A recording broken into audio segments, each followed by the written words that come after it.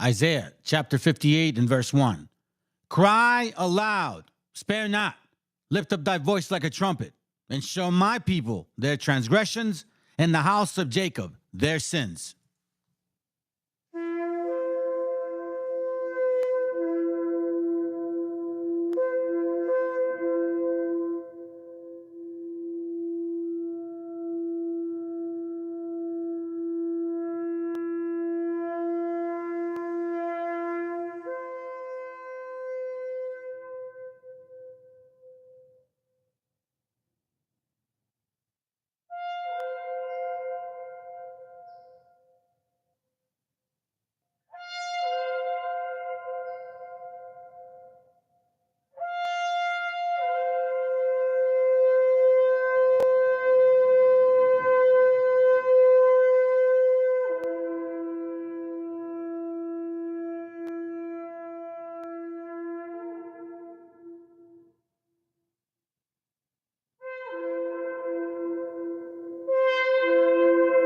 Copyright disclaimer.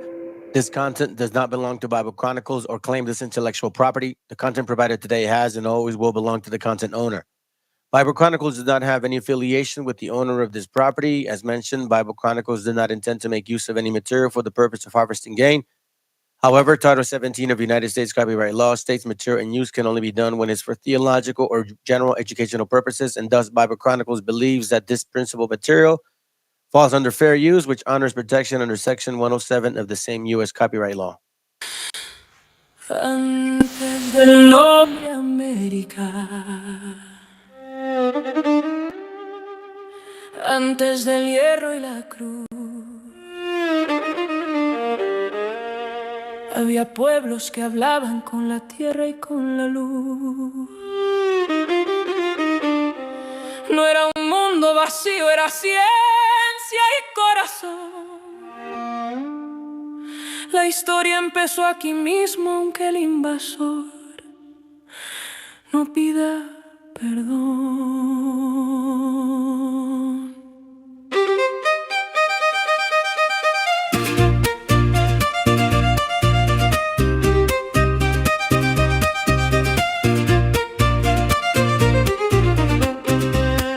Sembramos tiempo en el cielo cuando el mundo no sabía contar. El cero nació en la selva, el maíz nos enseñó a pensar. Calendarios y medicina, ciudades frente al sol. No era mito ni leyenda, era pueblo, era voz. No fue descubrimiento, fue invasión. No fue silencio, fue opresión. Antes del mapa, antes de ti, había pueblos completos que no vas a entender. No éramos pasados, somos raíz, aunque nos llamen historia, seguimos aquí.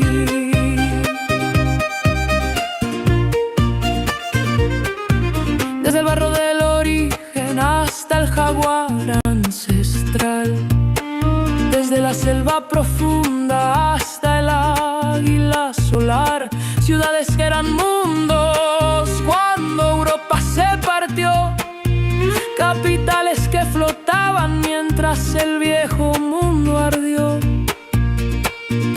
En la montaña aprendimos a vivir sin dominar, sin rueda y sin bestias, pero sabiendo gobernar. Caminos y comunidad, trabajo como misión. El poder no era conquista, era responsabilidad. No fue progreso, fue despojo. No fue fe, fue antojo. Antes del mapa, antes de ti, había pueblos completos que no vas a entender. No éramos pasados, somos raíz, aunque nos llamen historia, seguimos aquí.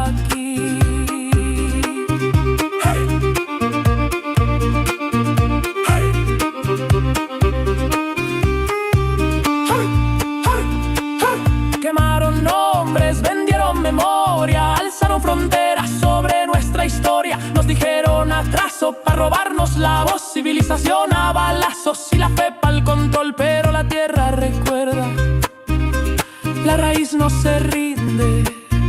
Aunque cambien las banderas, la herida no se extingue. De norte a sur somos la misma raíz, la misma herida que se niega a morir. De norte a sur nadie sobra aquí, Latinoamérica sigue y no va a pedir permiso para existir.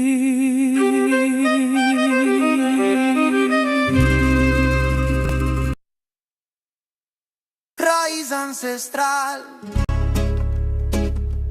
Oh, oh, oh, oh, oh, oh. Desde el tiempo del fuego y la obsidiana, cuando el sol era Dios y la luna hermana, nació esta tierra de maíz y de palabra. México viejo, México que nunca se acaba.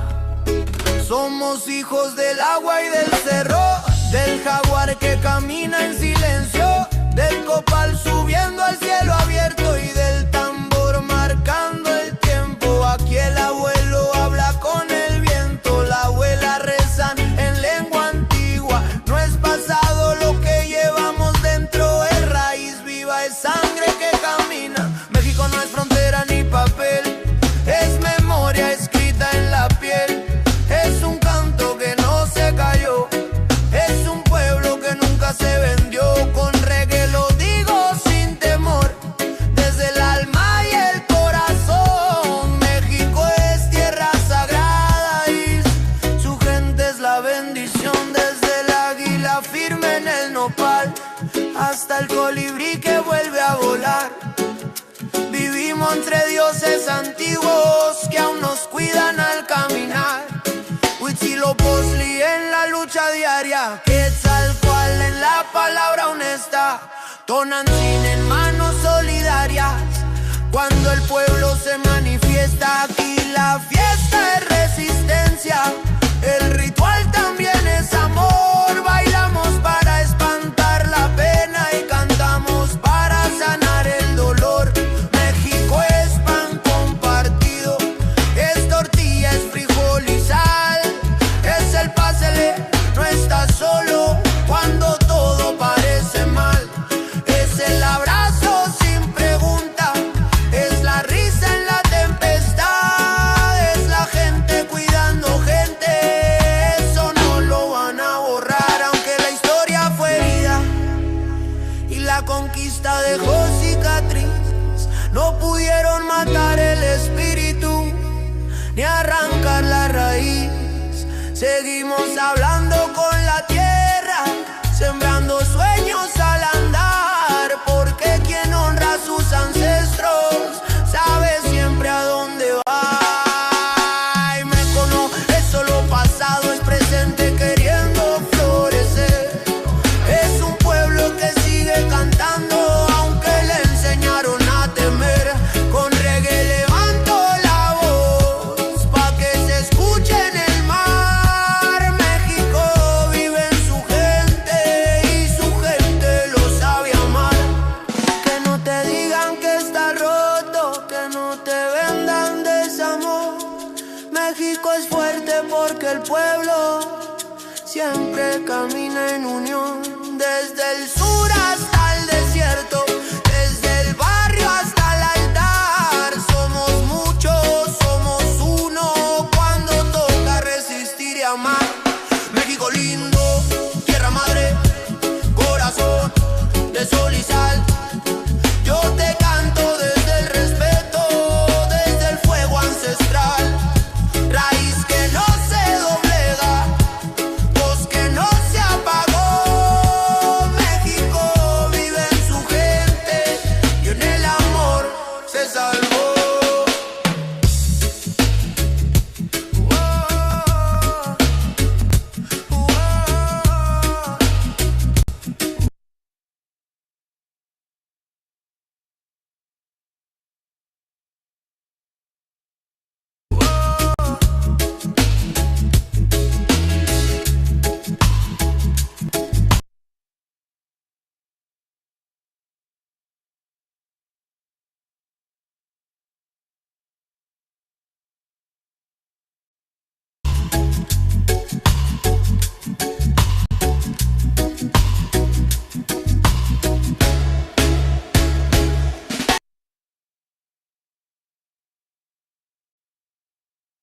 El autor viene a decirnos con mucha firmeza y gran convencimiento lo mismo que nos decía en el siglo XVIII el barón de Holbach, ¿no? Un filósofo francés de origen alemán.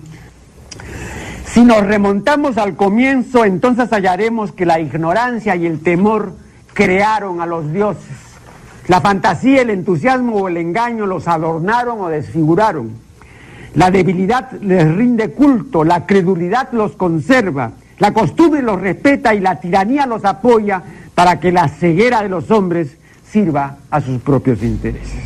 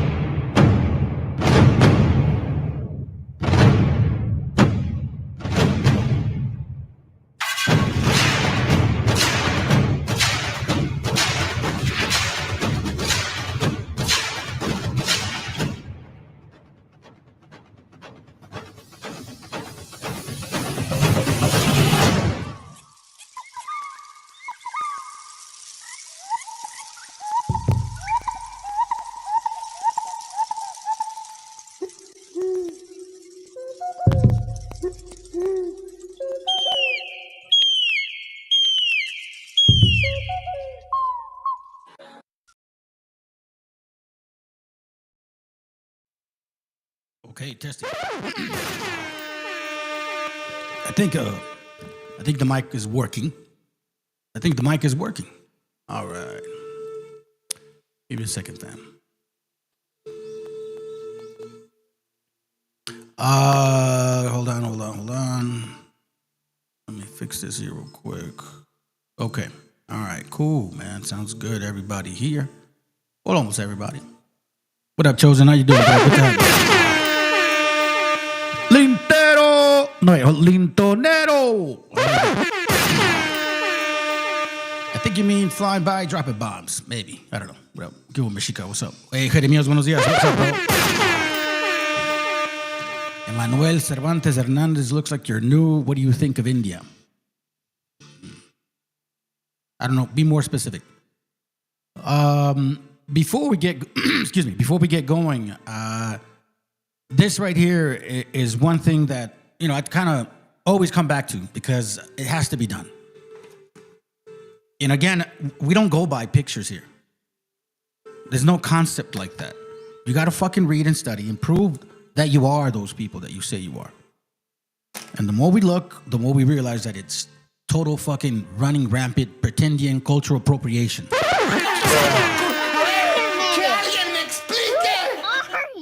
And and then again, it's all thanks to you, well, not necessarily you, culomiados, but now they're like turning on his stupid ass. It's just a matter of time, dog. It's just a matter of time. You know how it is. So I'm going to show you a video about this culomiados. By the way, I got more material. I don't have new books. I just have books that I haven't brought out that I'm going to show you today. But I'm going to run a video that touches on a lot of topics that confounds, debunks, and puts these people back in their place. And again, if they just want to ignore this type of information, where these sources come from, then you can't help people like that. It's confabulation, and it's also cultural appropriation, pretendian bullshit, and it's running rampant. And quite frankly, all you got to do is just stand up and say, "This is my heritage. Prove me wrong." And they can't. That's why they never show up here. It's pretty embarrassing, to be honest with you, man. You know what I'm saying? It's funny, man. But okay, so I'm going to play, unfortunately, about maybe 5 minutes of this shit. And right around the fifth minute, I'm going to stop it, okay? You guys let him talk. Let Canaan do his, little conversation shit. I don't get mad at Canaan. Canaan is who he is. Do you understand, family? It's like you need to know, like, Edom is who Edom is, right? Canaan is Canaan.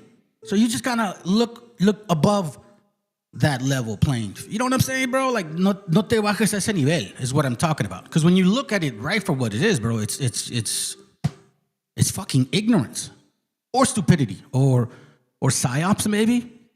All right, we're gonna listen to 5 minutes and then we're gonna switch gears and then we're gonna start debunking and tackling a bunch of shit. All right, go a couple hours and then we're done.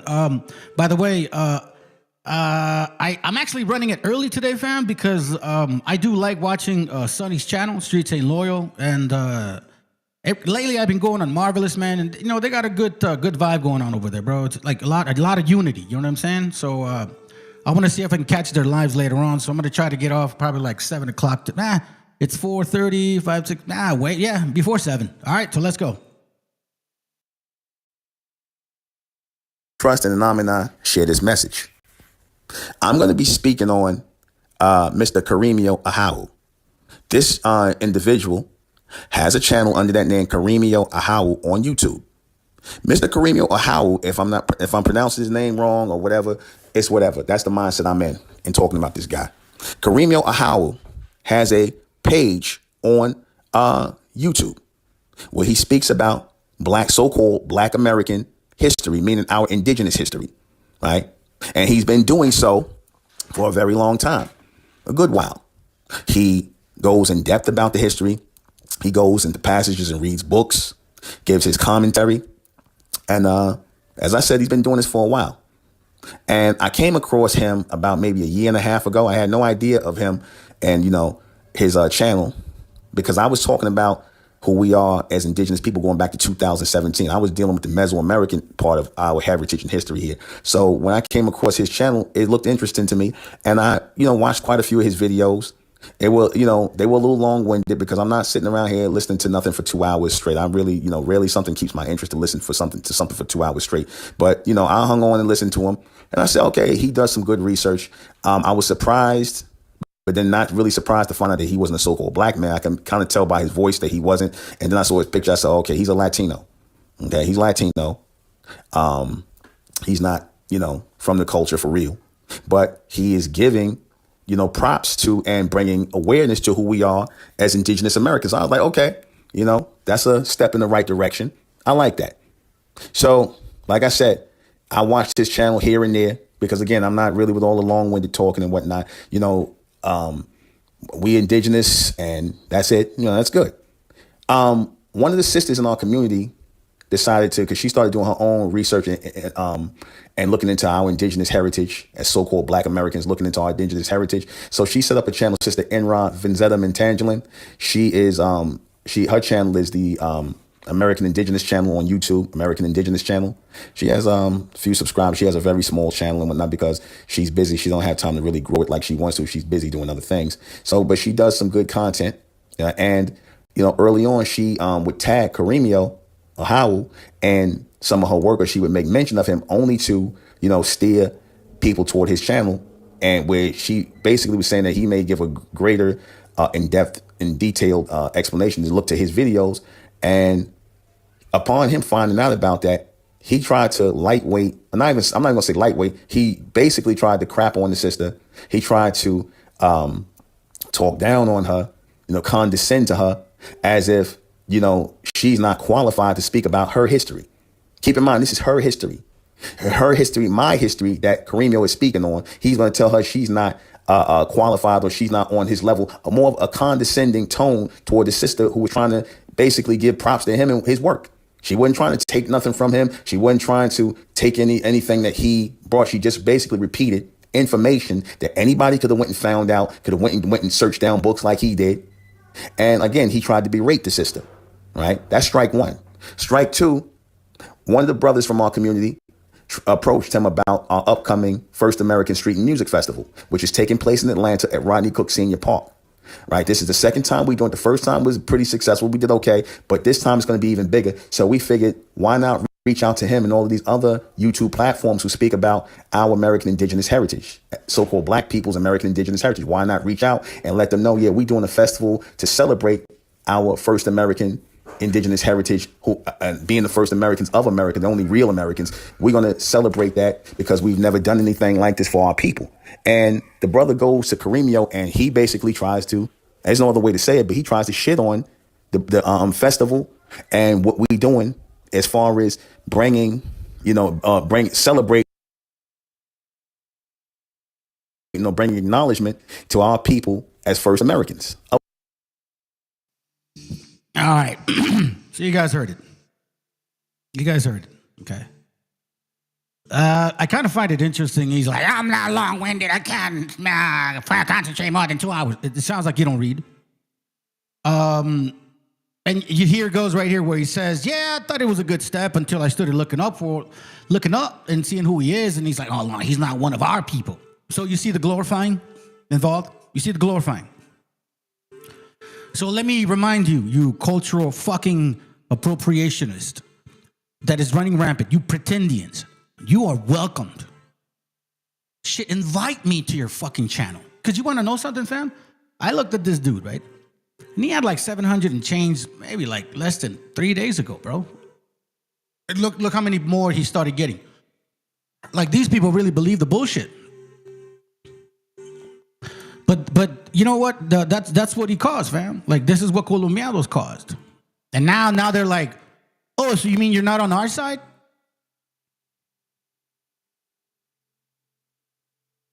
So people are gullible, specifically you West African Canaanites. Because that's, as a matter of fact, he called you guys that. He called you guys West Canaanites. So I'm going to show you guys some videos so we can start debunking this bullshit. And I also have some new material to show you after we're done with the video, because I want to break this down first, give you guys an actual thorough understanding where this nonsense came from. And let's see if the source that they're using, because they mention it in other books, is really saying what they claim that he said. Okay? So let's begin. This is from this book called The Jew, a Negro. Okay? Page 51. See, this is where, I don't know, like the last class confabulation. So some people wrote this right here, okay? Made a lot of people believe. So let's read it. Let's read it. We're going to read it together. It says, did the Negroes know of America? Okay? You see this right here? Did the Negroes know of America? Diodorus Siculus tells us that the Phoenicians in early times sailed beyond Hercules' pillars along the African coast, and their meeting with storms and tempests were carried to the remotest part of the ocean. And after many days came a vast island at a great distance from Libya and lying very far west. The Phoenicians informed the Carthaginians of this place. The Carthaginians prohibited other nations from settling in, they reserving it for themselves as if a place of retirement if they should ever be driven from their native soil. So, you take that information, you have enough people pushing propaganda,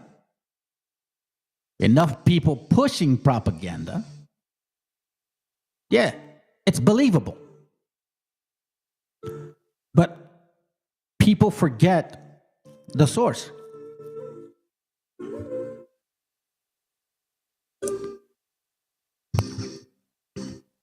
Give me a second. My throat's coming back, man. That's good. So anyhow, we just read what these FBA wobbles love to push. Okay? We just read this. This is part of their arsenal. So now I need you to read this with me. Oh, my bad. So this is who they reference. Bro, stop. This is nuts. Look at this. This is weird. See that, fam? It's going crazy. All right, so they reference Diodorus Siculus. Okay? On this link, you can actually see everything that he basically wrote. They digitized this. All right? Open Greek text in the new tab, blah, blah, blah. All right, so you guys can see it. And each section is filed by 3 digits, okay? So what we're going to do is we're going to skip all that and go down to 5.19. Okay, we're close. So now that we are, okay, see, there you go, right there. Carthaginians, dice. Carthaginians. Okay? Phoenicians. Okay? Now we're going to get closer to the statement. And here's where it gets very interesting. You see, they mention, they reference all this, right? When it fits a fucking narrative, of course, they're going to exclude everything that debunks their shit. So let's read this. 5.19.1. But now that we have discussed what relates to the islands which lie within the Pillars of Hercules, that's over there in Gibraltar, like, between Spain and Africa, we shall give an account of those which are in the ocean. For there lies out in the deep of Libya an island of considerable size, and situated as it is in the ocean, it is distant from Libya, a voyage of number of days to the west. It says here, its land is fruitful, much of it being mountainous, and not a little being a level plain of surpassing beauty. Through it flows navigable rivers, which are used for irrigation, and the islands contain many parks planted with trees of every variety, and gardens in great multitudes, which are traversed by streams of sweet water. Then it says, on it also are private villas of costly construction. Hold on a second. So there's buildings in this land that these people are referencing, claiming that they found. Do you understand what we're at now? Esta gente, excluding you guys, that this is them. That's why when people showed up after 1492, that this was them. But we see here, what they fucking leave out is the fact that there was already people here. It sounds to me very similar to like a Tenochtitlan type of place. Beautiful gardens, navigable rivers, streams of sweet water, private villas of costly construction, and throughout the garden, banqueting houses have been constructed on settings of flowers. Come on, bro. Keep in mind, don't lose the point that they're claiming, because of referencing this, that they were the first ones here when people showed up in 1492. However, they ignore the fact that there were people here already enjoying these places. And throughout the gardens, banqueting houses have been constructed in settlings of flowers. That sounds like floating garden. And in them, the inhabitants pass their time during the summer seasons, since the land supplies in abundance everything which contributes to enjoyment and luxury. You see this here?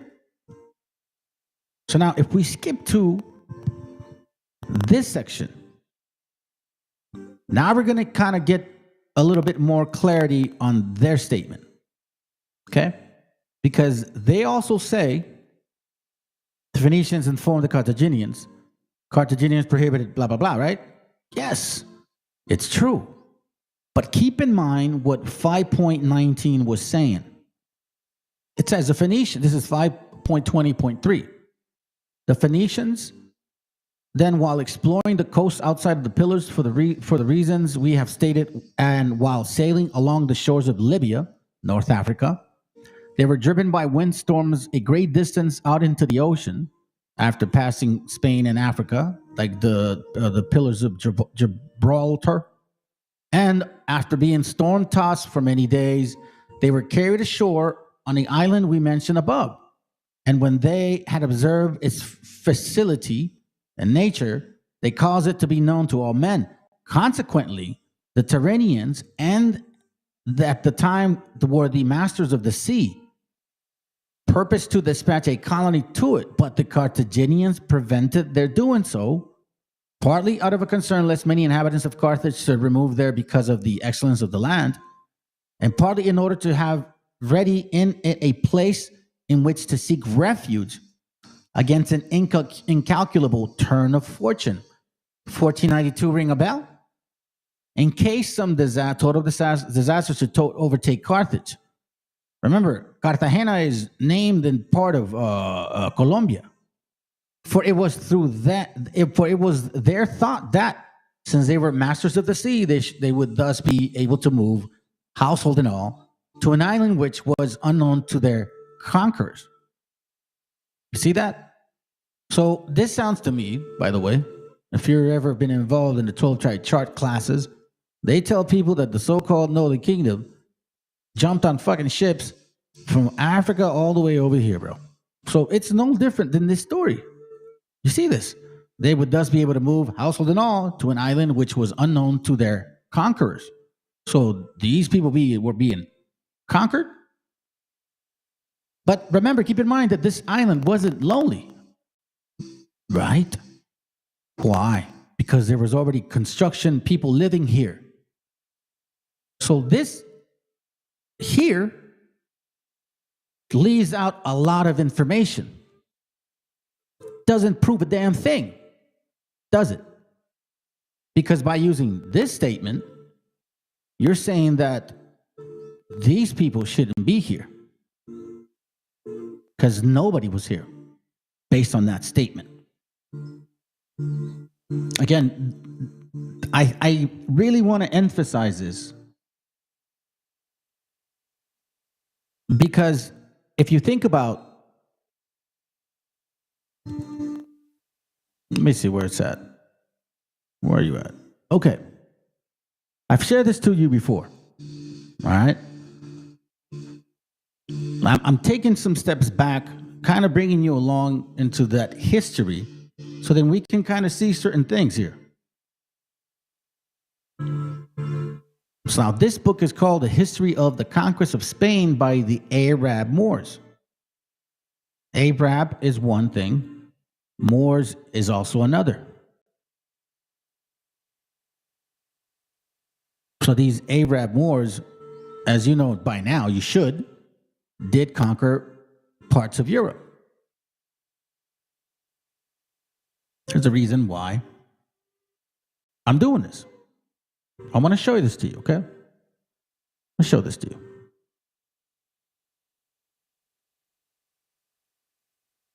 These people that get brainwashed with these Afrocentric ideals. All right, we got to start calling these people out. Okay, so my peeps, for those of you who know me, you guys know that I always bring the facts. All right, mariachi. First off, mariachi's rhythm come from something called, and I know I'm going to butcher this. All right, it's called the cisqualtera, or it's known as the himiola. Okay, that's just a fancy way of saying you alternate between 3/4 time and 6/8 time when you hear it in its strumming, right?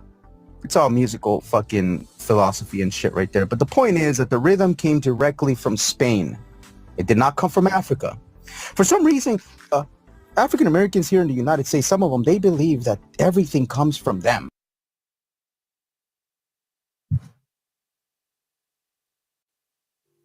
Okay, so why am I showing you that? It's like, what the fuck is that about? Okay, so apparently this dumbass, I don't know what is this dude thinking anyways. Mariachi, oh my God. And I get it, man. I get it. Pinche gente pendeja, güey. So now I will speak on this because I am from Guadalajara technically. Came as a young kid, citizen, all that stuff, you know? So I have the experience of being from over there. And you guys are going to be surprised by the fact that the word Guadalajara, first of all, has what they call Arabic influence. Okay? It really, really does. I don't give a shit. As we know, I've showed you guys books of who's been here, the Jews and the Muslims of British Columbia. Hello, shit. Are you? Spaniards weren't just white-looking people, fam. They were Arab-looking people, African-looking people, South African-looking people. You know, get what I'm saying? So now, you see how it says Guadalajara, I guess, supposedly? All right, so now check this, okay? So the etymology. Now, I'm going some basic stuff because I'm going to show you something else too, just to prove it. All right? So, and again, yo nací en Guadalajara, güey. So for that dude to be saying some shit like that, I would like to smack him in the face myself. Look, he even has the face of a pendejo, homie. Like straight. Hold on a second. Hold on. Fuck. That puto. Fuck that puto. He is a goofy looking piece of shit. And he should like choke on his sugar someday, bro. He has no idea what he's talking about. So let's educate people because again, you fall into the stupidity trap. Etymology of the word Guadalajara. The word Guadalajara is from Spain. Okay? And it says here, which is derived from Moorish Arabic. Moorish Arabic was a variety spoken. Now, here you see this Wadi al-Hara. See, Wadi al-Hara, Valley of Stones. How interesting that it's Valley of Stones. So now let's touch on this word here. Guadalajara, or listen. Guadalajara. Guadalajara. Dispensa, güey. Guadalajara.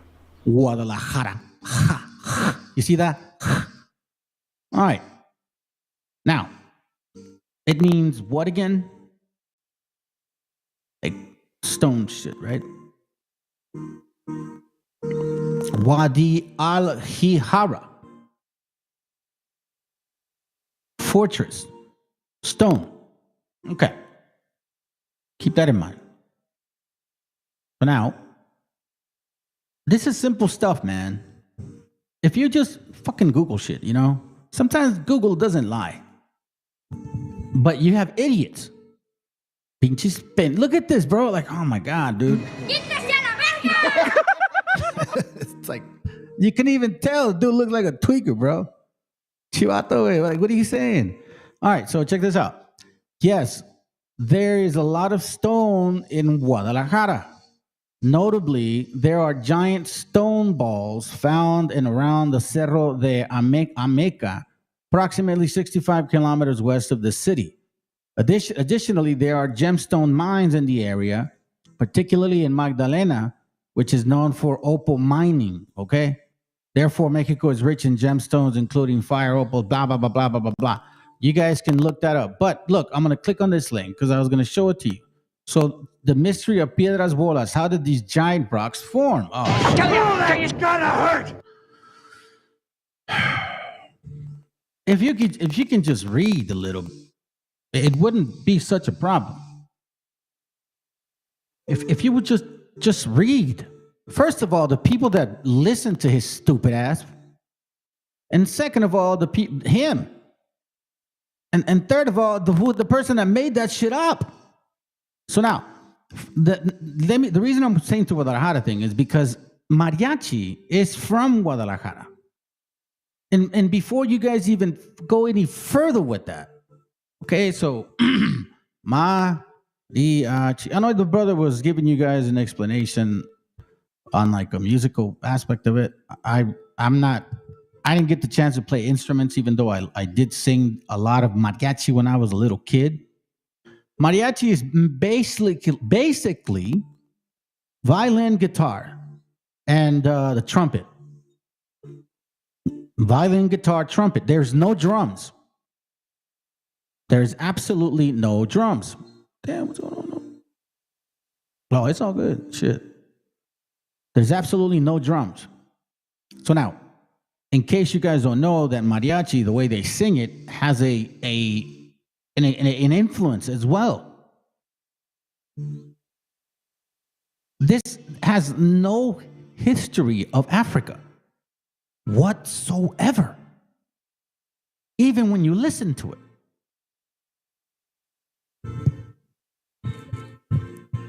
So check this out. You guys think I'm kidding? I'm not, and I'm not trying to pin us with certain people. I'm just giving you guys facts. If it hurts your feelings, well, then it hurts your feelings. Blouse. 1, 2, 3. Blusa. So similar. That was cool. Pants. 1, 2, 3. Pantalones. How do you say it? Pantalon. Pantalon. That's cool. Pantalones. Shirt. 1, 2, 3. Camisa. Oh, you're just saying an A after, so it's like almost the same. Yeah, camisa. Camis? Yeah. Sugar. 1, 2, 3. Azúcar. You following what I'm talking about? So the Spanish language has a Arabic influence. What do you say? Hold on, let me get. Oh, what up, brother Joe? Oh, my bad. Hold on. I didn't switch up the button section. What up, brother? My brother-in-law is from Guadalajara. Yeah, cool, bro. He does this. He does this to try and raise our people, and he's a kid. That's why he's goofy, bro. He's an idiot. I bet, man, I don't even want to think about it, but he probably is, like that insect mayate, bro. He's like that. Hey, what up, VTC? What up, dog? So again, let's not forget. Let me kind of go back before we miss the point. The point being is, some people are claiming, the goofy dude that was here earlier, like supposedly mariachis are from African origin. It's like, what are you talking about, man? So me being from there, I know some history about this shit.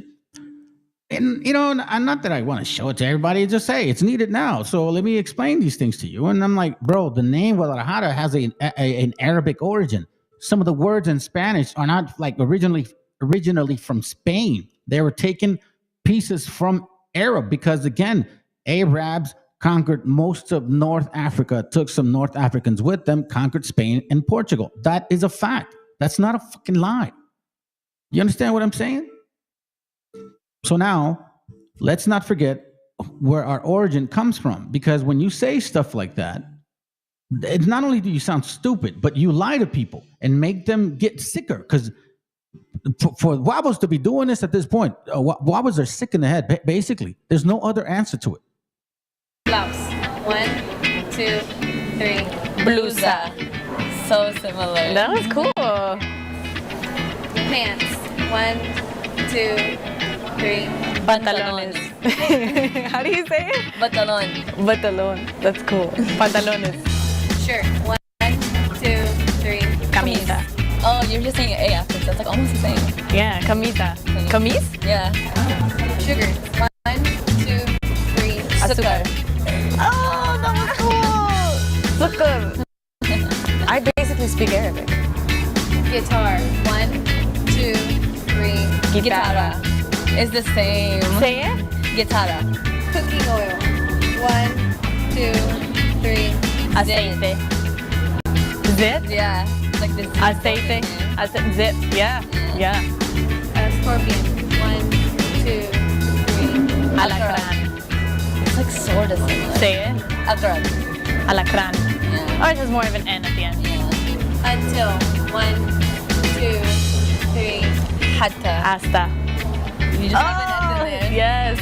Hasta. Hatta. That's awesome. Music. 1, 2, 3. Musica. Musica. Hey. That's the same thing. That one's like the one. Yeah, that that's the one that's like the same. Equal. Reason I wanted to share that with you is because when you sing mariachi, right, with their vocals, it's very similar to, like, let's put it this way, like Gypsy King type style. And they're like guitar and voice. Mariachi's guitars and voice. That's it. There's no drums. It doesn't sound exactly the same, but you can tell the branching off of that.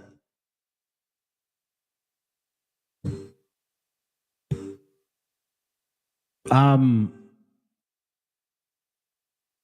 don't know, man. You know, sometimes you tell people this type of information and you would think that they'll embrace it. And matter of fact, they even get offended by that shit. So let me bring you to this tension here real quick. Where is it at? Here it goes, right here. All right, so this is from a book called, I'm just going to look at two things real quick. No big deal, man. It's like no big deal, you know? From the year 1800, okay? Printed that year.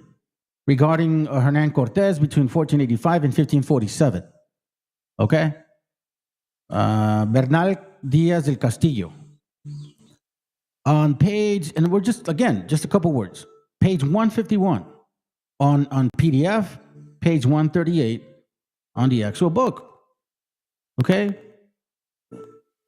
You have to know how we ended up here.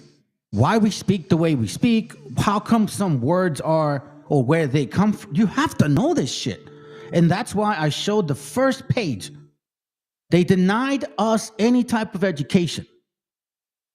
If supposedly we're here to steal somebody's heritage, why would we be denied if we were part of their team?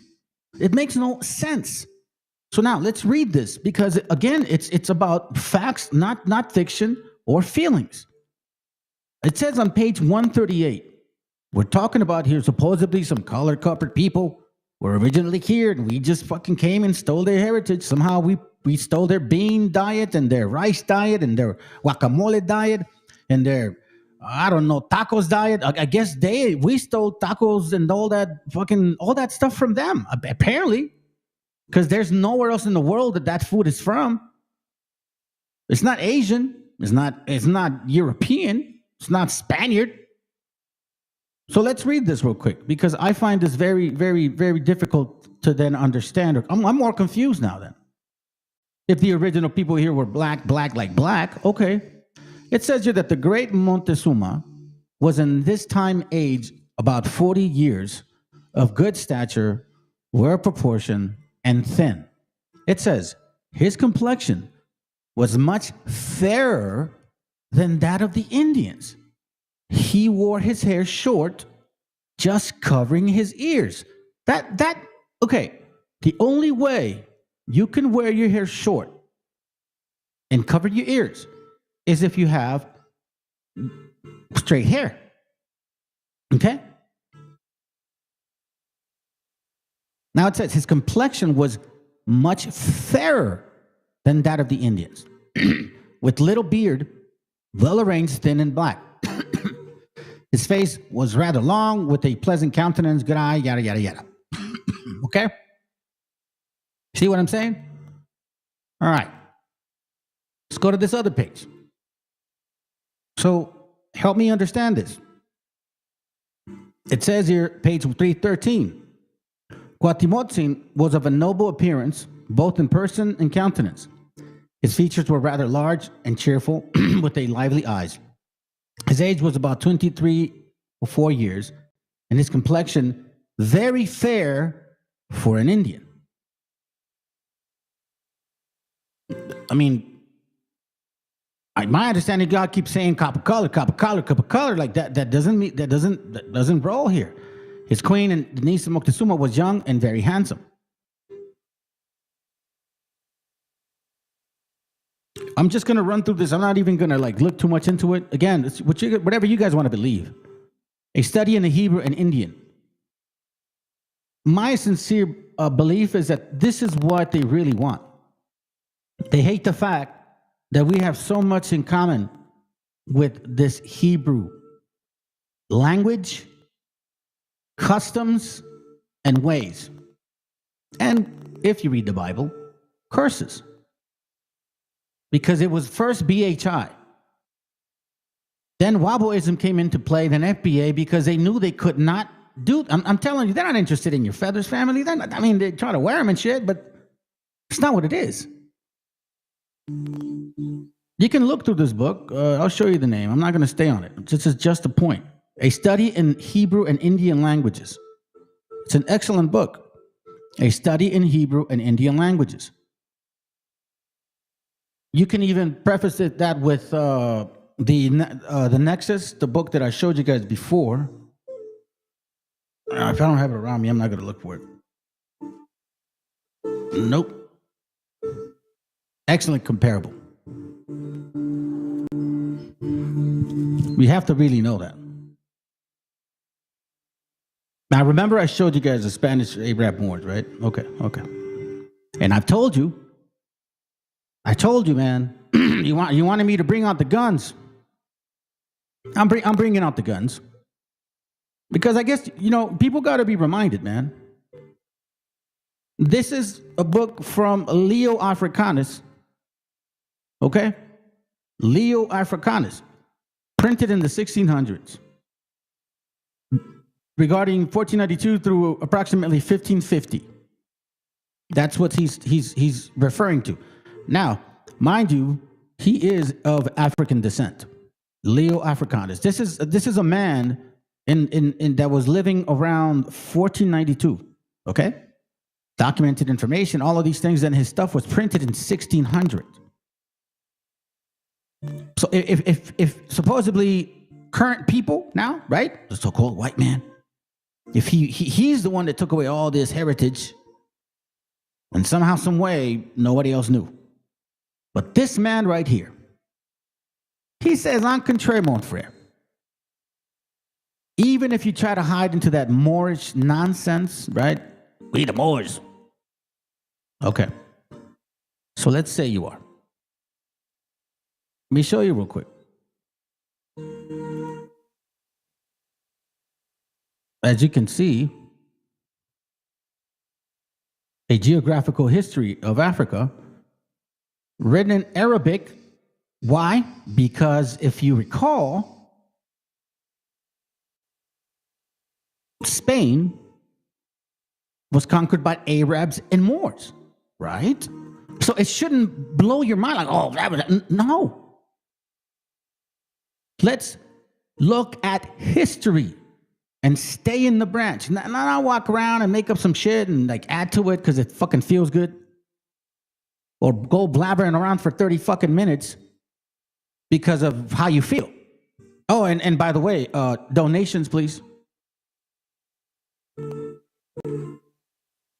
A Geographical History of Africa. Written in Arabic and Italian by John Leo A. Moore.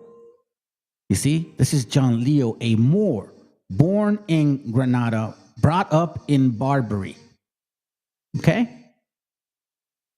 Now, we're going to go back to page 140 and 141. Thank you, brother. It's a little bit back behind you. I think it's over here.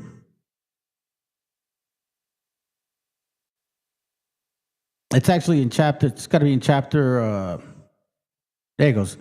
It's in chapter 2, if I'm not mistaken. Hold on a second.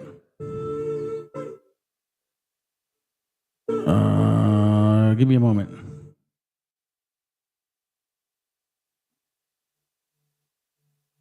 Oh, yeah, I know what page you're talking about, but I gotta prove a point here. So this is on page 6 of, I believe, chapter 2. The first, yeah, okay, so this is the first book, or second book, I believe.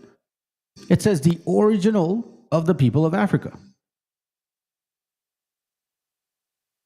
This is in 1600. This is not a book from Colombiados shown in 1845 or 1890. This is an African man expressing who and what he knows. So let's go with it. About the original of the Africans, our historiographers do much disagree. For some will have them to be derived from the inhabitants of Palestina, because as they say, being expelled out of their own country by Assyrians, they came at length into Africa and seeing the fruitfulness of the soil, chose it to be their place of habitation. Others are of the opinion that they took their original from Sabians, a people of Arabia, and that before such time as they were put to flight by the Assyrians and or Ethiopians, as had been aforesaid. So now it differentiates Africans from Ethiopians here. Interesting, isn't it? In the 1600s. Some others report that the Africans descended from certain people of Asia, who being chased thence by reasons of wars which were waged against them, fled in Greece, which at the same time had no inhabitants at all. Howbeit, the enemy still pursuing them, they were forced to cross the sea of Morea and being arrived in Africa to settle themselves there. But their enemies abode still in Greece. It says, all which opinions and reports are to be understood only of the original of the Tani people, that is to say, of the Numidians and barbarians. So I guess certain people did move to those regions, but he's saying, nah, that's not the story of Africa. You may be saying that these people jumping around here and there, that's Numidians and barbarians. He goes, to confirm, for all the Negroes or blackamoors. Keep in mind that he's not excluding. He's including you both. Take their descent from Cush, the son of Cam, who was the son of Noah. But whatsoever difference between the Negroes and the Tani Moors, certain it is that they had all one beginning. For the Negroes are descendants of the Philistines, and the Philistines of Mizraim, the sons of Cush, but the Tani Moors fetched their pedigree from the Sabians. And it is evident that Saba was begotten of Ramah, which was the eldest of Cush. Diverse other opinions there be as touching this matter, which because they seem not so necessary, we have purposely omitted. So here, he's clearly stating, and he was in Spain at this time. None of us were. He was. Not FBA, so-called people, not Wabos, not all those dumbasses making these videos. None of them were there. This guy was there. And he himself is an African person. You don't believe me? Let me show you. Now we're going to go a little bit to that page, just to get you to see. I think it's let's see. Oh, this is a crazy one here. Hold on, let me see. And so much that often the parties affected are cool. Okay, it's talking about, diseases over there. Let me see. I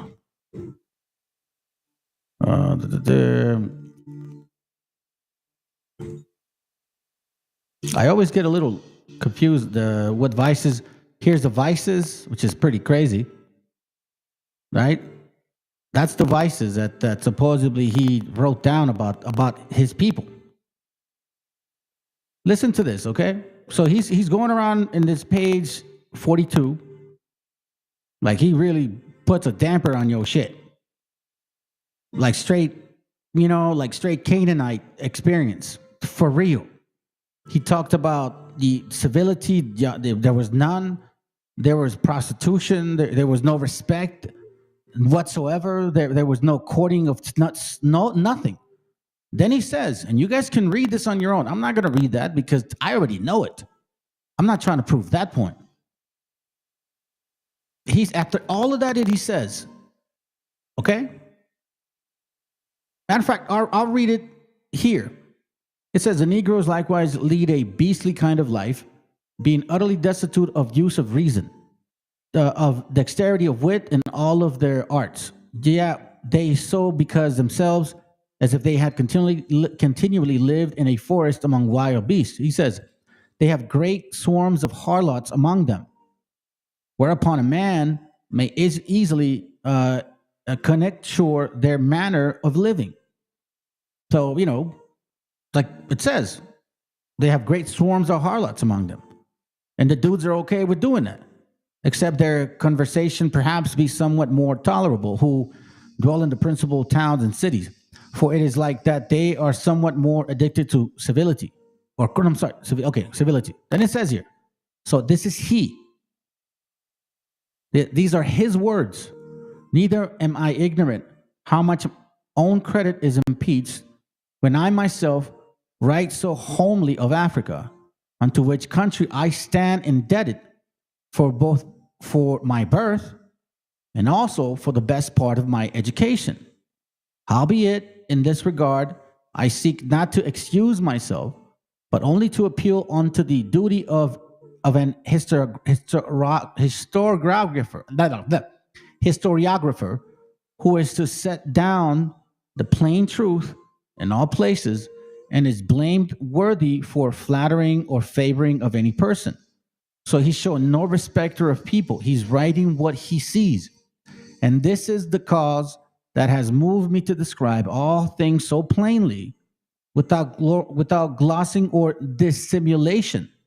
Not with fake shit, making it seem like they're Superman. No. And you know what I mean? Straight facts. Wherefore, here I am to request the gentle reader, friendly to accept of this my most true discourse, albeit not adorned with fine words and artificial eloquence, as of certain unknown strange matter. If you read page 40 and 41, it's a total destruction. 41 to 42, actually. The vices of foresaid Africans are subject onto, and you know what? You'll find a lot of similarities. I'm serious. I'm not kidding. You'll find a lot of similarities of that time and today.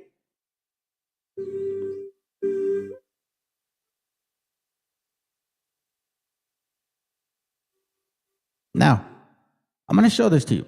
It's important that you get this one, okay?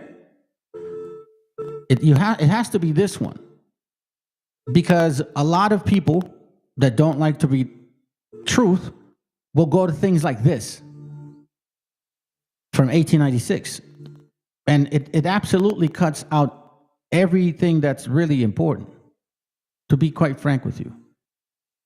So you also have to know what you're reading.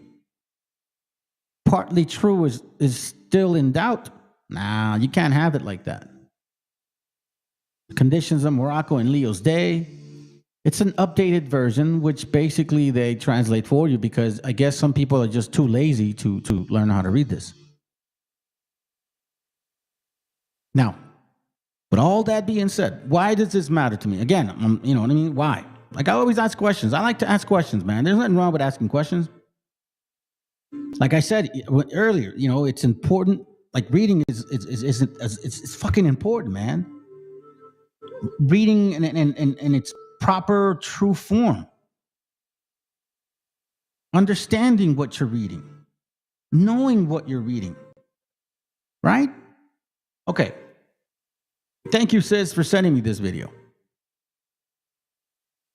Because make it, again, make sense. You don't read. I know you don't read because you're showing pictures. Oh, my bad. I already had it here. I tend to do that. Now, we're going to look at this book here. But as you can see, if I do this, it's going to take too long, okay?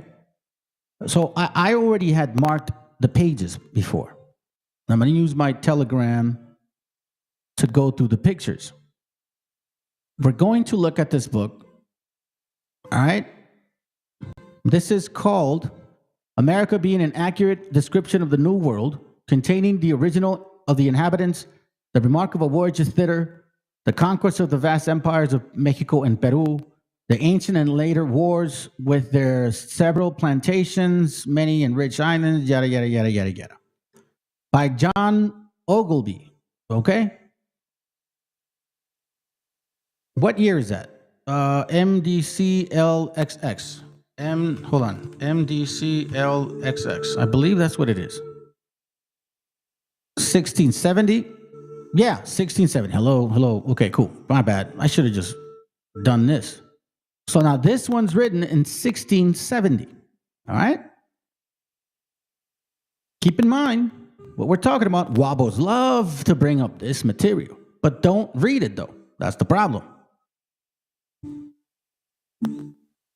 So let's check this out, family. Let's endeavor in this. Let's just see what's going on. What exactly are we seeing here? Let's go. Hello, everyone. Welcome to the Hidden Histories Collective. We're really excited about this particular one because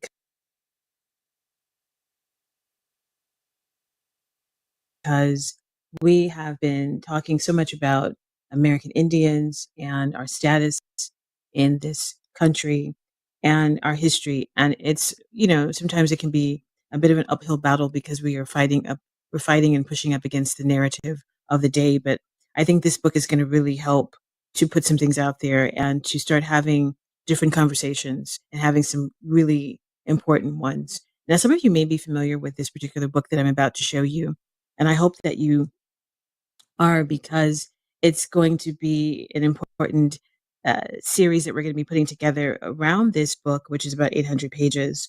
And I'm really, really excited to talk about this book today. It is called America, being the latest and most accurate. So you see, right? America being the most accurate.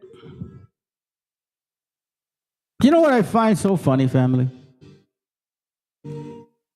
What I find so interesting, okay, first of all, I mean, it blows my mind.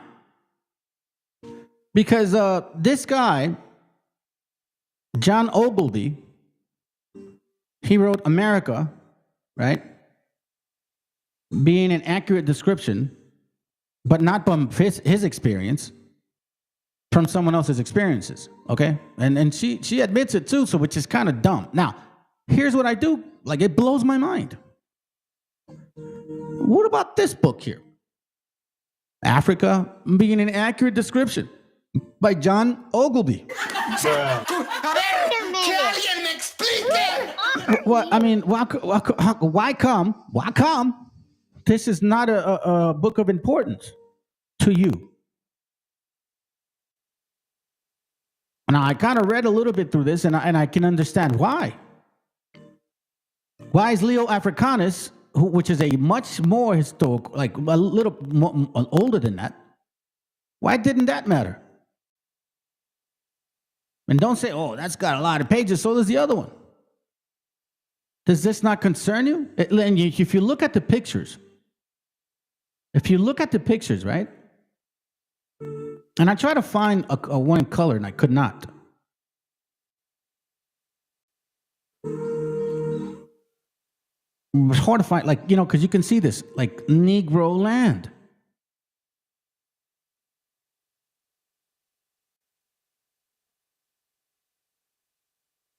See what I'm saying?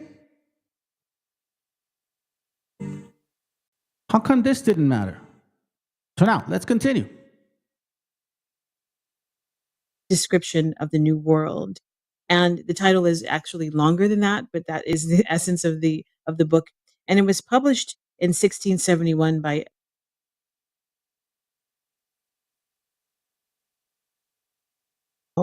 But when he sat down and he wrote this book, he hadn't really written it from scratch. It was actually a translation and a compilation of earlier sources, mostly from the Dutch, Spanish, and Portuguese accounts. And so, in essence, Ogilvy was more of a publisher / translator than a field researcher. Okay, so right there, I mean, I don't know why none of you ever considered, just for a moment, ponder, like, well, he wasn't here. So who gave him the picture concept? But you use the picture. You're using a man's experience, which didn't have any. And you say, obviously, he was a publisher, but you use his picture. So why would you use it? Why would you consider it reliable? And then, like, did you ignore this here? I mean, you guys are only looking at this, but what about this person here? And what are these animals with horns? You know what I mean? So now, again, this is Ogilvy. Let's continue. So, but even that was pretty extensive because, like I said, maps in America were often adapted from earlier 16th and 17th century works. So the book itself is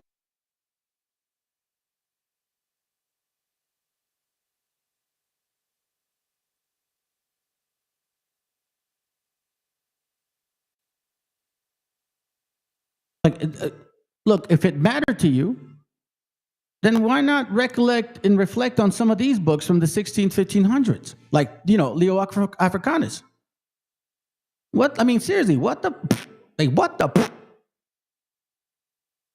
What are we doing here? Are we just being selective? We're just kind of we're going through the motions and shit? Okay, no, let's listen to this real quick. had a semi-official title of a cosmographer to King Charles II. And as you guys know, King Charles II and other kings and queens of the day, many of them were melanated people. You see what I mean? But hey, let's ride with that. Let's ride with that. Because, again, you may sound like you're reading something, but you're no different than Colomiados and his crew. That dude raped your minds. He produced lavish atlases and travel books, yada, yada, yada. America, 1671 was part of a series. He also did Asia and Africa, but that doesn't matter, right? Like, Africa doesn't matter. It don't fit the narrative. Here. But as you can see in this particular picture, Ogilvy is presenting one of those books to King Charles II in a very formal way. Now, books like this that Ogilvy had put together were very expensive, and they were really for the elite and wealthy patrons and libraries and officials who wanted prestige, knowledge. No, only people with money were able to buy books. That's what it was. It was that simple. It was just that simple. If you had the money, you could buy it. And usually it was those people with power. Let's be honest, family. Child protection rights just began like this last century. Prior to like 1920, bro, kids were working in fucking factories and shit. You know what I mean? Bruh. Come on, give me a break, man. Let me skip to some point because she's just doing some stuff. Whatever. Let's continue here. Let's read this. I'm gonna show you some. I'm gonna show you the book. Don't even trip. Let's go. Because England was in a fierce rivalry with both Spain and the Dutch for colonial dominance in the Americas, and so publishing a massive authoritative book such as this on the quote unquote New World helped to assert England's intellectual and cultural stake in America. And so by doing that, they were able to show. Well, here they were telling you about here's what we know about America. We've been there. We know. Here's the funny part.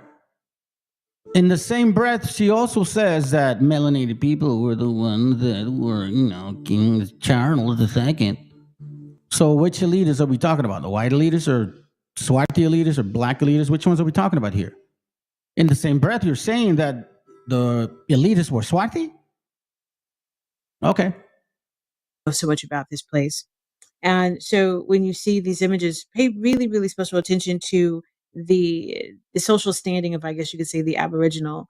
As you can see in this particular sketch, there were many slaves surrounding this particular Aboriginal. And they weren't African slaves, as you can see. Now, one of the things about reading the book, no, we ain't reading the book. We're just kind of like, Ogilvy Society. Likely traces their deep cultural continuity back.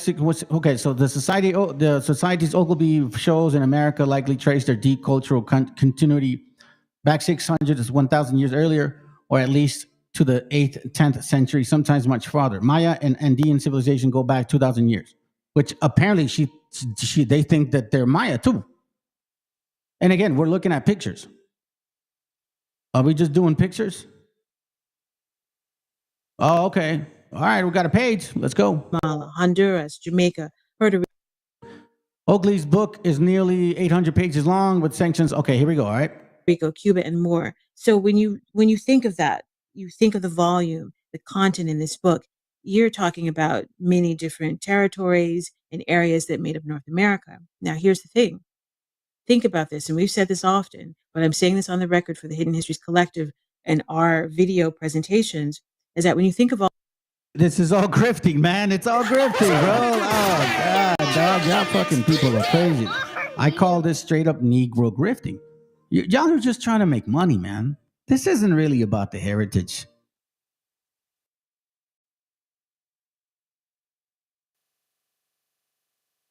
Definitely is not about the heritage. I mean, they haven't brought out any material. I don't see any books whatsoever at all. At all. What up, bro? Good to have you. Hold on, let me see. I didn't say what's up to Julio. What up? Julio. Oh, we were Bill, bro. Thank you. Yeah, you're right, bro. Shit. I think there was like 19 people watching at one point. And yeah, there's only like 9 likes, I think. And it's not even about like, oh, it makes me feel good. No, man, it's the more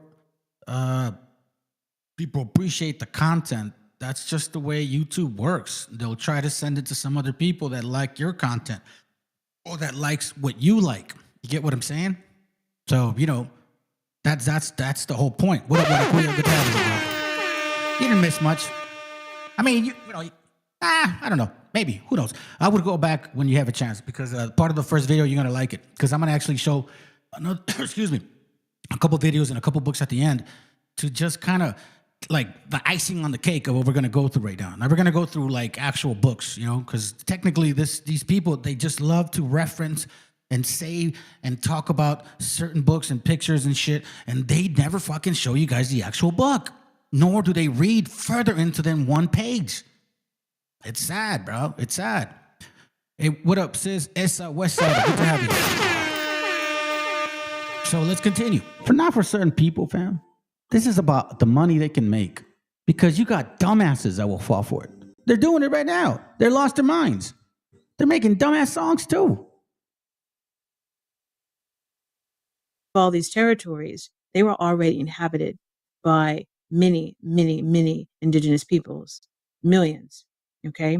So when we talk about the transatlantic, let me get that right, transatlantic slave trade, what are we talking about? Right. And I'm just putting that question out there. I know this isn't the topic of this presentation, but it has to be said and it has to be noted that this particular book highlights that these are established countries, right? Established territories, I should say. And this whole concept of the slave trade puts everything in a very, very different light. And one of the So without saying it, basically she's saying that the people that lived in these places were blackity black, right? That's what she's saying. Mincing with words ain't gonna fucking get you nowhere. You know what I'm saying? Like, for real. This is it just like, it's silly to me that you want to mince with words. Well, you know, like transatlantic. I memean, you got to ask yourself. There was already people here, like, so, you know, without really saying it, like the transatlantic slave trade, like, you know, let's put it this way: the real facts were that you guys came with the white man. You had slaves since 1492. You fought all the way through to keep them until 1865. Those are the facts. There's been Negro slavers in these countries for a long time, and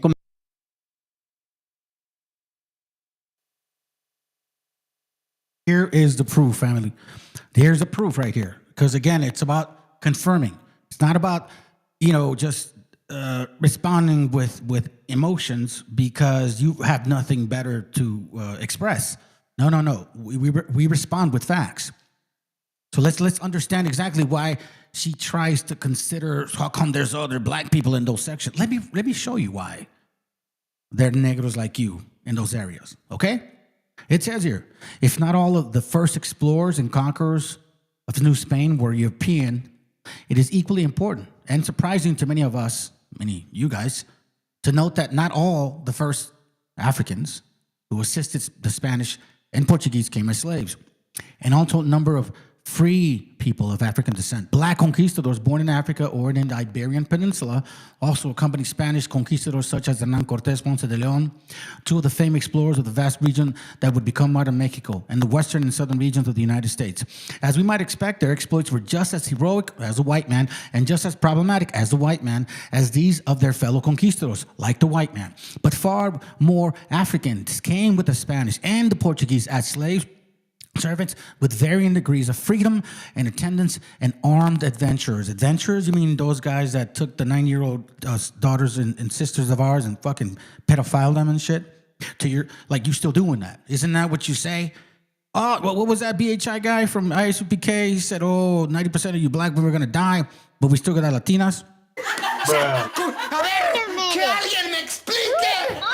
While the number of African explorers is impossible to determine, they participated in some way in virtually all the Spanish expeditions in the New World and in the 16th century.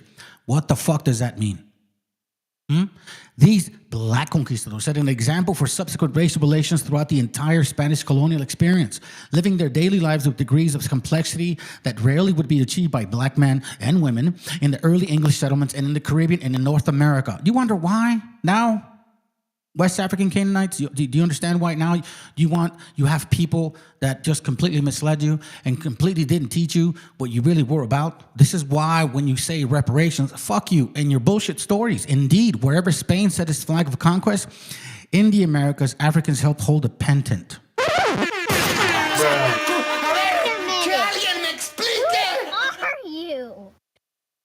You can't come to this platform and sit here and lie to us. What up, brother? Good to have you here. Estudiante for wisdom.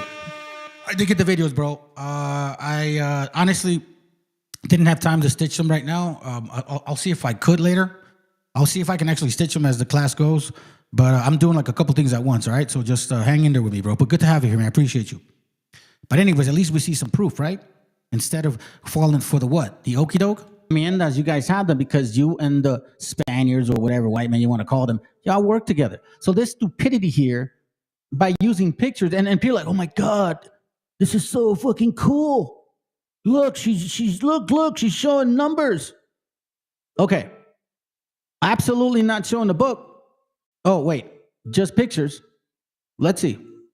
If the Americas were already full of indigenous peoples, does it make sense that millions of Africans had to be shipped to the various regions? Ogilvy's book forces us to confront this contradiction. What does he force you to do? You haven't showed the page about what you're talking about. Let's continue.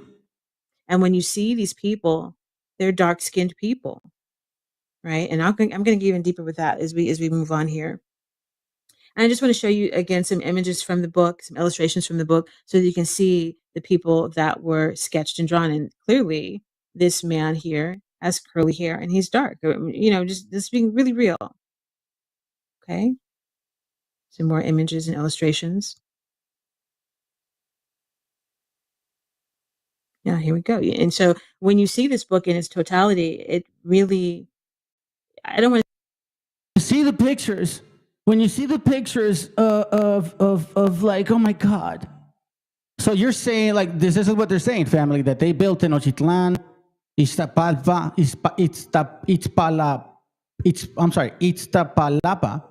Cholula, Tlaxcala, and the great Pueblo towns of Southwest were all designed, built, and maintained by indigenous people. And they had stone temples, palaces, marketplaces, aqueducts, irrigation systems, and plant streets.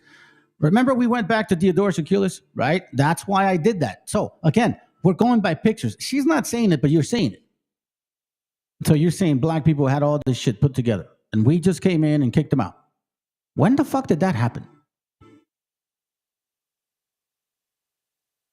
Like, what part? What you between 1492? What happened in 1500? 1570, 1680, 1650. On the contrary, we have documentation showing that African people had smallpox, and they brought that shit over here, and they decimated the majority of the people. I mean, that should have given you the opportunity to, like, you know, take the land and shit. It's almost as if about 100 million people just came in 1500, bro, like straight up. That's how they see it. Now, Ogilvy, again, the book is Ogilvy. So here goes. Here's a question. Because honestly, she doesn't show the book much. It's just talkity talk, you know? That's it. It's cloud chasing. She wants your money, man. They look African to me. That's what people will say, right? Now, my response, in America, Ogilvy look at these illustrations and say, They look African to me. That's what people will say, right? Now, my response, in America, Ogilvy never uses the term African. Never. He never uses the term African. And when you guys go to archive.org and you download it directly from the website, you can do a search in the document and you won't ever see the word African. He does not. You see that? She said you can do a search in the document, but it never show it. So that means she's never read it. Okay? Describe these people as African. His descriptors are consistent. He calls the indigenous people Americans, Floridians. Didn't we just see earlier, and she said it herself, that he wrote a book about Africa, Asia, and America? If he would have seen people in Africa, wrote about them, and came here, and you guys look like them, I don't give a shit what you say. Like you eat like an African person. You smell like one. I'm not saying you smell bad or good. I'm just saying, giving you, like, you walk like a duck, you see a duck, whatever, right? You smell like one, you dance like one, you eat like one, you worship like one, and yet you're saying you're not one. It's like I'm saying I'm not Mexican, but I eat tacos, you know what I mean? I wear a hat, I got my bigote, you know, the typical fucking shit, right? My bigotas, I listen to Mexican, music, blah, blah, but I'm not Mexican. Nah, fuck no. I look like one. Ah, hell no, I'm gringo, homie. Or nah, what if I said, nah, fuck no, I'm African. Fuck no, I ain't no Mexican, I'm African. Why? How do you know? Well, there's some pictures over there. I've seen some Mexican people looking over there. Seriously, that's so we've never seen the book. In America, Ogilvy never uses the term African. Well, no, because he's writing about the Americas, dumbass. Why would he do that? But he did use Negro. He did use Negro in the book. And if we recall, Leo Africanus also uses the word Negro to reference Africans. Let's continue. I'm telling you, I'm going to show you the books, man. We got fire here. Floridians, guys, forgive me. The Mexicans, the native inhabitants, the Peruvians, et cetera, et cetera. So I just want to make that note here, because sometimes people will say things, well, they look African and they were African. Now, keep in mind, yes, the Spaniards and Europeans, they did bring Africans over with them in the early part of the 15th century, and when they started really coming with regularity, because we know they were coming to conquer. But in terms of the number, the slave trade, the quote unquote slave trade, wasn't official per se. So when Ogilvy writes and puts together this book, he's putting together the book not just based on his perceptions, but on what he has in front of him based on the Dutch and the Portuguese and Spaniards, what everyone else has been saying. So he don't even have a perception of it because he was never fucking here. God, how can he write it from his perception? No, for him to write it from his perception and then have a collection of other people's writings would make sense with what you just said. But that makes no fucking sense because there's no perception. All he can go by is the material that he read. The only perception comes from them. Dear God, this is who you're giving your money to. This stupidity. So now, let me see if there's anything stupid that she may say. Let's go. And calling anyone African because they're not African. Now, here's where it gets interesting. And here is where you will find and see where the term Negro came from and why they begin to call us Negro. Now, in the 17th century, Negro land, or what they would call the land of Negroes, or sometimes they would call the land of the blacks, it was a European term that they used, and they put this on maps and atlases. And it was used primarily by the Portuguese, Dutch, and later by Ogilvy when he wrote his 1670 volume called Africa to describe West Africa, which stretched from Senegal to Nigeria, as you can see on this map. Okay, so it was a section of quote unquote Africa that they called Negro land. See? Now, Negro land didn't mean one kingdom, but a whole belt of territory Europeans associated with the quote unquote Black peoples. And on maps, you'll often see it placed just below the Sahara, okay, covering the Sahel region. Now, when Ogilvy wrote Africa, the book, because there was another book, and I'm also going to I'm going to include the link of that book as well, which is almost, I think it's a little over, it may be over 900 pages, I think that one is. Now, in Ogilvy's Africa, the full title includes the land of Negroes, Guinea, Ethiopia, where Negro land is broadly applied. So think of it from this perspective. Ogilvy writes America, which is a whole different set of people. Then he writes Africa, which is again another whole set of people. But by the time we start reaching into the, the areas of the slave trade, that's when people just start calling folks Negroes, right? They just. You hear that? You hear that? It makes no sense because we do see that the terminology was used at that time.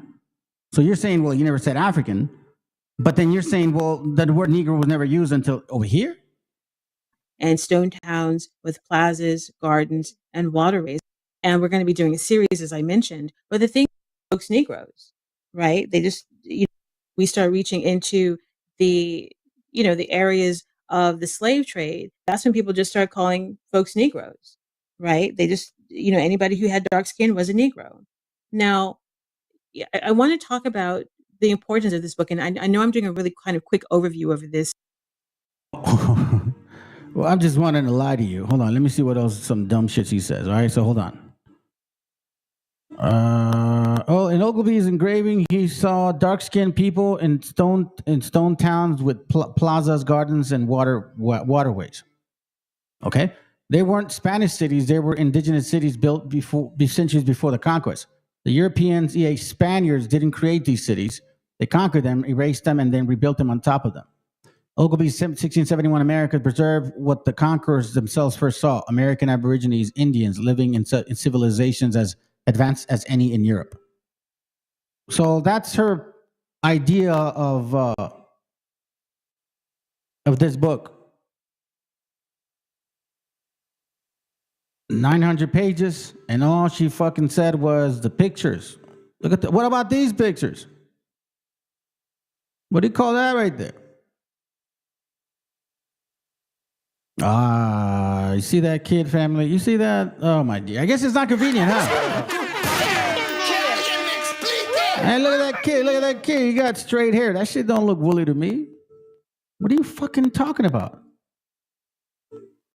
What are you saying? What are you doing, man? What are we talking about here? The unknown South. America. We're still looking at America. Correct? Or am I seeing things here? Look, let's look at some more pictures. What about this shit right here? Now, again, I don't like to just show you guys pictures, but what happened to these pictures? Look, I barely clicked on 2 pages. Hold on. Let me see the top of that right there. What about this person right here? They don't look dark. Because they're not talking about Europeans in this book. Remember? America. Americas. I'm just showing you the pictures real quick, fam. Here it goes right here, look. So they use this, right? They use that. Oh, that's got to be us. Look at the hair, though. That shit is flowing, man. That's not woolly shit. Now you're going to say that, no, well, not everybody has. Come on, bro. Please stop. Here you are eating yourself. Is this what you're saying? You're cannibals? I mean, those people don't look African at all, bro. Yeah, look at the way it's colored in, but look at the material. Now, this is, again, from a man that was never here. Okay, so now, let me take you to the book. We're going to dissect this shit quickly, all right? So here's what I think they want. This is from the same book, chapter 4. And here Diodorus Siculus is mentioned again. In like manner, Diodorus Siculus undertakes to prove that America was known to the ancients, telling a story how the Phoenicians were driven by storm from, I don't think it's the next page. So it's basically what we read in Diodorus Siculus, okay? I'm not trying to hide anything. So let's continue. Page 25. This is what they're not saying, but this is what they want. How little difference is there in many words between the Greek and the Hebrew? The Hebrew called church congregation, Sanhedrin, blah, blah, blah, blah, blah, blah, right? So he's starting to mention these particular words here. Hebrew, somehow, some way. You know, you're like, Hebrew? Okay. He's exploring languages. All right. Here on page, chapter 2, page 23. Again, the name of God in Hebrew, right? Mentions a few things, right? He's basically, again, doing a diagnosis of, hold on, page this one. Okay, cool. Next one. He's doing a diagnosis of the Americas. So now here's what he says here on top. Peopled in America, the Spaniards sprung from Tabul of Japhet have subjugated the Americas, descendants from the Sidons of Canaan. What?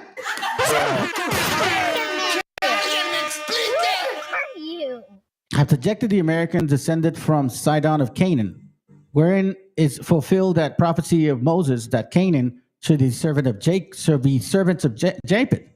But it seems a great mistake to derive the Phoenicians from Canaan, for they are extracted from Shem, Abraham, Esau, I think, first name Edom, from his saying Adam, whatever. So you see, like he's kind of going through like Bible stuff, you know, trying to compare. Okay, so this is what he's writing. It's a big book. Then it says here, but who can find the least likeness between the Hebrew or the Arabic tongue with the Americans? Lastly, since Phoenicians acknowledge Esau for a father, what then concerns the Americans, the curse of Canaan, since they are no more extracted from Canaan than the Phoenicians? So apparently Ogilvy thinks that these natives are Canaanites. You see what I'm saying? You see what I'm talking about? So Ogilvy's not even really doing like them a favor. But again, you don't read. Lastly, let's see what else. Canaan extracted from the dusk concerning the Phoenicians. Well, let me read this again. But who can find least likeness between the Hebrew or Arabic tongue with the Americans? Lastly, since the Phoenicians acknowledge Esau for a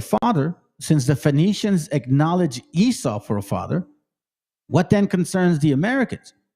The curse of Canaan, since they are no more extracted from Canaan than the Phoenicians, thus much concerning the Phoenicians. So check this out. Some would derive the Americans from the Jews, others from the 10 tribes of Israel, carried into captivity. The ground of which opinions is that the Jew and the Israelites were scattered among all nations. Therefore, they conclude that America was also peopled by them, rather because ancient Jews and Americans were one complexion. And when a like habited, both going without shoes, only wearing sandals, and an upper coat over the shorter linen vest. So here he's basically saying they compare the Americans with the Jews because you're just with sandalias and un pinche pancho way. Both are humble, quick of apprehension, and obliging, yet valiant. But it is certain they cannot be like the Jews because the Americas changed their habit. According as they lived in cold and hot countries, they go not in the least like anyone other. All right? So we're seeing like this guy, what he's talking about. We're getting the gist of it. This is on page 26. He mentions Canaan again. We can't really see it that well, so, you know, I'll skip it for now. It looks better in the book. I did my best to take the pictures, fam. This is chapter 2, page 29.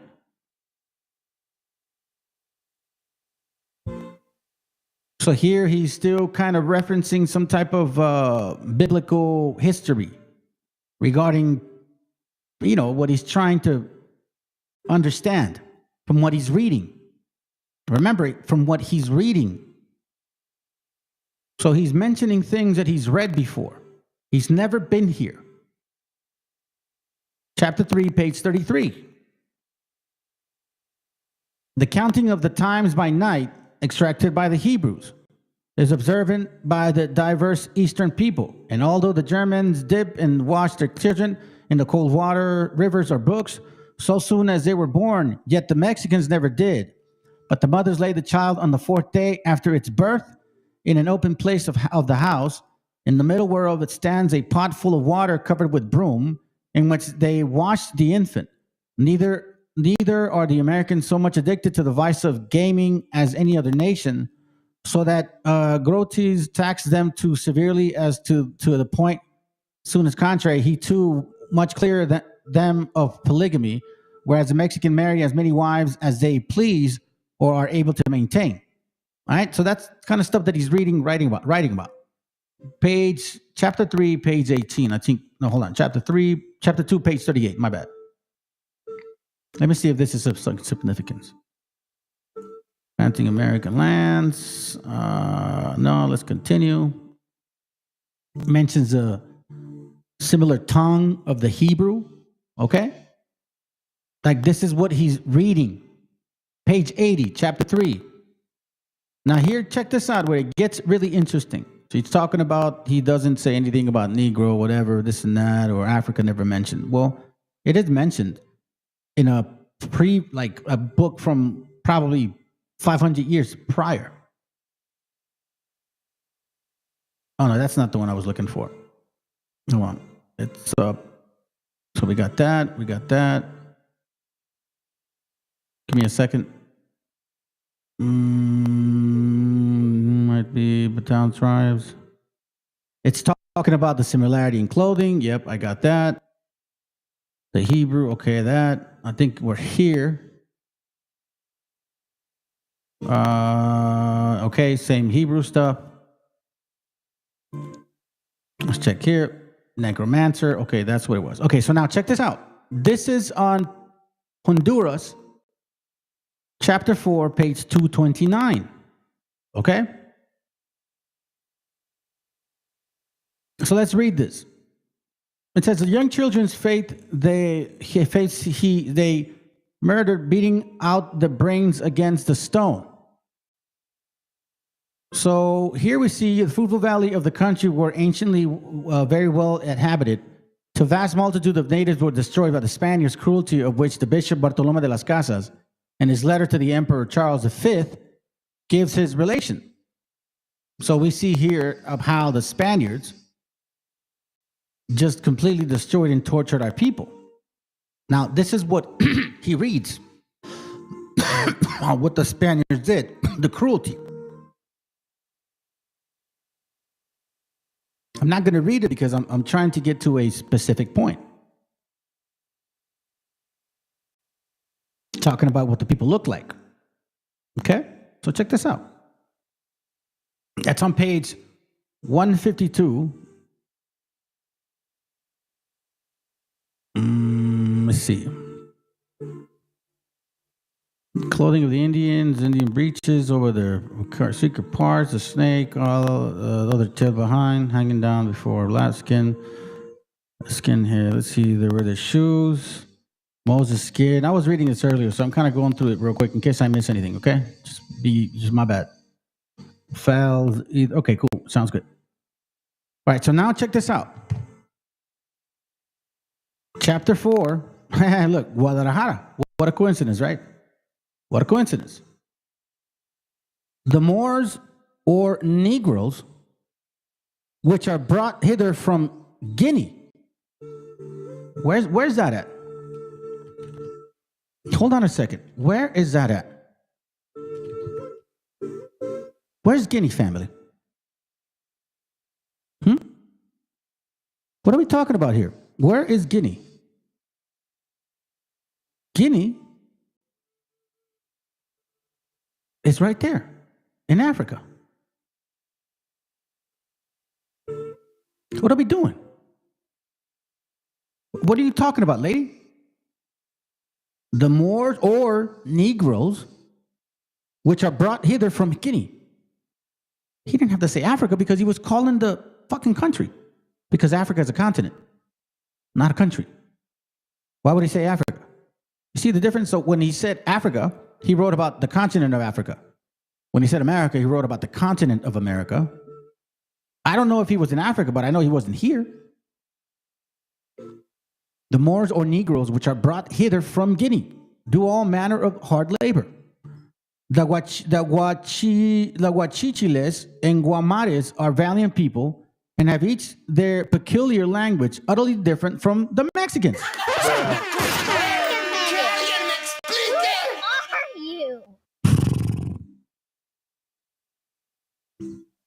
You guys look just like them.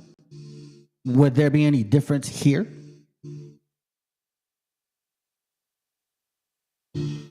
Chapter 2, page 151. Check this out. Now we're going to get into the looks, because she says supposedly they were, like black, right? And she's all looking at the pictures. Okay, so let's read this.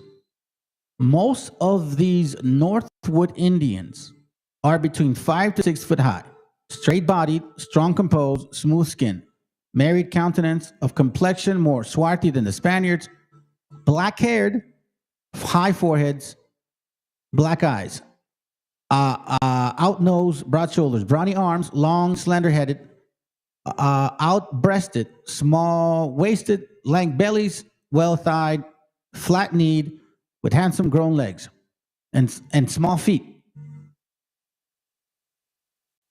In other words, they take them when the blood skips in their veins, when the flesh is on their backs, and marrow in their bones, when they flouric in their antique deportments and Indian posture. They're more amiable to behold, though only in Adam's livery, than many in trim gallants in the newest mode. And though their houses are but mean, their lodging is homely, common sense. They drink water, nature their best clothing, yet they still are healthy and lusty. Lustly or loosely, I don't know what that, lusty, I'm assuming lusty? Yeah, okay. Check this out. Their smooth skins proceed from often anointing of their bodies with the oil of the fishes, the fat of the eagles, with the grease of the raccoon, which they hold in summer at best antidote to keep their skin from blistering, which the scorching sun. Do you know what that means, fam? So, for example, when you're out in the sun, if you don't put oil on you, it could blister. Now, that doesn't happen to black folks. Do you understand that? Do you understand that? It is their best armor against the mosquitoes, and their surest abrivore of the hairy excrement, and stops the pores of their bodies against the nipping winter's cold. Their black hair is natural, yet it is brought to a more jetty color by oiling, dyeing, and daily dressing. Sometimes they wear it very long, hanging down in a loose, disheveled, womanish manner. What? No. Así como, like, you have long hair, you hold it up. It's like loose, not braided. When can you see that with woolly, bro? No, there's no way you can do that. I mean, unless you put some other weird shit, which they say makes grow the father. They're not a little fantastical, I guess, in their particular. Their boys being not permitted to wear their hair long till 16 years of age. Then they must come to it by degrees, some being cut with a long forestop, a long lock on the crown, one on each side of the head, the rest of the hair being cut even with the scalp. Totally missed the part where it said, like, the horse's tail. Now check this out. I'm going to jump back because there's a lot of pages, okay? So I just made sure to put the pictures in there and then just read them. So now we're reading here, chapter 4, page 235. So I'm not showing you guys pictures. I'm reading stuff to you. Why? Because, again, look at the differentiation between people. Filipina, another on the west of Carlos, both of these seated upon a large spacious bay, before which there lie certain little islands to the numbers of 30 or more, which the Spaniards are said to have wholly this people long since by forcing the natives over into the continent to work in the mines. As usually, they died before the emperor's prohibition. But now they use slaves or Negroes, which they buy for that purpose from Guinea and other parts. She's like, well, why would they? I mean, if there were so many people here, why would they replace them? I mean, so you don't know the story. You don't know about the smallpox, the mine, the death, and all that. Now here we're seeing them calling them Negroes. You said they weren't calling them Negroes until later, but Leo Africanus calls them that. Let's continue. Chapter 8, 379. This island is divided into 11 parishes or parts, whatever, and hath it 14 churches and chapels, and being subdivided into diverse plantations, small and great, had sugar worked according to with fair and large buildings made of stone and brick, which generally are pleasant habitations and delightful situated, most having pleasant prospects to the sea and land. The inhabitants of this island are English, Scot, and Irish. So they're, where are they? They're in an island. Somewhere, Charlestown maybe, looks like it. So they're in an island, all right? So they're in an island right now.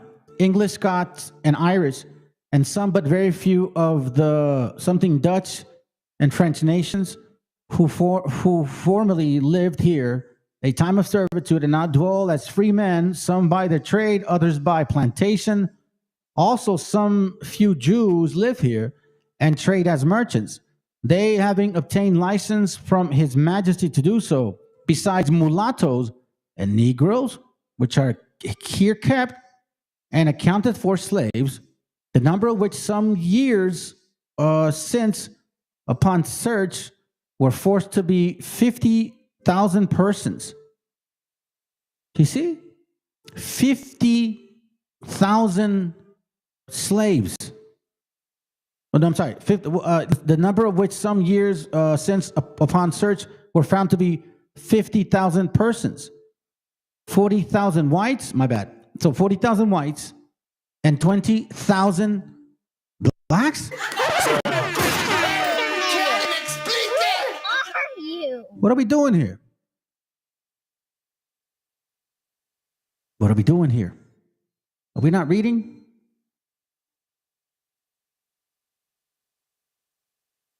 It's an interesting thing here that in this page 398, chapter I don't know what,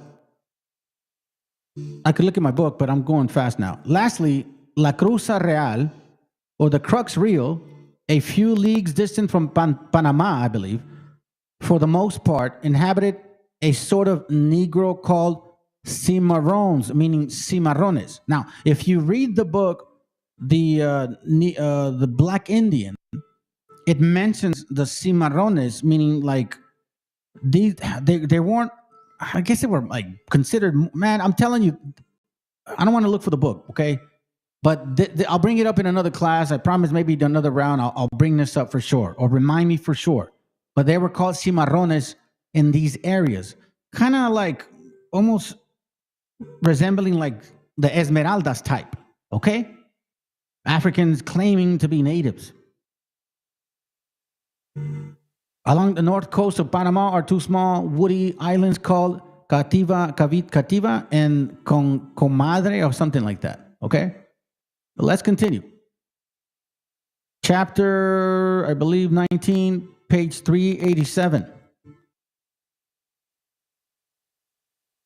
Look at this. 1498, right? It is accounted 16 leagues long, half as much as breadth, and was discovered by Columbus in his third voyage, the year of our Lord 1498, and was at first in great reputation in regards to the rich pearl fishing upon his coast, wherein the Spaniards more favorable, it seemed, to the natives of this place than usual, because of their readiness to discover their treasures, employed Negroes.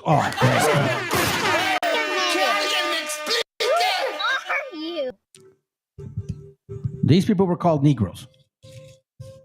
These people were called Negroes. Natives were there too. So are you telling me you natives are called supposedly We're not, I mean, I don't understand because you said that at this time they weren't considered Negroes. See what I'm saying? And if you guys look alike, how could they differentiate natives to Negroes? Look at this. Check this out. And let's see. In the year 1601, Captain Parker, with a fleet of English, put on shore here and took as many prisoners as he had 500 pounds of pearl for the ransom of I don't know what. And at his coming away, took a ship he met from off the coast of Angola, Africa, with 370 Negroes aboard her who were going to be sold for slaves. What are we doing here? You are totally debunking your shit with this book. You're saying at this time, like, no, there was no trafficking people. The transatlantic wasn't true.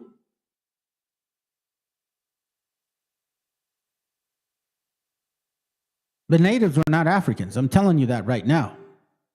This is page, and again, you should read the book, 524, chapter 7, I think. The fleet, as it before mentioned, sailing from Sierra Leone, oh my God, Africa, came to an anchor at Comni and landed 1,200 men, a pequeña, besides 150 Negroes, which regiment Andres Veron and Aaron Jacobson carried to the Castildan mines, whither they before sent a company commanded by Hans Gerf, whatever, to prevent the sallies of the enemy. The Hollanders in 30 encamped themselves near the fort, and while some of the men were seeking for water, others smoking tobacco, in line without their arms and in disorder on the ground, and the commander were taking a view of the fort from neighboring hill, 200 Negro fell upon the fettered army with great rage and fury, and so much greater in regards to the Portuguese had promised them great sums of money for every Hollander they killed. You see this? Never any army was in such distraction, they being dispersed and killed like so many sheep. You see this right here?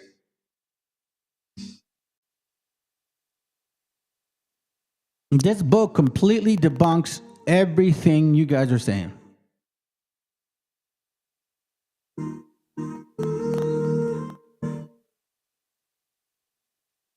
He by company of Negroes that carry provisions. You see it already. I don't even have to get into it. The ship with Angolan Negroes. Again, chapter 7, page 539. No, I don't understand. Like, do you not read this book? Chapter 7, 541.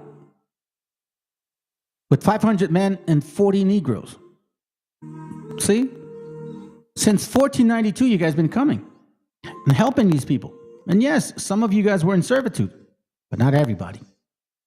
Look at this. January 3, 1636, by a renegade Negro, the Spanish army, consisting of 300,000 men, were come to Rodrigo de Barros, his sugar mill, about 5 leagues from Paripero, something like that.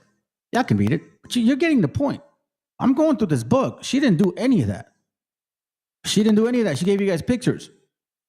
And try to claim, oh, well, this is who we are. Not really. No, like there's a big difference between the people of Africa and the people of the Americas. And the people of the Americas are not Africans, never looked African, never ate like Africans, never had the experience that we've had. So please stop it. Negroes inhabiting the, here, let's see, there we go.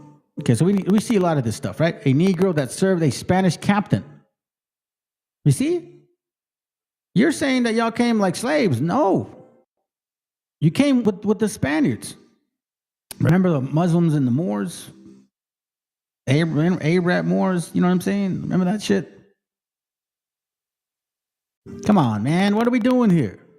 A Negro that served a Spanish captain called Henrik Diaz, being taken, informed the Hollanders that the Spanish fleet was much weakened by a poisonous air on the coast of Africa. Whoa, he said Africa.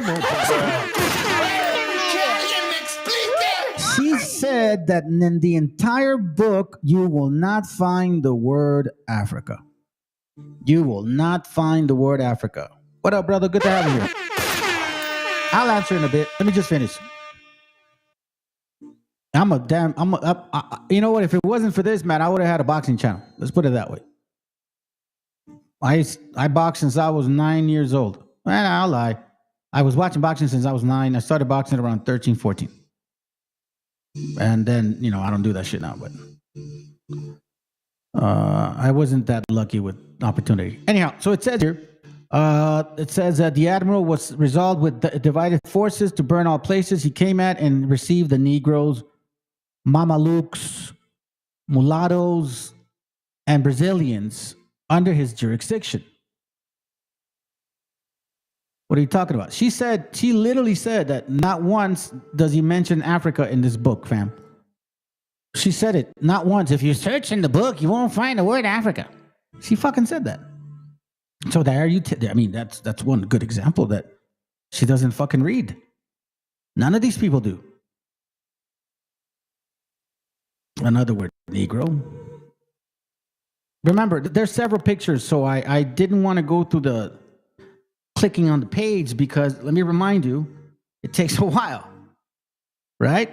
The Spanish king had, hold on, let me go back. Chapter 7, 573. The Spanish king, earlier it says Angola, regarding the Netherlands, fell upon the Portuguese where they met them. Moreover, several citizens returned to Loando and professed half their Negroes if they might have the liberty to be transported to St. Salvador with the other half, but it was judged more convenient to keep them. And by fair means also invited the rest, because it appeared by the Angolan accounts that the profit of the Negro trade amounted yearly to 56 tons of gold, and charges of garrisons and sittings of the ships being deducted from it. The Spanish king had yearly above 50,000 Negroes from hence to employ in his American mines. Look, in the book, Africa's Gift to America, it also mentions this shit. Like, you guys came as conquistadors too. And yes, some of you guys were slaves. The majority of you were indentured servants, meaning that you would fight your way through that shit. If you could serve them, you would be free.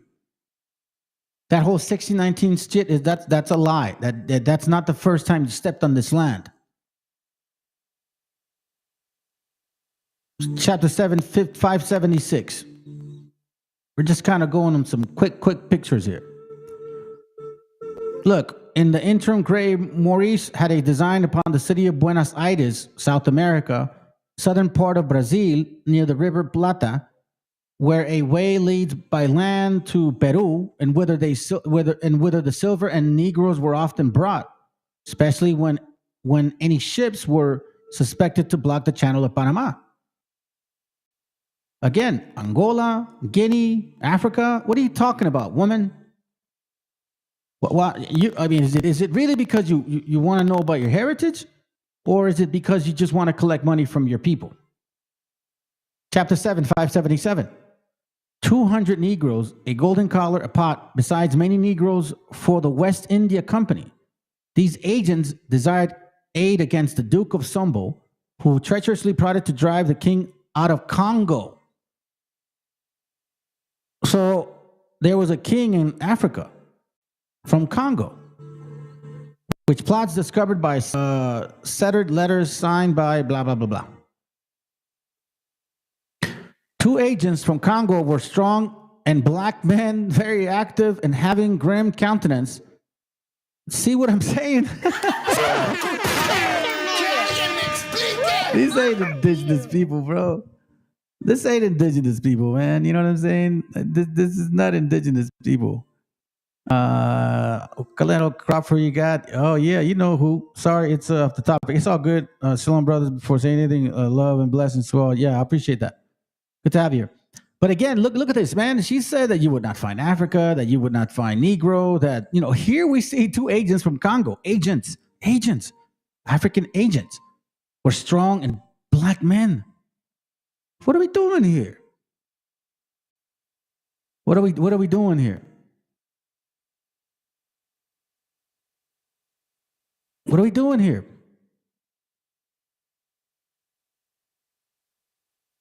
Loando, Negro, like what's going on?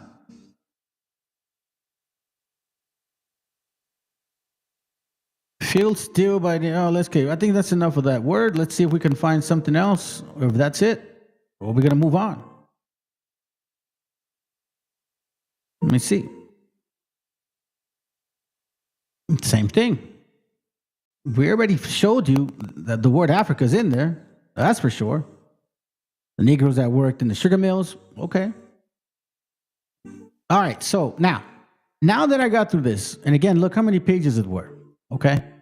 Several pages. There must have been like maybe 19 pages, fam. All right. Now, the reason why I did that was because if you see here, it's very slow.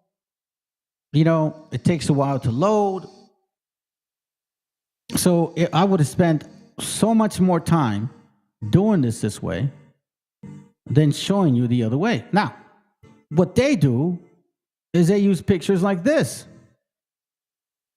But even then, they don't look African, which boggles the mind because, you know, when you see Egyptian sculptures that resemble like Africanish features, they do embrace that. But this, I don't get it. They're only basing it because this guy is like a white. I mean, it's drawings. What are we doing here? Are you really that desperate? So what is this? Is this real? Is there like a dragon there and shit with a tail? Who is that? Is that Chupacabras? Is Chupacabras real? Is that real? Are you telling me that shit is here as well? You see this, family? So Ogilvy also drew humans, like animals that look like humans. So is that real too? What are we doing here?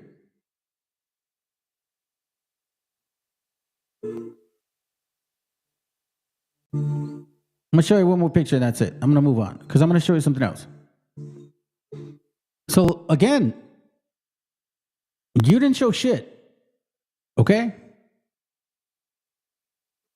He does write about this right here, but you guys choose not to even look at that, not to consider it. That doesn't matter. It doesn't matter. Okay, sounds good. Doesn't matter, huh? All right, sounds good. Okay, so here we see a picture of Emperor of Morocco, whose mother was was an unmixed Negro slave, had tens of thousands of white slaves. From a painting 1670, see John Ogilvy's Africa. That's the writer that he's talking about.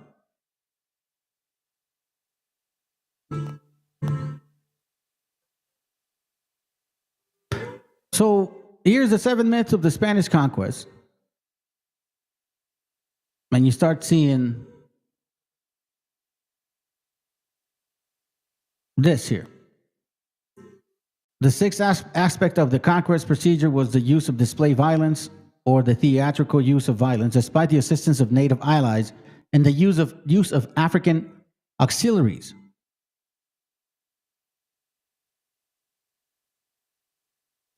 Page 25. Another technique was the massacre of unarmed natives, whose effect was magnified of women, children, and elderly were killed, as in Cortez-led massacre in Cholula, or if the victims were celebrants in the important native festivals or rituals, as it was in the Alvarado-led massacre in Tenochtitlan, or if the victims were confined by space or crowded together tight, in both of the cases, as well as the Pizarro-led massacre of Atahualpa. As John Ogilvy puts it in 1670, Spanish expeditions advanced with fear conquering more than slaughter. John Ogilvy is referenced in this book.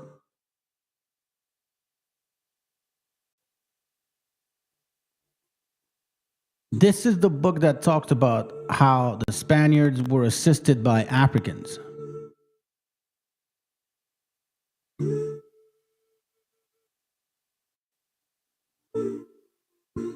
I'm going to show you some stuff here. Life patterns of some black conquistadors. Juan Garrido, Sebastián Toral, Pedro Fulupo, Juan Bardales, Antonio Pérez, Juan García, Ruiz, Valiente, Beltrán, all of that. You didn't come as slaves only.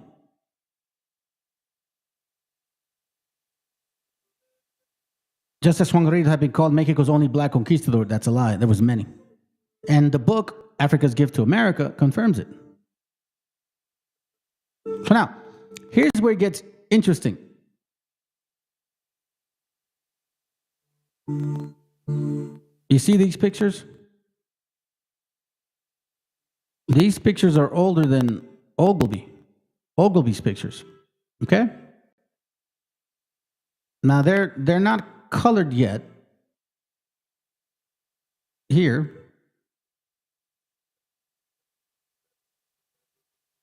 (1683). Well, I mean, that's the year they married. But these are older drawings than Ogilvy's drawings.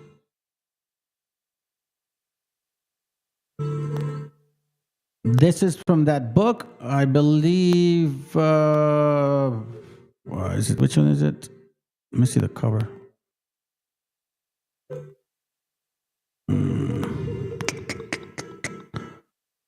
I don't remember which one. So let's look at the features, right? This is what they go by. No, these can't be you guys. No, there's no way. Okay.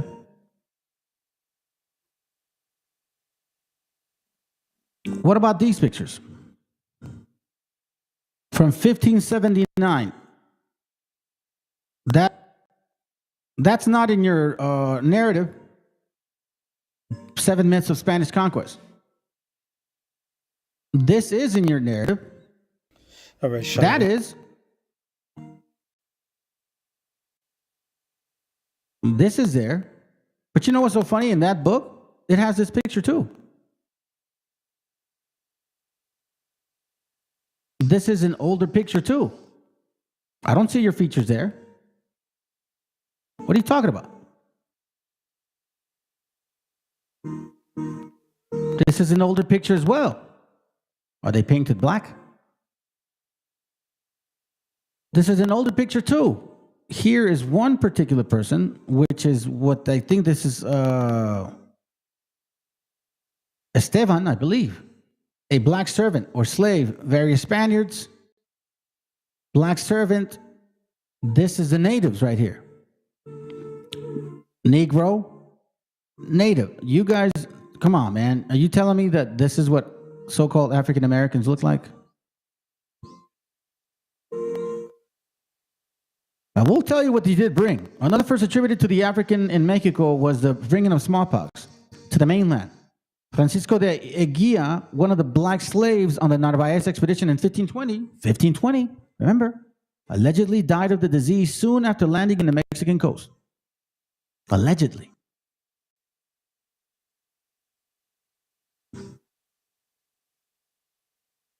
Check this out. The Dominican chronicler Diego Duran, for example, mentions various servants and blacks, while the native count compiled by Sagahun, known to us as Florentine Codex, simply notes that with the Spaniards came some blacks. See?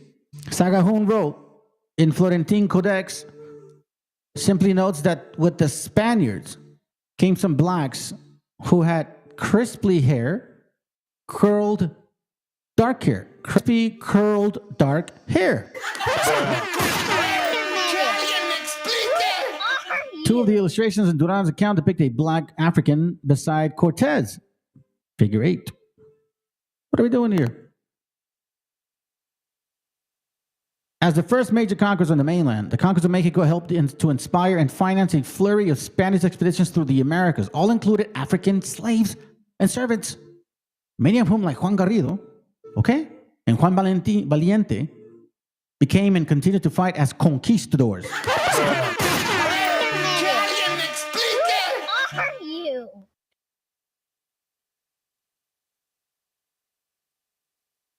Smallpox, measles, and flu meant that Europeans and Africans arrived in a new world with deadly array of germs. Both of you guys were fucking dirty.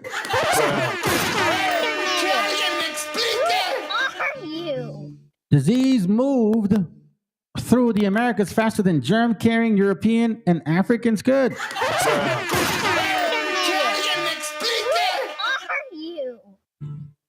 Fucking dirty.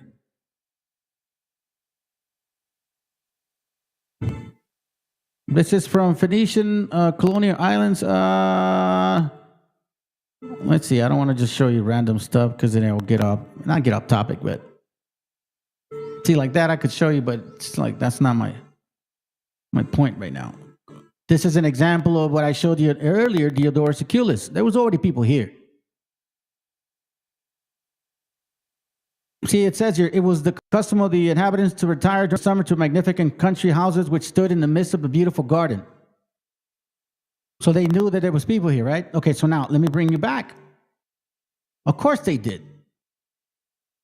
This is from American Holocaust. And this is what they said when they saw Tenochtitlan. We saw so many cities and villages built on water. Built in the water, and other great towns built on dry land, and that straight and level causeway going towards Tenochtitlan. We were amazed and said that it was like the enchantment that they tell us in the legends of Amadís. That's why they try to say, like, califas. It's pinches pendejos, güey. On the account of the great tower and temple and the buildings rising from the water and all built of masonry. And some of the old soldiers even asked whether the things they saw were not a dream. So this is cities built on water. Let me not forget the point. Cities built on water. Diodorus Siculus, the source, says the same thing. That these people did see a land far away. The land is beautiful, it's fruitful, much of it being mountainous, being a level plain of surpassing beauty. Through it flows navigable rivers, which are used for irrigation. The island contains many parks planted with trees, and every variety and garden in great multitude, which are traversed by streams of water. On it also private villas of costly construction. And through the gardens, banqueting houses have been constructed on settlings of flowers. It's the same thing they saw here. Built on floating. And here we're talking about how it really looks like. Okay, this is from the American Holocaust. So all of this stuff that you read, all these so-called, fucking theories and shit. Diodorus Siculus, the native races of the Pacific state of North America. This is why they try to claim fame that don't belong to that name. Y'all are Africans, man. You're just going to have to fucking deal with it. And I believe what you hate is the fact that you're mostly West African, which means you're Canaanites. If you don't believe in the Bible, then just be who you are, but don't try to claim who you're not.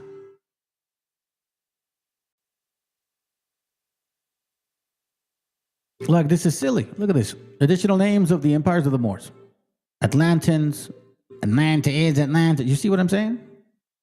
So they're everybody. Phoenicians, Gaetulians, Carthaginians, Mauritanians, Moroccans, Nubians, Saracens, Turks, Ottomans, Hindus, Hessians, French, Spaniards, Prussians, bro, like, yeah, everybody.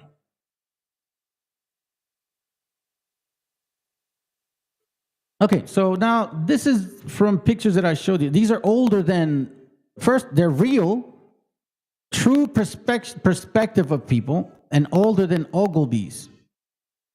What do we see here, family? What are you going to do? You're going to say these are Morenos and shit? Like African people? No, bro, you're stupid. And this is why you don't use these pictures.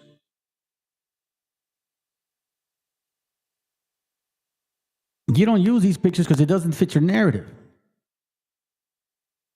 Look at our people. I mean, those are not our people, but they're kind of taunting morenillos and shit, right? They're all dressed up as soldiers, and you know what I'm saying? You see all that. This is a more newer picture. Look at these guys here. See the skin tone? Look at this. This is why they don't use it. You see? You see, this is Moctezuma meeting the Spaniards.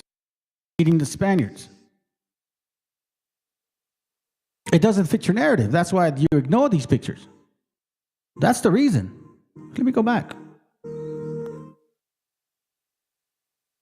Now, I read you the book. I'm showing you pictures. Because that's technically, you're supposed to do that. Captain Cortés, echar las raos a pique.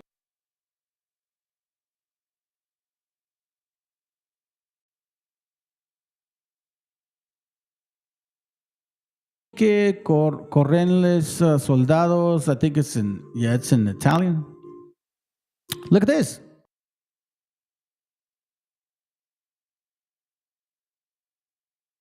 Oh, Latin. What are we doing here, family?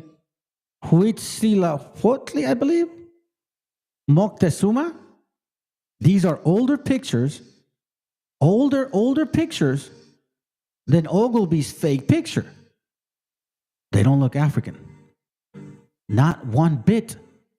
Not one bit. Whatsoever.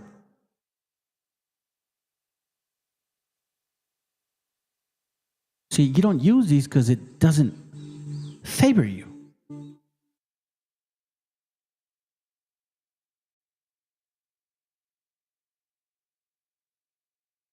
Because you see, that's a Mexican right there. Sort of, just an example.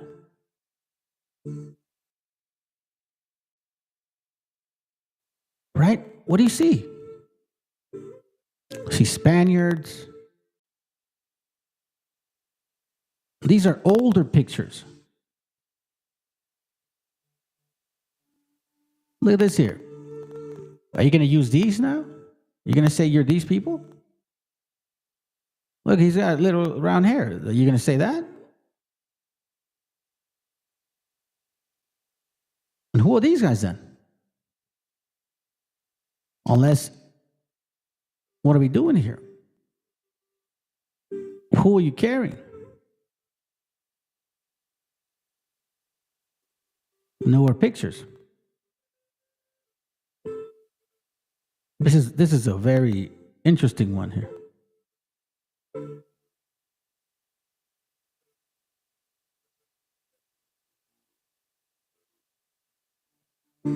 Look at this. We saw this already.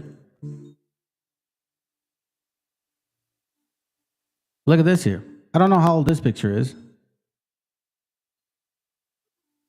But you see that it's not current. This is from the Tenochtitlan War.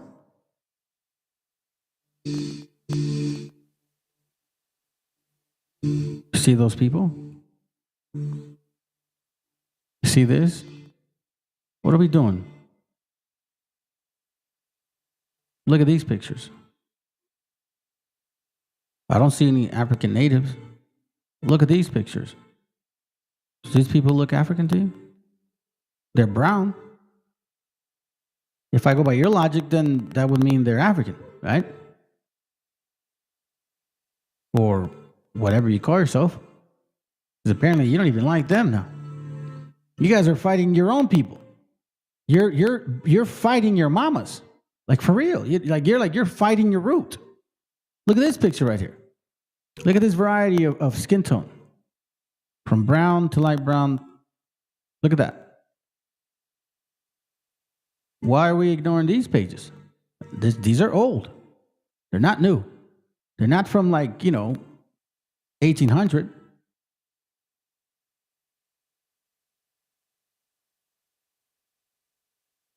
They're brown. Are they African?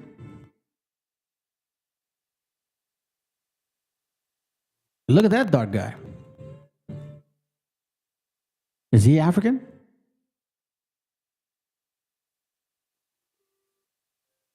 They're dark. Are they Africans? They're more reddish. Look at this right here. Are you saying he's African? Or so-called? What are we doing, fam? This is even more very interesting. Let me see if I can get a better picture of him. Yep. Look at this guy. He's brown. Is he African? Are these people African? See, we don't go by pictures here. We go by facts. This is the other book that Samuel Morton wrote that these wobbles get confused by because of this explanation right here. Right here. They ignore all this here.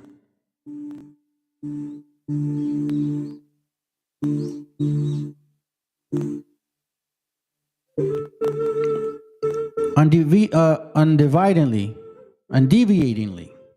So what it's basically saying is that if you see an Indian, you see an Indian all over the Americas. Just like if you see a Negro, you see a Negro all over the Africas. That's what it means. That's what it means. That's why it says, for whatever you see a native. You don't see a Negro. And in the previous page, it gives you an example, an idea of what the hell's going on here. They all possess alike the long, lank, black hair. Not woolly. Full and compressed lips, meaning thick lips, thin lips. I tend to have thin lips. My wife has thick lips. Cinnamon color. Brown or cinnamon color.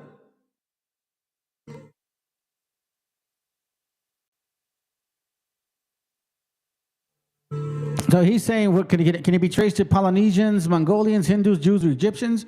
He don't even say Africans. Okay? Here he's like, could I compare them to Egyptians, Jews, Hindus, Mongolians, or Polynesians? Huh? He's not even saying any comparison with Africa here. My God, it debunks your shit quick. All you got to do is read. Just read for once.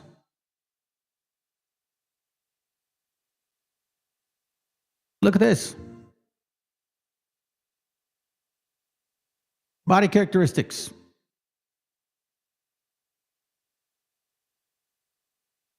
And they had long, thick, black, coarse hair. These islanders, Haitians, were of medium height, but well-shapen. Their colors are reddish. And I'm not talking about Haiti like today, okay? Now, this is way before they came. The face being a gross and hideous. Their nostrils very open. The hair on the head long, not woolly, but absent to the rest of the body. Hardly any forehead. The teeth dirty and black, and an indescribable fierceness of the eye.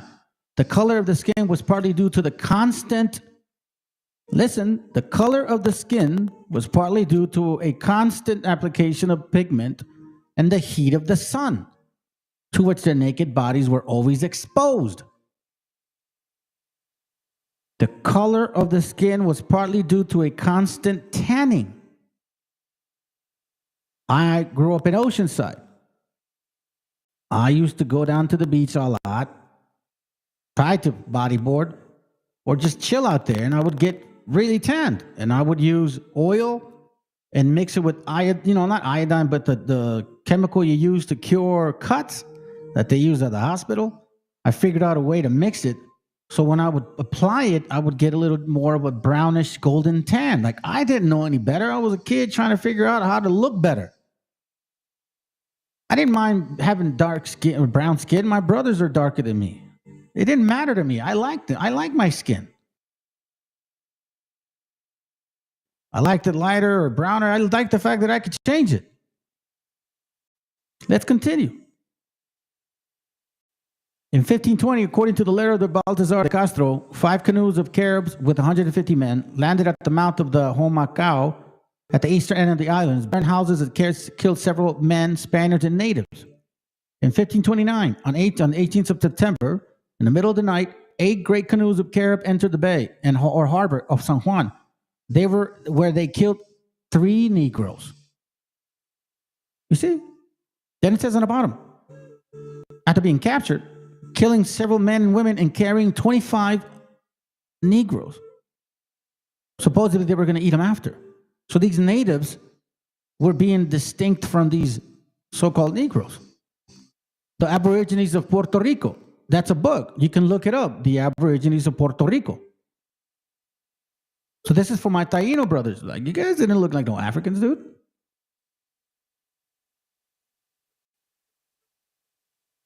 This is from Crania Americana, debunking copper-colored skin. I've read it so many times, I just want you guys to take a picture of it. Just take a picture of it. It debunks it. It literally says that, no, they're more cinnamon color. We're not copper color. You can't describe us as copper color. Matter of fact, you can describe more of that to other people, meaning Africa or Africans. Travel in the valley of Mississippi. I guess that's what it is. So here we see the mane of a lion, like cinnamon, kind of brownish, right? Okay. See. Also, for you guys that read the Bible, when you see a goat, see they say like wool, like a goat, like a sheep, like wool, like a sheep's wool. Well, this is a sheep and it has wool, but it ain't curly. What are we talking about?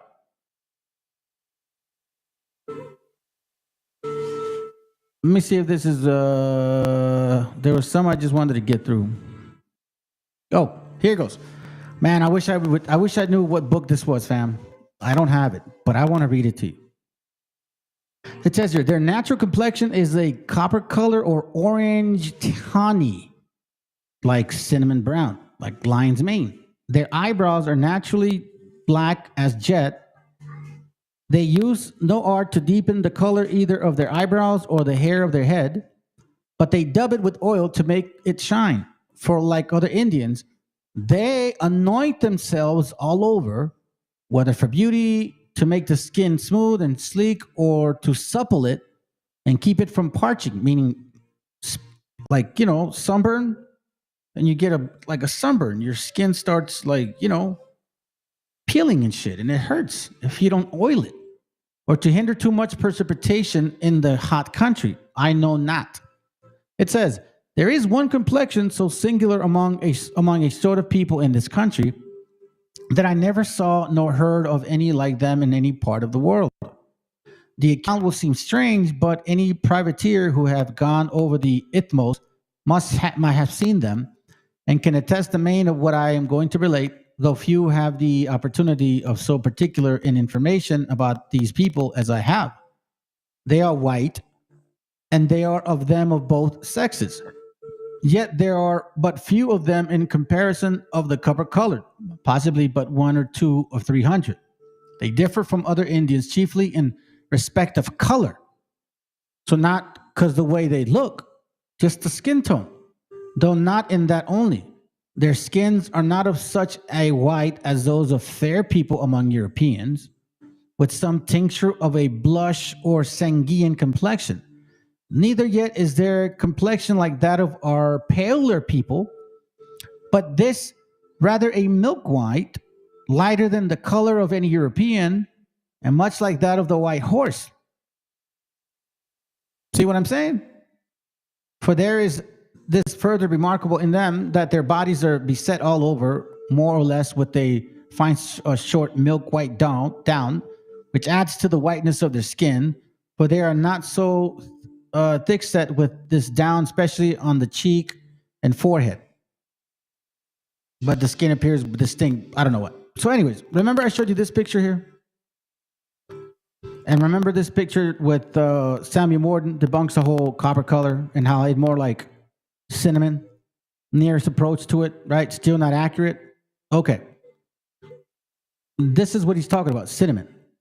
This is a lion's mane, okay? The skin tone. Like my skin tone in the summer would be like this. Brown, like, you know what I mean? It would be like that, okay? So now check this out. This is from a book I have in Spanish. I have it in English too. But it says here, era esta gente de mediana estatura, bien proporcionados, las caras no muy hermosas por tenerlas anchas, el color de la carne que tira a rubia como los pelos de león.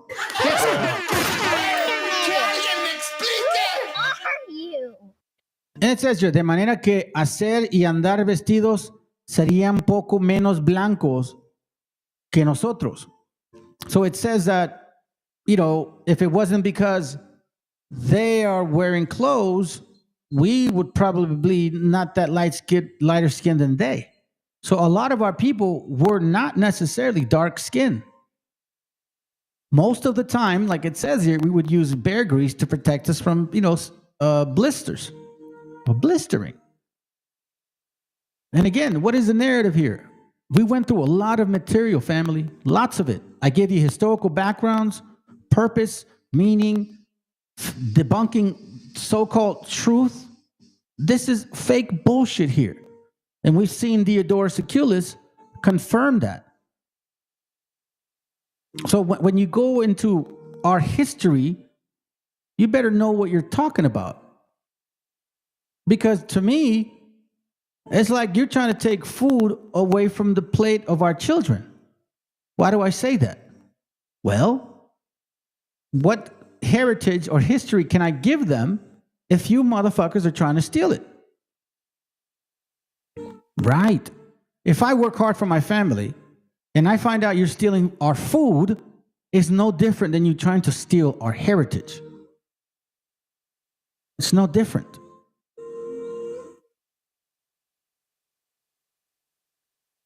Let me see if I can get to a certain point here. Hold on a second.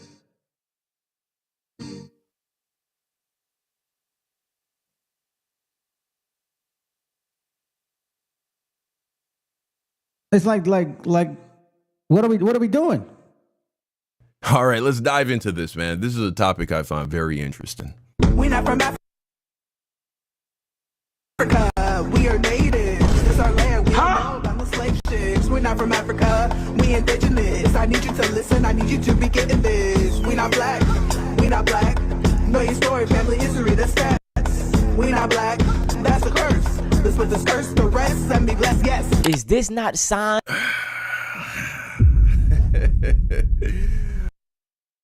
I love the part where she says, "We not black, we not black." Hell no, we not black. Okay. All right, let's see.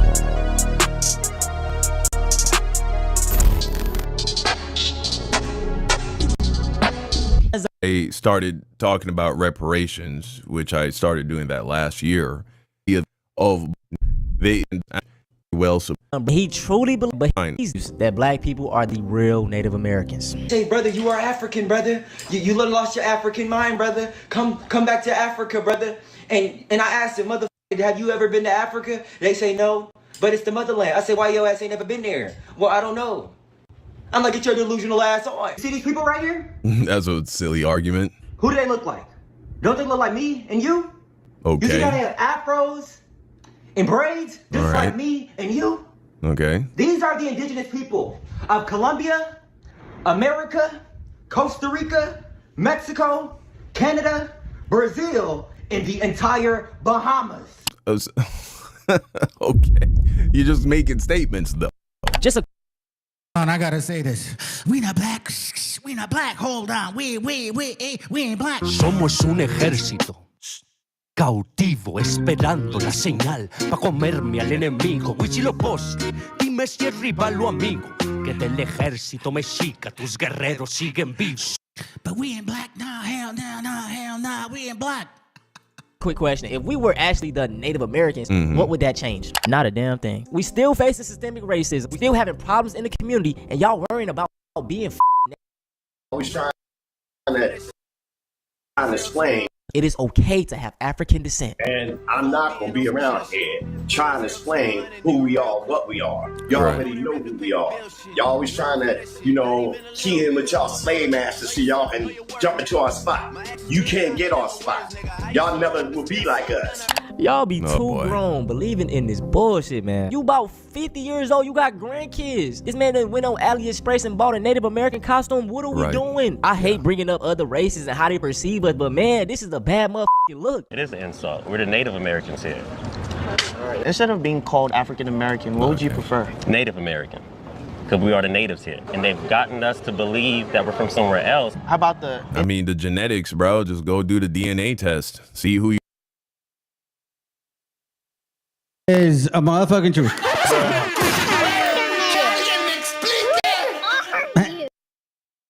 I have to play that video, man. I had to play the video because, you know what I mean? It's just the way, I mean, sometimes it's just kind of pathetic in the things that they say. So, remember I told you guys that I had some videos to finish with and a couple of things, and then we out? Because, like, you know, I said it before, bro. I said it before, you know what I'm saying? I'm trying to, I started early today because I wanted to check out some of the other brothers' channels, man. They got some stuff going on, so I didn't want to miss it. Hold on. Yeah, I saw that. Yeah, I saw that. Hold on, let me see. Hold on, let's start up here, and then we're going to almost finish it.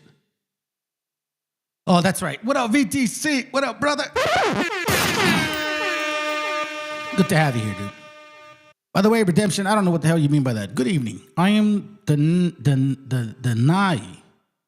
I can tell you that in the stories of the ancestors of the Four Corners, there were never Africans or tribes. The first they saw was the Spaniards. Oh, okay. My bad. I misunderstood you. You're right. That's true. Very true.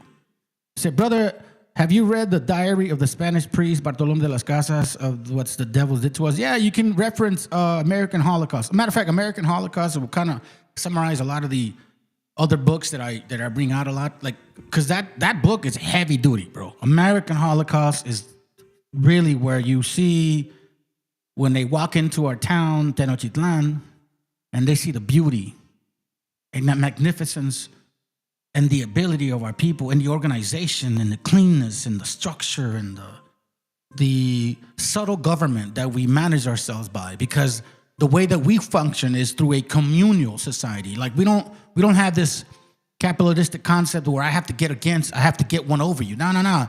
We're all here. There's enough for everybody. You know, and we are considerate like that. Now, some people take that, oh, that's communism, socialism, whatever you call that. But in our gente, I know exactly what that's like, because that's the way I live within my family, not just my household, with my suegras and my brother-in-law and sister-in-law. Like, that's how I see it. We share. And their kids, we watch over them. God forbid anything happens to them. I will take care of them, and I hope that they feel the same way. If God forbid something happened to me, they can take care of my kids the same way. And that's a communal society. And east side, west, right. Hold on a second. What the hell happened to my live, dude? Hold on a second, fam. My shit froze. You messing with me. Damn, dog. Hold on, family. Something just twitching on my computer. Give me a moment. It's crazy. Testing, 1, 2, 3. Testing, okay. Something was twitching on my computer. Okay, so SOS Writer says, my dad got 13 brothers and 12 sisters, all same grandparents, and they all go from light, new, brown, and darker. I've always tripped on why my fam got all different complexions, but the same type of features. Yeah, that's right. I'm the last one out of 10. And then here's the deal. My oldest brother, he's about 6'1", right? Very moreno, you know, we call him Chato, right? And I'm from Guadalajara, Colonia Miravalle. So like that area where I'm from, if you really actually do the history on that colonia, it's pretty crazy. But it's Colonia Miravalle. And, you know, you have like generational people growing up. Like my brothers, he's 67 now, I think. So you know what I'm saying? So it's like he's about 20 years older than me. So he's at 68, 69, something like that. So, you know, it was very like generational. So like, you know, you get him, he's like the big, you know, dark Mexican and shit. And you get my brother Miguel, who's like light skinned like me. Then you get my other brother below him, and he's more like morenillo. Then you get Jaime, and he's very dark skinned, and he kind of looks a little Asian and shit. And then you get my brother Carlin and myself. You know what I mean? So it's like it varies. And you know what's the beautiful part is my first son and my wife. She's raza, right? And my first son, he had blonde hair, curly hair. Some people thought he was mixed and shit, right? And he's not. He's like full raza.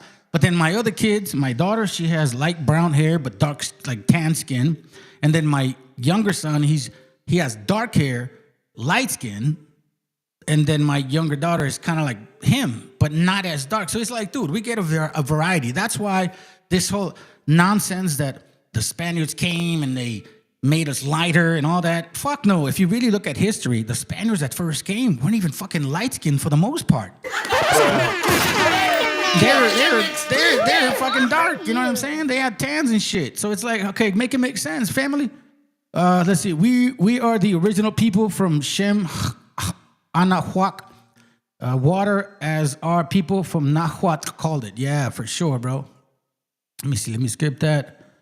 Skip that. Hey, what up, Marvelous? Good to have you here, brother. Good to have you here, man. Matter of fact, I was saying it before I started my live, like I wanted to start early because I wanted to check out your live and shit, because I know you're going to play some music and stuff. I love music, bro. Like, oh, fuck. I think that's like the best way to like unite the gente and shit, because I believe now it's the time for unity. Like that shit is the most perfect time right now to come together as a people. A little differences in understanding, that's fine, it's okay. None of us really know the full understanding. I think all of us are just a piece of the puzzle, bro. You know what I'm saying? So that's why. And I don't know, honestly, man, I've been live since, let's see, 4-ish and shit. So I was trying to catch on Streets Ain't Loyal in case he's live now, and then yours after and shit. So, you know. So I'm about to finish pretty soon, bro, but good to have you here, man. Let me see. Redemption said, these were not the first people. Okay. I got you. I think I misunderstood your first statement. So, you know, forgive me for that. These videos are funny. Yeah. We ain't black, yo. We ain't black. Hell nah. We ain't black. We don't smoke that crack. Nah. Hell nah. We don't be like that. We ain't black. We ain't... Oh, come on, bro. Stop it. I want to say this. I'm going to do it. Because it's kind of like this, bro. Hold on. Chihuihuis are what we call wobbles and shit. Y'all trying to steal the history and the thunder. Fuck that puto. Fuck that puto. So yeah, hell yeah. I love our people. And when it comes to like this particular Mexica love, that's for everybody. That's you Arawak, you Tainos. You know how I feel about you, family. So you know what I mean? Don't take it all like, oh, it's just, hell no, I don't look at it like that. See, my mom is from Guadalajara, Jalisco, and my dad is from Lagos de Moreno, also Jalisco. Hell yeah! Hold on. Te devora la serpiente emplumada, bien picada, desquiciada el águila real. Le arrancará la cabeza quien dañó su nopal. Somos un ejército cautivo esperando la señal pa' comerme al enemigo. Huitzilopochtli, dime si es rival o amigo, que del ejército mexica tus guerreros siguen vivos. Because you want to know something? A lot of our people escaped to the mountains, and Guadalajara is a mountainous range. So Jalisco, Guadalajara, Michoacan, all of those regions right there, they're very mountainous, right? And then like a little bit portion of Michoacan, I think it starts like kind of ending. I'm not going to tell you I'm all like, you know, geographer, what's that? Whatever that genre is, or whatever that study is, I'm not, you know, all prone to that. But I do know that it's predominantly in Guadalajara, very mountainous and shit. If I recall, it would get about to 110, maybe 108 every summer. So for me, like hotness wasn't that bad. When I came to Oceanside Califas, I was like, dude, I fell in love with the beach. That shit, I was like, yeah. That's when it was the bomb. You know what I'm saying? Let me see. Anahuac is what they call Pangea, land surrounded by water. Yeah, I guess you could say Pangea, you know, but some people I think some people misunderstand that. But you know what? Like, let me go ahead and finish, because I want to make sure that I don't miss the next lives going on, bro. Because I mean, I'm you know, I do my classes, family, but sometimes I just want to sit back and chill out, man, and you know, listen to other people that I care about. I don't hardly listen to nobody. There's only like 3 channels that I listen to, and I just named 2 of them. And that says a lot. Listen to this. Hold on. Remember the earlier video about the guys complaining about culomiados and shit? Remember the earlier video? They're all upset and shit because Curimeo was like, this guy was teaching about us for a moment, and then all of a sudden he just kind of turned on us and shit. Well, you know, listen to this. This is funny. Matter of fact, I'll speed it up because, you know, they talk slow as fuck. Let's go. And I'm not advocating any religion. I'm not ever saying we're all Hebrews, we're all Muslims.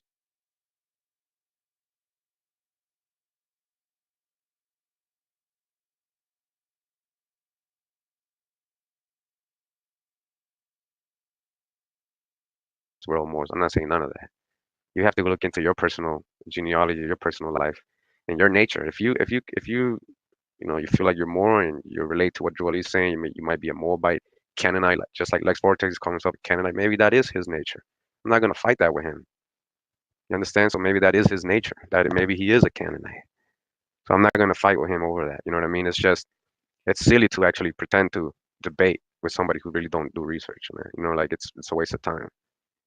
You know, and it's just like we got rude words, just insulting me, calling me a devil and stuff. It's just like a comedy to you guys. I don't know. It's like you guys like that stuff and all that. I mean, I don't care, man. If dude got issues in his head or he's bipolar or whatever, I don't know, man. That's his problem, man. I don't know him. He don't know me. But I never came at him anyway personally, so I don't know why he comes at me. But it's just, that's the kind of nature I see. I see a pattern with a lot of Moors. They all kind of act like that. So I look at it like maybe that is their nature.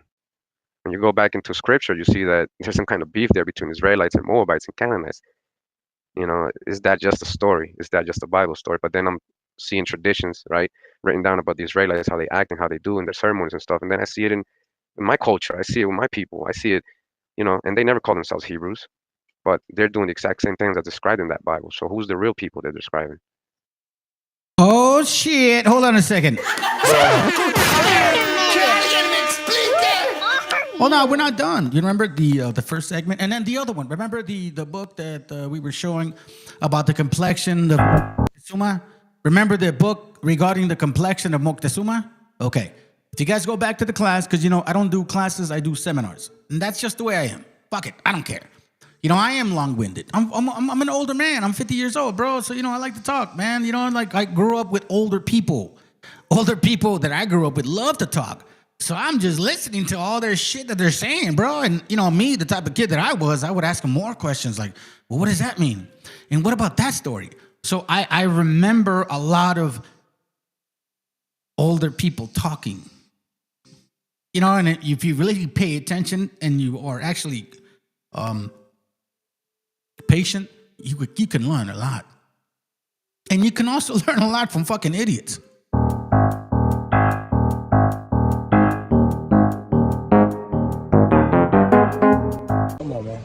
All right. So we're right here in the Museum of Mexican History in Monterrey, Mexico. I want you to look right behind me. We got Montezuma, the king of the Aztecs. Let's see what he look like.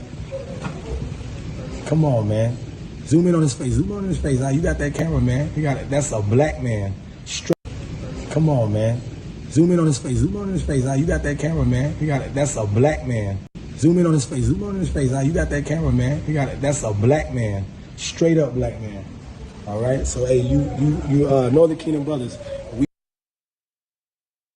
We just read what they actually had wrote about the man.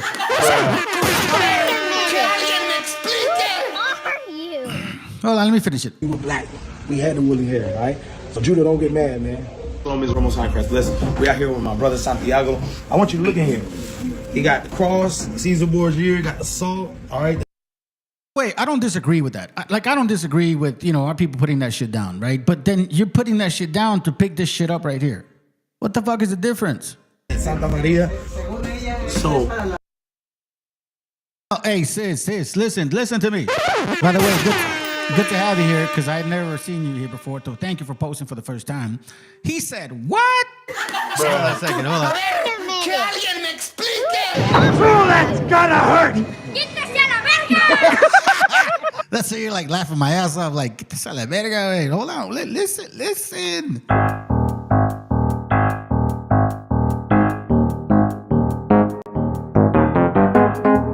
Come on, man.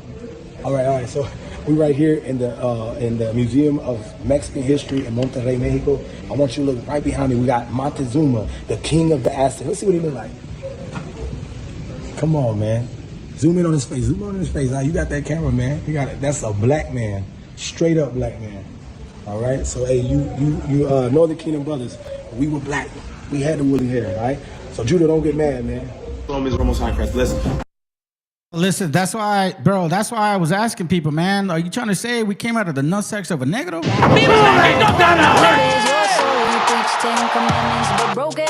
I'm sorry, brother. Look, listen, you can come out of the nutsack to anybody that you fucking want. I'm not going to come out of the nutsack to nobody else but my forefathers. My father, my great-grandfather, my great-great-great-great-grandfather. And based on what I have finding, I am not related to those people. So if that means we're not the same gente, then we're not the same gente. But you want to know something that we've been proving? And by the way, I can also prove with my DNA that I'm more related to those Hebrews in the Bible than even you two. It's fucking ridiculous. But anyway, let's continue because this, I don't disagree with putting down that Christian bullshit. I'm gonna tell you why, family. Because this next class that I got coming up, it's gonna be heavy duty right here. This next class is going to be heavy duty, fam. Oh, I don't have it here. Hold on, let me show you. Hold on. Before I move on, because I actually did the thumbnail from my laptop. Hold on. Let me see it real quick. This class right here. I'm gonna do it Friday at 5 p.m., maybe 6 p.m. Okay, double-headed psyops, and I'm telling you, fam, don't miss this one, okay? Because I'm gonna show you how Christmas Christianity, Judaism, the way that they teach it, is that double head. I'm gonna show you with historical books, and we're gonna break down the Bible as well that day. So please do not forget what this means right here. It ain't no fucking different. It's just a darker shade of brown.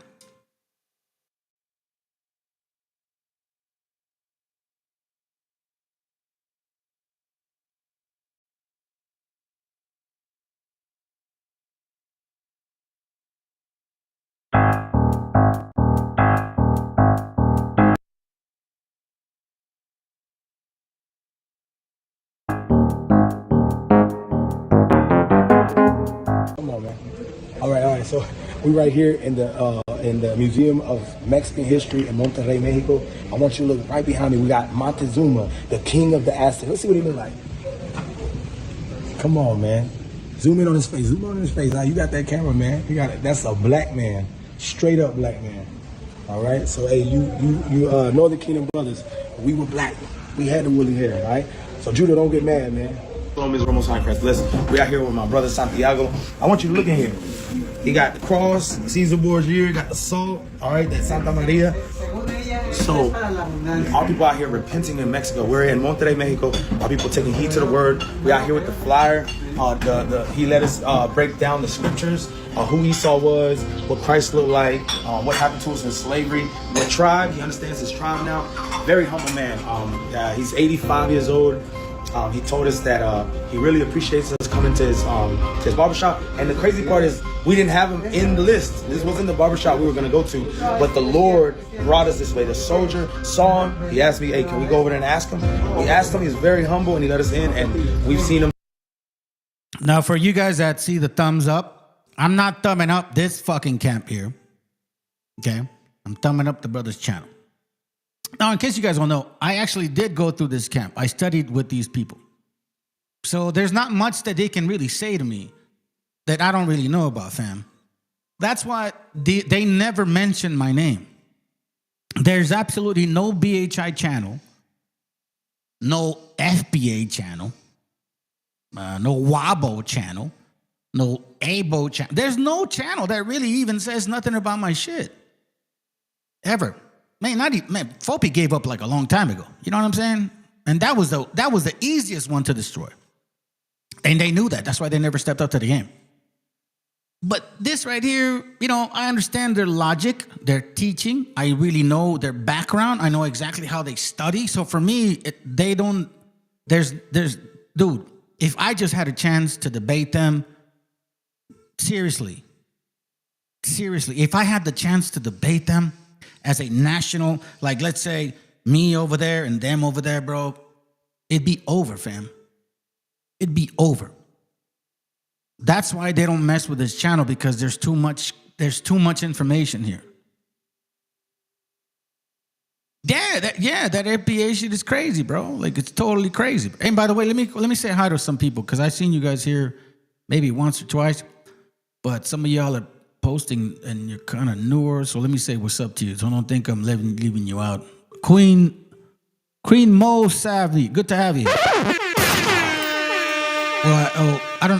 Well, it sounds like you're a dude. It says, I don't know, maybe. I assumed it. But it says, is that why the hairs on my huevos are nappy?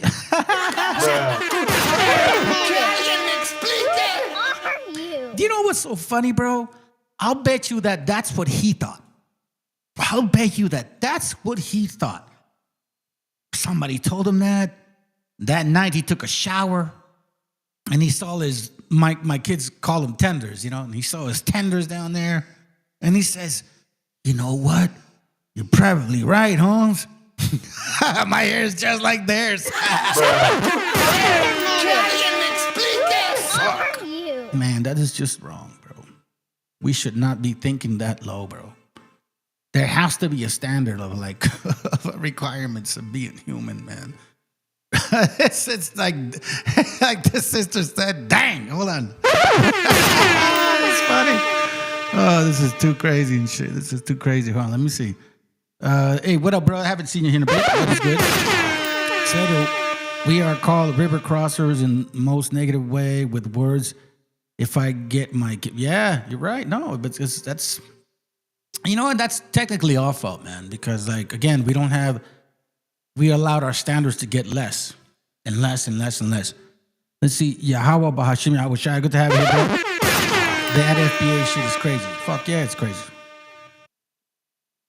Let me see. Some of them really have ties, but you can tell it's far right, Republican, Nazi. No, not Republican, Nazi.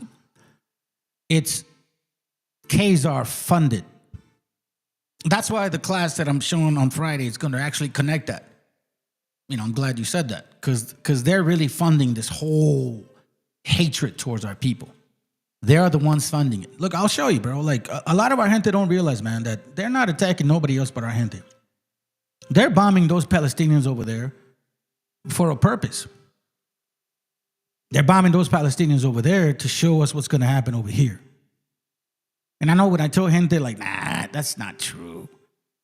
They're like, they hate other raza. Nah, bro. They hate you guys. Es un criminal sionista, lo digo abiertamente, él apoyó a Trump y es íntimo de Netanyahu. Entonces, cuando llegó Netanyahu a Dallas, Texas, que había un grupo de judíos israelíes, no sé cómo se diga ya eso, le decían, oye, ¿por qué persigues tanto a los palestinos? Y les dice, los palestinos son para nosotros los israelíes lo que los mexicanos son para ustedes en Estados Unidos. So they're not looking for anybody else but our people.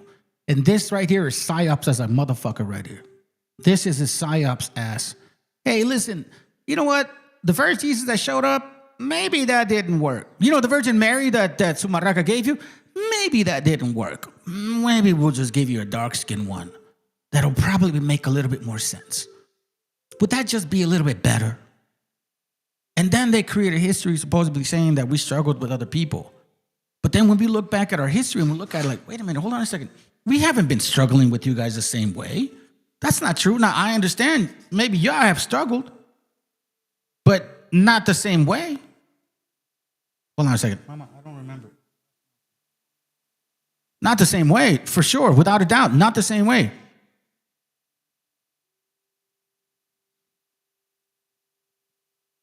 Let me see what this guy said. You niggas look just like them African niggas on the other side of the ocean. I don't go around naming people that, but I don't know if you're talking to us or them. But anyways, no, I agree with, yeah, you're right. The Wabos look just like them. It's just kind of weird, man. It's just kind of weird to me, bro. It's just kind of weird to me. What time is it? 7:18. But I'm not going to lie. I would believe what they would speak, like Sakari, all of them. But what you are teaching makes more sense. You know what? It's not even about me teaching that makes more sense. It's all I'm doing, bro, is I'm showing you guys what I'm reading. That's it. That's all I'm doing. I'm not adding more to the I like to cook, right? I like to cook and shit. And I got really good seasoning. So I don't I'm not add more to the seasoning. I cook it just right.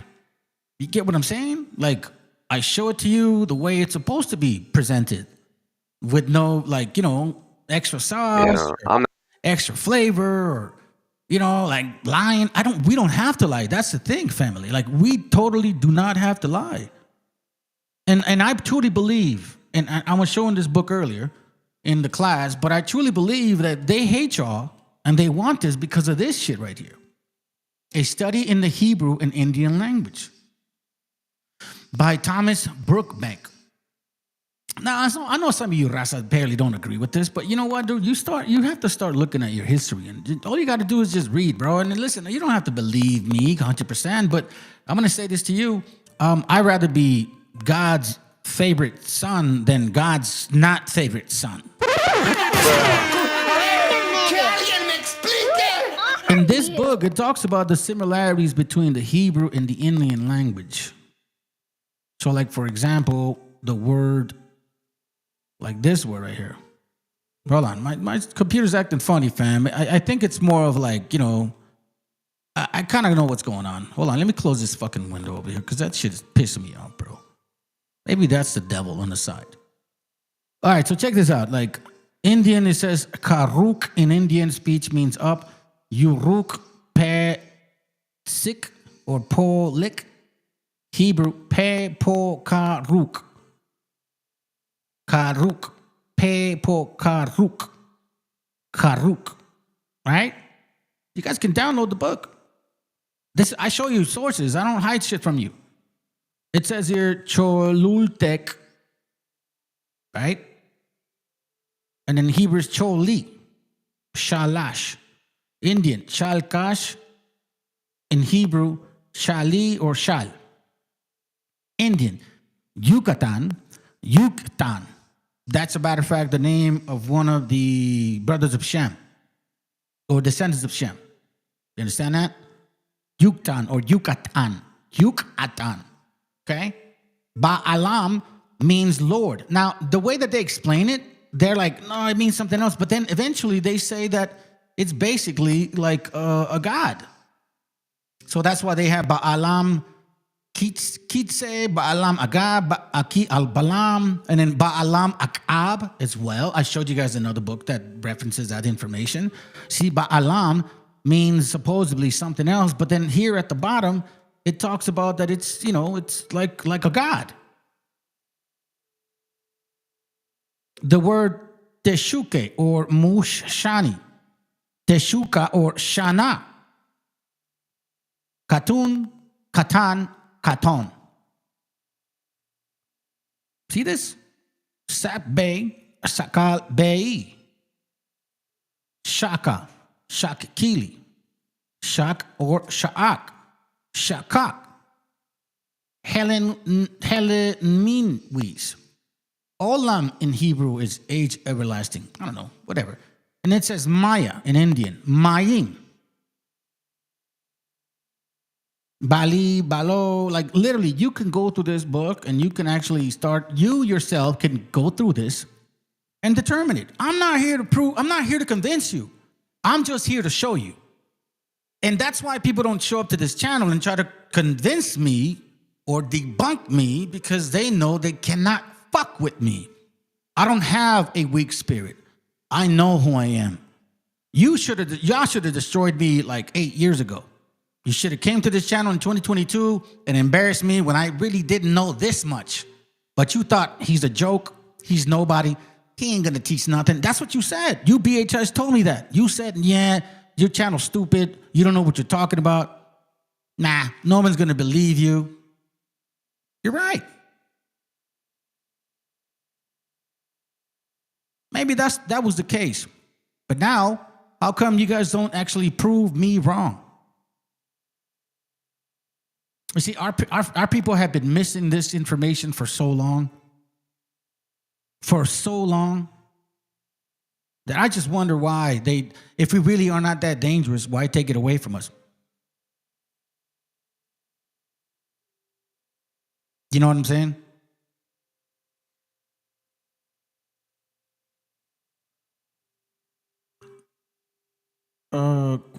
Is it safe to call ourselves Chicano? Just don't want. Nah, bro, of course, man. We're Mexicas, man. That's where the original name comes from. Mexicano.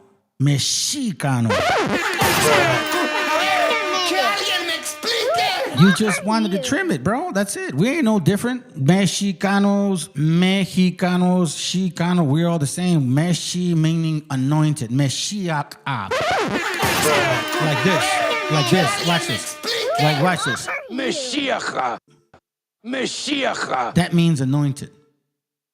Do you see what I mean? So don't let simple words separate our people. Right now, at this moment, is where we have to have unity and straight, just like some humility, man. Like, cause I don't know everything, bro. Like, you know what I'm saying? Like, I'm not gonna try to act like, fuck no, bro. I have a lot to learn, and I learn from people. I love listening to people, man. Especially people that actually make sense. Especially people that want to create unity. I ain't wanting no division, bro. I'm tired of fighting with people. Like, I get nothing from you. Like, you know, Kakasha shows up to our channel like, what's up? Hit the link. You're a punk. Like, for what? What are we going to talk about? About how much you dislike me? I don't dislike you. I just don't want a friendship with you. I don't dislike you. I just don't want a friendship with you. You, however, want to hit the link and say, I don't like you. You're with this. What the fuck do you get? If that's going to feed you, if you insulting or disliking me and letting the world know how much that's about, then it's not about me. It's not about our people. It's about you. You want to relieve that stress over your fucking spirit. I'm not here for that shit, bro. You know what I'm saying? We're not doing that no more, bro. That shit is over, man. We all have to raise our standards. Queen Sabi, yep, I love to hear him speak on our people history. Oh, I appreciate that, sis. I didn't even know that. I was just catching and seeing. Because I'm almost done. Let's see. We need to educate the brown and on the laws, teachings our kids about credit, home ownership, the Second Amendment, and all the amendments of the truth of history. Well, I could tell you that I would stop onto the whole home ownership stuff, because the Second Amendment these people, dude, they have like sonic booms, bucking guns and shit. Your AK-47 won't matter if it's really time for them to blow you up. I'm just saying, you know what I'm saying? I mean, you could do what you want, because, you know, I believe in it and I carry it, so it's all good, but I don't emphasize it. At least not on this channel. Trump knows who we are. That's why they're trying to get rid of us. Fuck yeah, of course. It's hard to categorize people because there's been plenty of people who have migrated to other countries or lands. There's really deep multicultural. Okay. I see what you mean. Let's see, putting your faith in the Constitution, you can believe in it if you want. Yeah, that's right. And it's like, how are you going to trust your enemies? Like, I can't trust them. Because if you really understand the actual Constitution, who wrote it in 1776, there were Freemasons practicing Kabbalah, doing the same shit that you see the elite is getting caught on for right now. You know, the stuff that the pedophile, all that stuff they're getting caught for? In 1776, the people that wrote the Constitution were Freemasons, and they believe in the Talmud, and they studied the Kabbalah, and they believe in the Sifra. So it's kind of hard to really think that government's really for our benefit. No offense. Let's see. Imagine, let's ditch. I used to do that BS a lot in school. Let's see. Let's see. What did you say? Not the Constitution, but learning its laws for its. Oh, yeah. You're right. I get that. I think what you talk about structure. I think that makes more sense. Hit the hearts, chat. Oh, hit the likes. Well, maybe the hearts help. I don't know how that works. Let's see. Many brown people get in trouble with the courts, not truly knowing your rights. Yeah, matter of fact, I think if I'm not mistaken. All right. It's funny she got her. Hey, not mistaken. I have a brother that actually knows what he talked about it a lot. Right? And he said regarding the Uniform Commercial Code and regarding our rights as a sovereign citizen, and you have to know that, you know, there's like the laws of the water, laws of the land. And I heard Marvelous talk about that. That's not my cup of tea. I do know it from a business perspective because I worked in that industry, but it's not my cup of tea to teach it. I do agree that a lot of us do not know the way the court system works. There is such a thing as the laws of the water and the laws of the land. And if you don't know the difference, yeah, it can get you. So maybe we need more educated men that can actually teach that thoroughly. You know what I mean?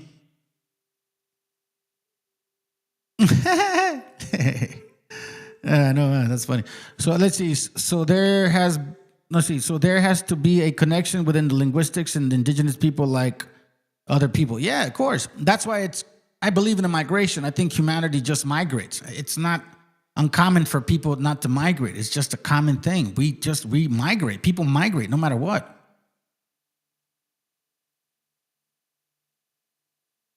Let me see. I don't know. You guys are probably talking about something between you two. Let me see. I just want to skip the word. I don't know what word you talk about. I don't want to sound off, but Mexica doing a good. That's right. No weaklings in here with. Oh yeah. Okay.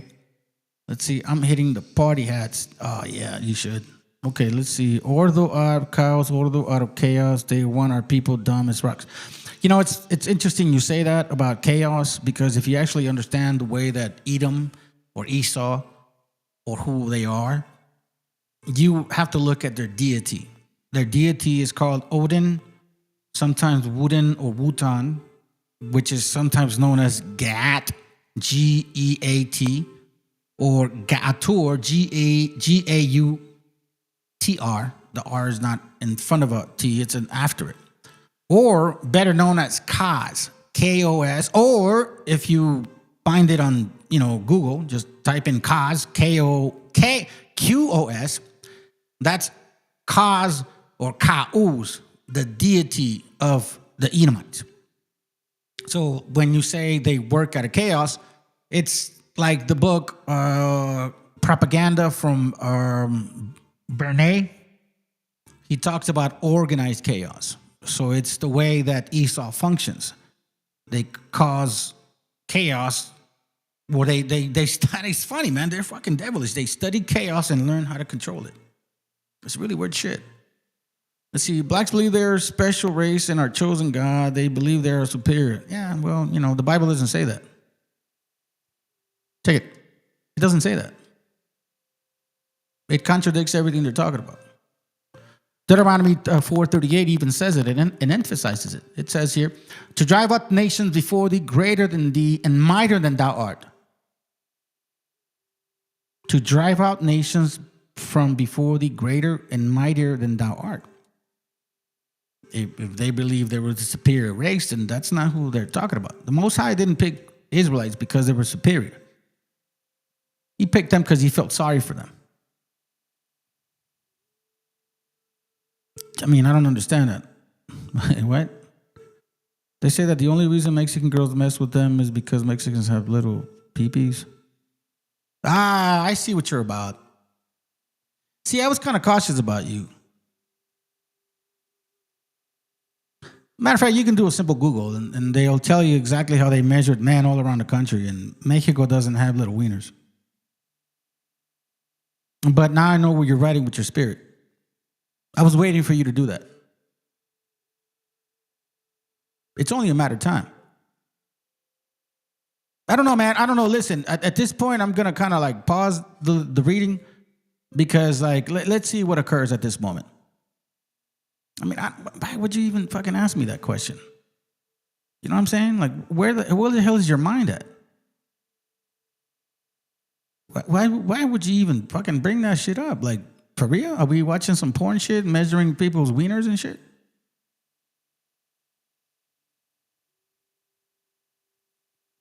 That's why you got to be mindful, family, is who's watching and who's saying and who's posting.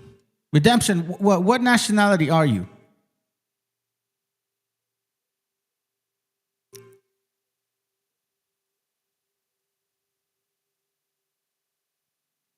What nationality are you? Redemption, snare. What nationality are you? And you know what? It doesn't even matter, dog. Y'all can have the fucking rod, homie. I mean, it's just fucking silly that. Why would you bring that up?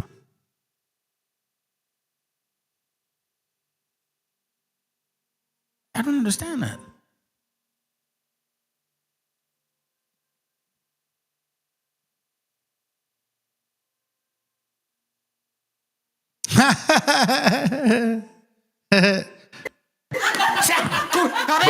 Que alguien me explique.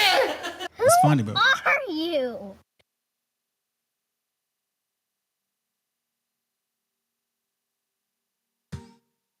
That's kind of weird, bro. Like, it's like saying that's why they keep trying to wife up Mexican women because they stretch out their black women's. But really? Wow. I don't know. Let's see. We got a new person here. How you doing, bro? Israelites scattered abroad. Just to clarify, is this a message against the Black American community? I don't know. Have you been watching the video or not? Or you just showed up and tried to figure it out? Wait, hold on a second. Redemption, do me a favor. Because you're kind of new here and shit. And you know what? There's something that a lot of gente doesn't know, and brothers that I talk to know what I'm talking about. Like, I tend to discern people. You get what I mean? By the stuff that you say. And even though I'm going through my stuff, I still pay attention to the stuff people say. So I was paying attention to the stuff that you were saying, Redemption, and I was kind of saying, okay, sounds good, whatever. But then you made a comment and something about that right there. And then see, we've never been talking about that at all. In this channel, it has nothing to do with that. You know what I'm saying? So it's like, now I'm kind of curious about you. So I'm trying to wonder, like, what nationality are you? Like, what race? Are you white? Are you so-called African American from Africa? Like, are you Asian? Are you Arab? Like, because that was weird, bro. We're just, that's a different spirit that you're moving on. I think you should answer that. Anyways, and this is why I keep saying, bro, like this, he didn't pick y'all because you were the greatest. He felt sorry for you.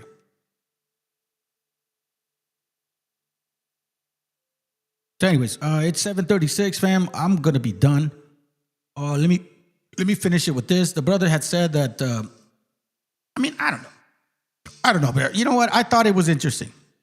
Race went from. I thought it was interesting, so I'm gonna give it a play, and then after this, we done. All right. I would invite y'all because I think Marvelous has a live at 8 o'clock, and he's gonna be playing some music and stuff like that. So I kind of want to check it out too, fam. I'm all about trying to show some love and unity to our people, bro. You know what I'm saying? Just saying. You see, the natives were fooled into fake treaties because they were not educated, hence putting them in reservation. See, so you're not our people.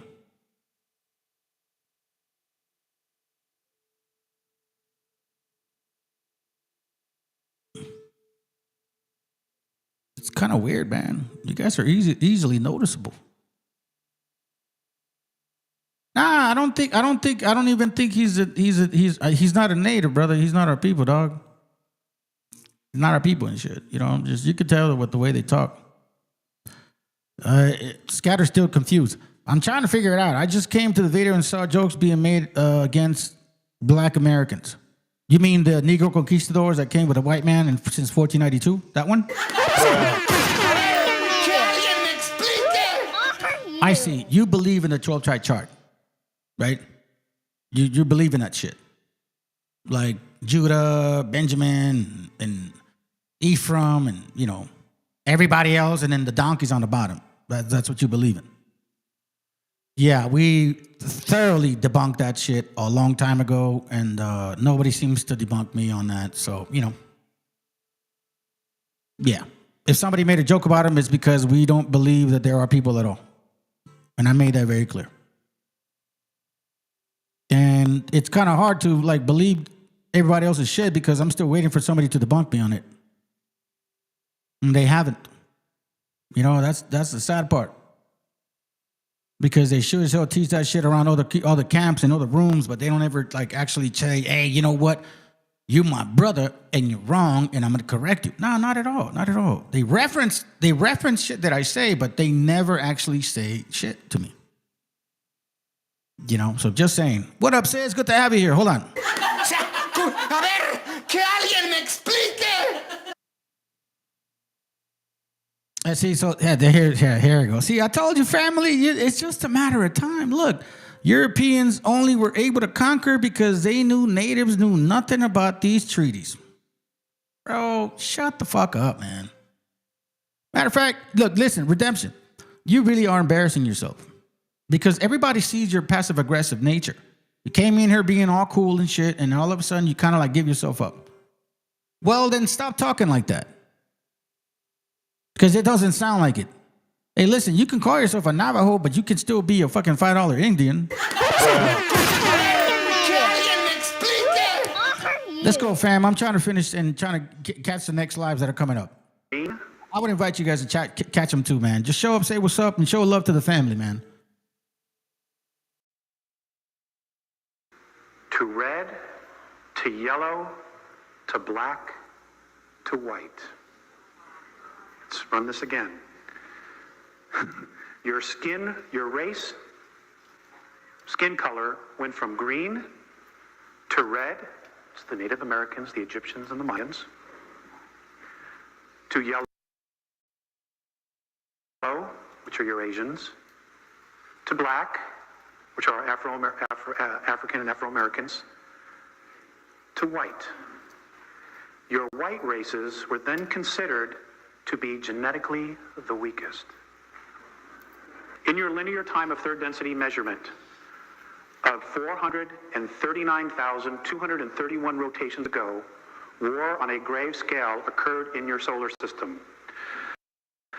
This aggression occurred against those on your worlds that included not only you Terrans, but also those of Nibiru. This invasion of your system by Orion was led by a queen named Suti. This war was destructive on many levels and frequencies of physicality. We will focus tonight on your Terran physical form. It matters little to those who hear you, Alex, who do not listen. Please share this regardless of any emotional return to you in challenge.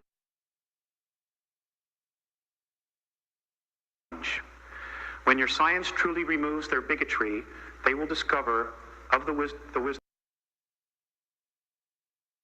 of it. The last grave conflict was very harmful to your physical form. Many weapons of destruction, many of atom splitting have been used, which means nuclear weapons. Hold on. Let me pause this right here. Why do you guys teach is Deuteronomy 28 is about in terms of slave ships? That's the only scripture you guys go to. That's it. Okay, let me show you something real quick. Because you're here to defend them and shit. And I totally think that's fucking debunked all day, every day. And you can bring me your captain, your leader, whoever the fuck it is, and I will embarrass them real easy. Because guess what? Here, I'll say it like this. Matter of fact, I'm gonna use you as an example. And don't get offended when I completely decimate your shit, okay? Because a lot of times our people are just tired of hearing bullshit.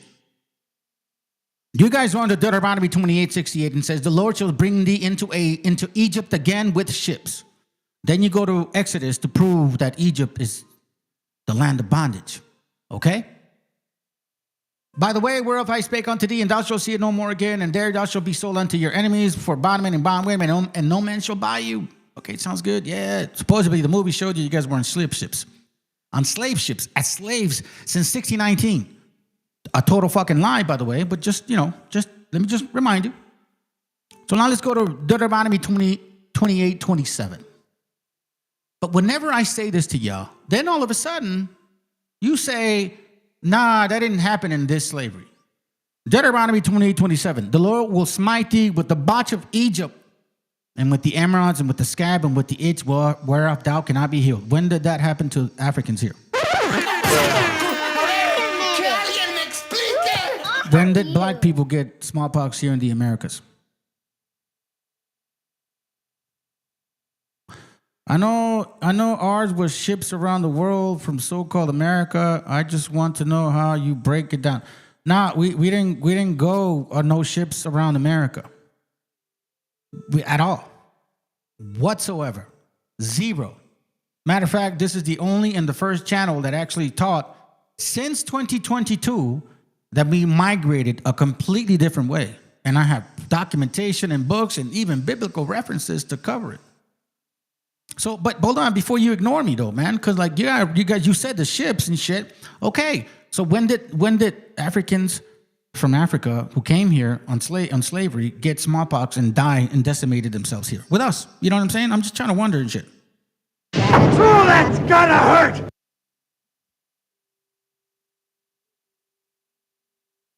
Okay, so here's another one. I'll give you another one. Yeah, we even go closer to 68. We'll go to verse 64 because, again, you're going to say that shit too because that's what they teach you in these BHI camps. Deuteronomy 20:64. And the Lord shall scatter thee among all people from the end of the earth and even into another, right?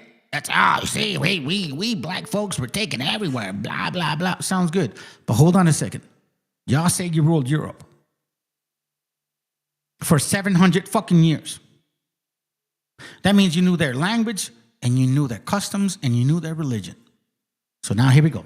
And there thou shalt serve other gods, which neither thou nor thy fathers have known, even wood and stone. So how can you rule Europe, then leave in 1492, supposedly to Africa, then get enslaved through indentured servitude, and then say all of a sudden that your fathers never knew these motherfuckers? Hold on a second. I'm not done. Verse 36, because it makes even more reference. The Lord shall bring thee and thy kings where thou shalt set over thee. Hold on. I don't even care about that. This point. Unto a nation which neither thou nor thy fathers have known, and there thou shalt serve other gods. So basically, this tells me that you, so-called African Americans, should have never known the white man, should have never known his language, should have never spoken Spanish, should have never helped him conquering these lands, should have never brought smallpox. No, y'all should have been just like us that did not know these dirty bastards, and they just showed up out of nowhere. But no, you guys been having that relationship for a long time. Spain and Africa is like a skip and a hop away. It's only like 50 miles away, bro. By the way, to remind you, because in this verse it says here, the Lord shall bring thee, verse 49, against a nation. The Lord shall bring a nation against you from far. Africa and Spain are not far from each other. From the end of the earth, Africa and Spain are not separate from the end of the earth. As swift as the eagle flieth, a nation whose tongue thou shalt not understand. If you didn't know this man, I could understand that. But you say it yourselves, you rule the white man in Europe.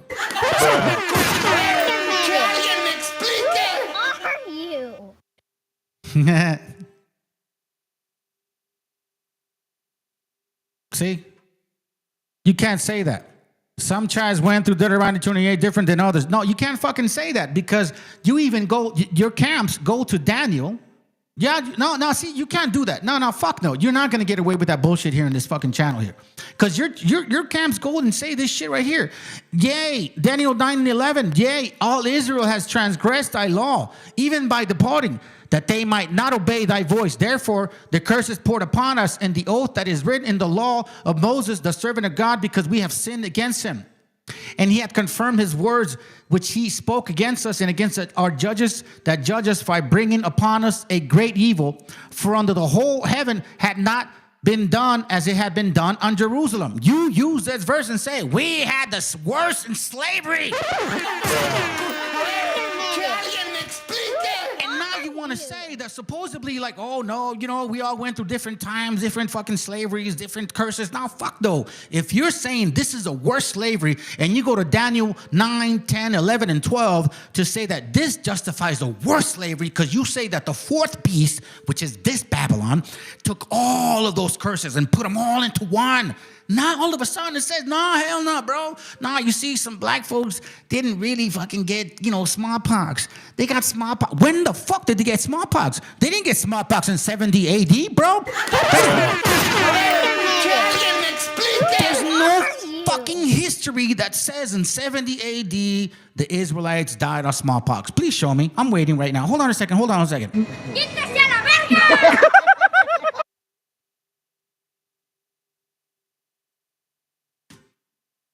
You see, y'all don't even know this channel.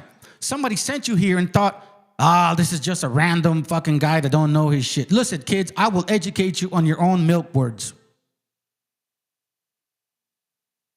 Do you understand this?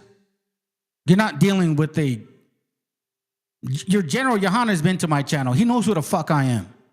And all he said was, I should be is the home of the truth. That's all he said. He didn't say, come and debate my Captain Taserface. He didn't say, well, no, nothing, bro, because you guys have nothing. You have nothing. Hey, look. Not smallpox, but AIDS and HIV being scientifically created. But what? Oh, you mean like verse 60? Is that what you're saying? Like verse 60? Moreover, he will bring upon thee all these diseases of Egypt, which thou was afraid of, and they shall cleave unto thee. Also every sickness and every plague which is not written in the book of the law. So you saying that only black people got AIDS? Bruh. Que alguien me explique. Who are you?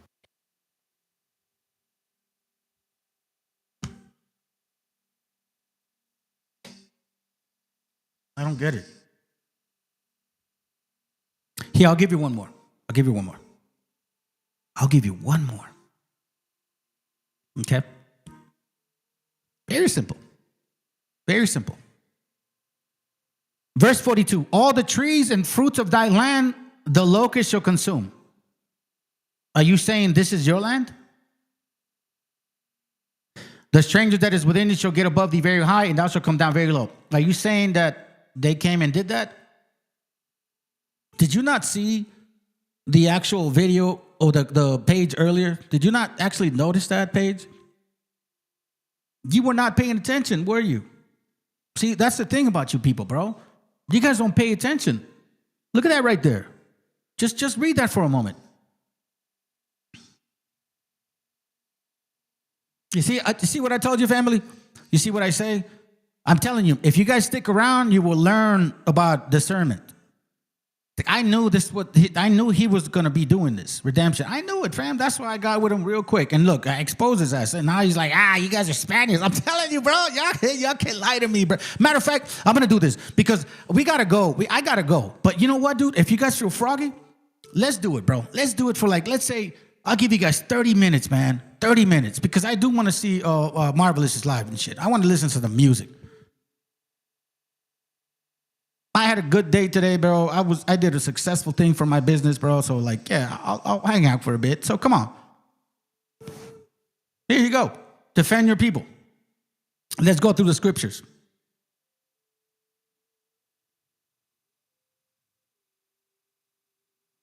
Hey, look what he says. He says right here. And he still calls you like the conquistador name. If they're genuine Latinos, or you're probably Moreno, who believe they are Israelites, this is a destructive message. America's Babylon revived. We know that is Rome. It is going to be destroyed, and God is. No, he's not, bro. He's not. Here, let me show. How would he be black? Here, I'll give you an example. I'll give you an example real quick. It's kind of sad, bro. It's kind of sad that you guys don't even really study. Yeah, I'll show you.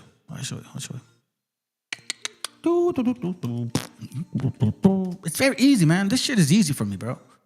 Y'all don't realize how skillful I am with this stuff. But anyways, it's okay. I don't give a fuck. You think we ain't nobody, so it's all good. So he says here that, they go to Genesis 2:7, like, oh, look, he went all the way onto the ground. Strong's H127. Adamah. Adamah is a word from Naphtali. It's a city of Naphtali. And you want to know why they call it Adamah? Because that city of Naphtali generates a lot of red soil. Just like the houses that they build over there. And they call them Adami. It's not difficult to understand.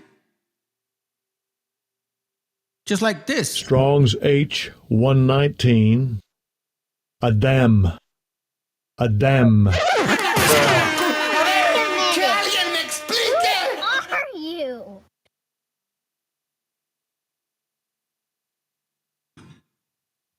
Did you guys catch that? Did that not register to you, Emmanuel Cervantes Hernandez? So you came out of the nutsack of a black man. That's fine. If that's what you believe, go ahead. I didn't. Just like when people tell me, I believe in evolution. Fine. You came out, you were a monkey at one time in your life? Go ahead. Maybe you were.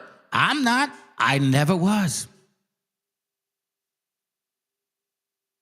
It's fucking funny, dog. Like, and they don't even know about that. Matter of fact, here, redemption, or what's the other guy here? Yahweh, whatever that shit. That's not even his name, by the way.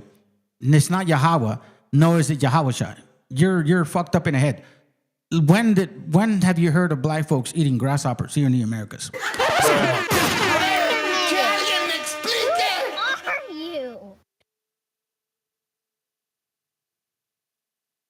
Nah, he was not enslaved. Do you want me to show you again? I'll show you again. Look, listen, here, I'm going to read it to you, bro.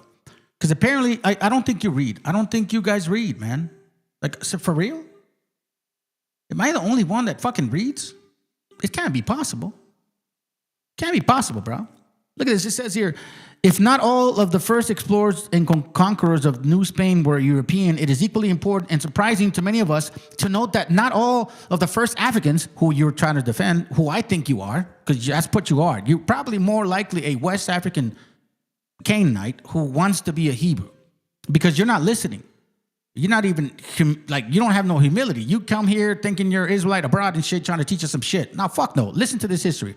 It says, to note that not all the first Africans who insisted the Spaniards and Portuguese came as slaves. An untold number of free people of African descent, black conquistadors, born in Africa or on the Iberian Peninsula, also accompanied Spanish conquistadors, such as Hernan Cortés and Ponce de León, two of the famed explorers of the vast regions that would become modern Mexico and the western and southern regions of the United States. And as we might expect, their exploits were just as heroic and just as problematic as of those of their fellow conquistadors, meaning the white man. But far more African came with the Spanish and the Portuguese as slaves, servants with various degrees of freedom, attendants, and armed adventurers, meaning that you guys had guns, you fucking raped our daughters, you raped our women, you fucking stole our cattle, you fed us the dogs, you hung us by some trees and shit, and you burned us at the stake. You helped the white man do that, Negro. That's what you did. We have nothing in common, so fuck you and your 12-type chart. And tell your boss that I said that. While the number of African explorers is impossible to determine, they participated in some way in virtually all of the Spanish expeditions in the New World in the 16th century. These black conquistadors set an example for subsequent racial relations throughout the entire Spanish colonial experience. Y'all were just like white people. What the fuck are you talking about? Living in their daily lives with degrees of complexity that rarely would be achieved by black men and women in the early English settlements in the Caribbean and North America. Indeed, wherever Spain set its flag of conquest in the Americas, Africans, people like you, help hold the pendant. That's it. Nah, I don't get mad. No, hey, listen, I don't get mad, bro. I don't get mad. I just talk like this. I don't get mad. So what are we going to do? Are we going to ignore that? Are we just going to ignore that?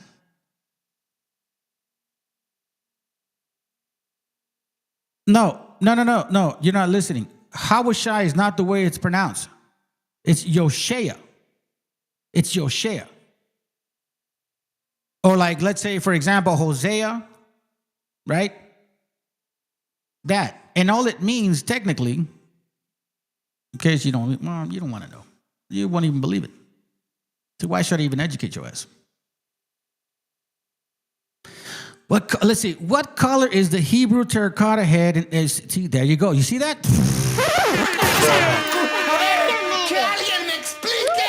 Listen, man, you don't want to go with Abraham with me. You don't want to ask me about Abraham. Matter of fact, I'll throw you a quick one. And then we got to go. Why is Abraham mentioned in the New Testament? Since you mentioned him. Why is Abraham mentioned in the New Testament?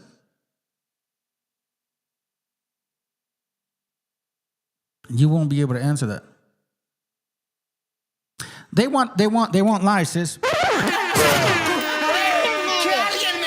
Look, I even invited them. I told them, bro, like fucking represent your people, man. Shit, tell your boss that like, look, boss, look what I did.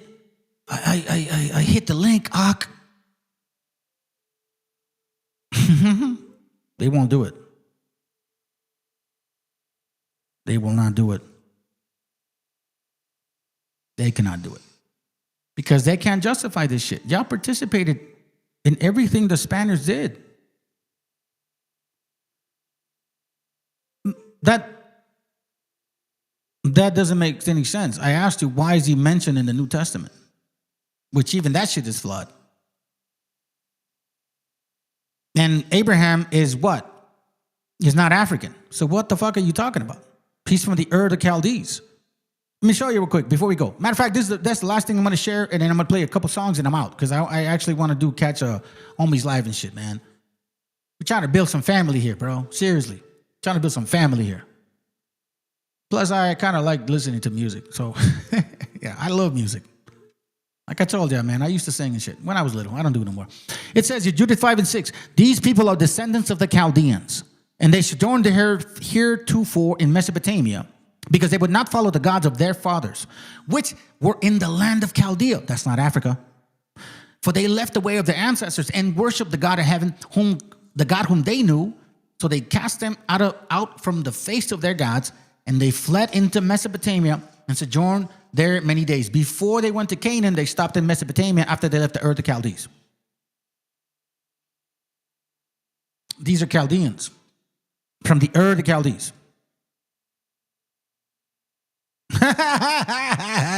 You don't know the Bible, bro. Like, that's a sad shit. Hold on a second. Let me see what this guy, Emmanuel, the Mexicano, the paisa that came out of the Negro's nutsack. He says, okay, then what did the Israelites look like to go back to the what did the Israelites look like to go back to the captives that Israel had been? What are you trying to say? Yeah, Abraham is from a region founded by Nimrod and Cushites, and Nimrod and Cushites are Hamitic. Meaning Africans, but not Abraham. So you just basically proved my fucking point. Thank you very much.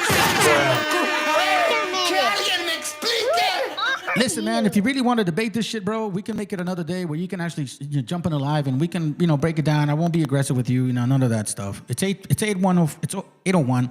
Sorry, I won't be aggressive with you. Hold on, let me slow down. Sometimes my brain fucking goes fast. Next time we do a live, you can come on, we can talk. I don't bite, bro. You can show up and show me what you think it's right. I don't mind. But you guys never do that. You see what I mean? You show up to my channel randomly. I've never seen you before, and then you want to make fucking comments and you think I don't know what I'm talking about. Don't do that. Scriptures even say, first pay attention. I think 6 or 7. See what I'm saying? So let's finish this video real quick. I'll play some songs, then we out, fam. All right, let's go. This is the reason for most of your Terran skin tones. We shall explain. Orion was and is most interested in the females of your race because of the procreation, reproductive, and genetic strengths. We want to share the fact that... Hear what he said? Hold on a second. Now I can see why people want to mix with our sisters. Let's go. This is the reason for most of your Terran skin tones. We shall explain. Orion was and is most interested in the females of your race because of the procreation, reproductive, and genetic strengths. We want to share the fact that much of your Terran history has been misleading in its truth by those who eventually conquered in control of your solar system. Nibiru won, but only a short battle, before they and other outposts were forced to leave your solar system because of genetic damage. Your original races were green-skinned. This we know because of large copper traces in your Terran 22 blood types. Also, the pituitary and thyroid were fully functional. The genetic damage to these organs was caused by radioactivity in air and all things of contact. The air was like this for a long time. It caused the genetic memory of these organs to be closed and almost atrophied. Your world experienced drastic changes in climate and massive magnetic fluctuations. Your different skin tones, spaces, are a result of an edema damage to your blood. It was then necessary for survival to create self-sufficient and contained environmental habitats, both above and below the earth. Now, folks, this is what the Garden of Eden was. It was an artificially created environmental habitat. Okay, it's like like what Richard Holtman's been talking about. You take a dome city, you build this dome, and then you terraform it underneath it. It's exactly what these were. Much of the fossilization of your Terran remnants is caused by this radiation of your planet. Your system contained 3 suns at the time. Only 2 remain. I'll read that again.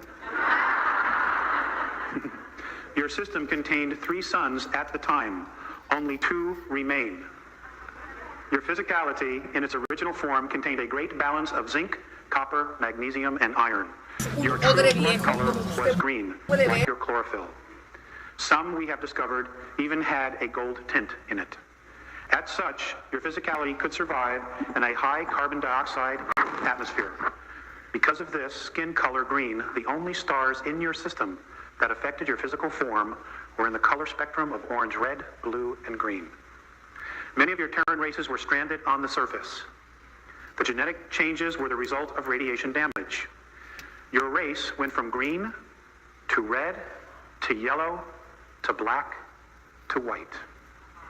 Let's run this again. Your race, skin color went from green to red, it's the Native Americans, the Egyptians, and the Mayans, to yellow, which are Eurasians, to black, which are African and Afro-Americans, to white. Your white races were then considered to be genetically the weakest.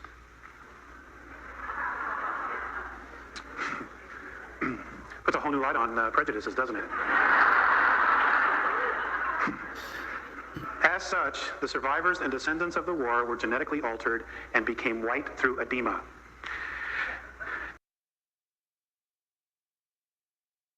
And they were persecuted and forced to live underground, only to surface 5,508 rotations ago to the surface of your world. The copper bloodline is now a small race on your planet, but it is strongest genetically. Your native red nation race is very strong and easiest to discover and understand. And folks, this might explain why there are so many abductions of the Native Americans on the reservations, and why even today they're still being persecuted.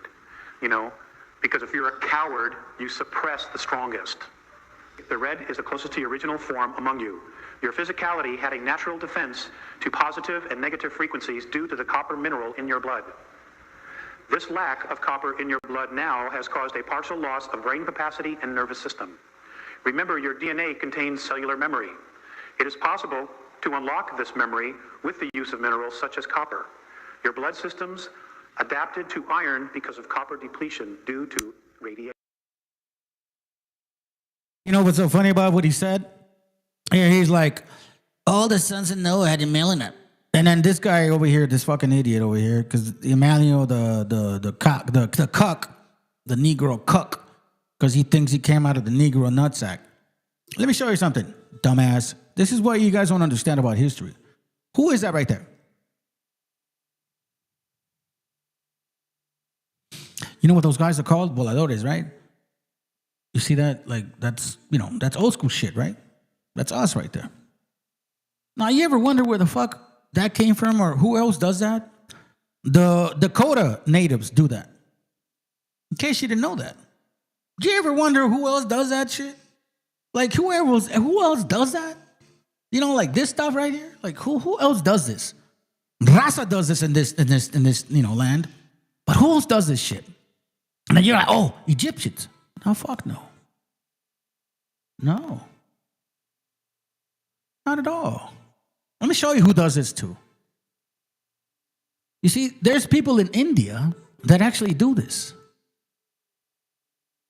So when we talk about a migration, some resemblance to people from other lands, you wonder why they do what we do. And how come some of these fuckfaces, thinking that there's somebody else, don't even do it? Y'all don't eat grasshoppers. Y'all don't eat tamarindo. You guys don't eat corn. What the fuck are you talking about? You don't even use wapilis. When did you Negroes wear fucking fringes, bro? Come on, man. What the hell's wrong with you? Brothers and sisters, please. Matter of fact, you know what? I was going to end it, but no, I'm going to show you this book real quick because, I think it's needed. I think it's needed. I think it's needed. I think it's needed, man. I think I need to do it. Let me see if it's this one. And then we'll, Because I want to take a little break, listen to some music. About to go chill at the Brothers channel, bro. You know what I'm saying? Because that's how we do it. Listen, I'm not a boring guy, fam. You know, we all have lives too and shit, man. Hold on a second. Is this one? Oh, let me open it up. I thought I'd put it down and shit. Yeah, it is this one. Let me see if I can get it real quick. Hold on, I just want to show you this. And then we out and about. We out and about.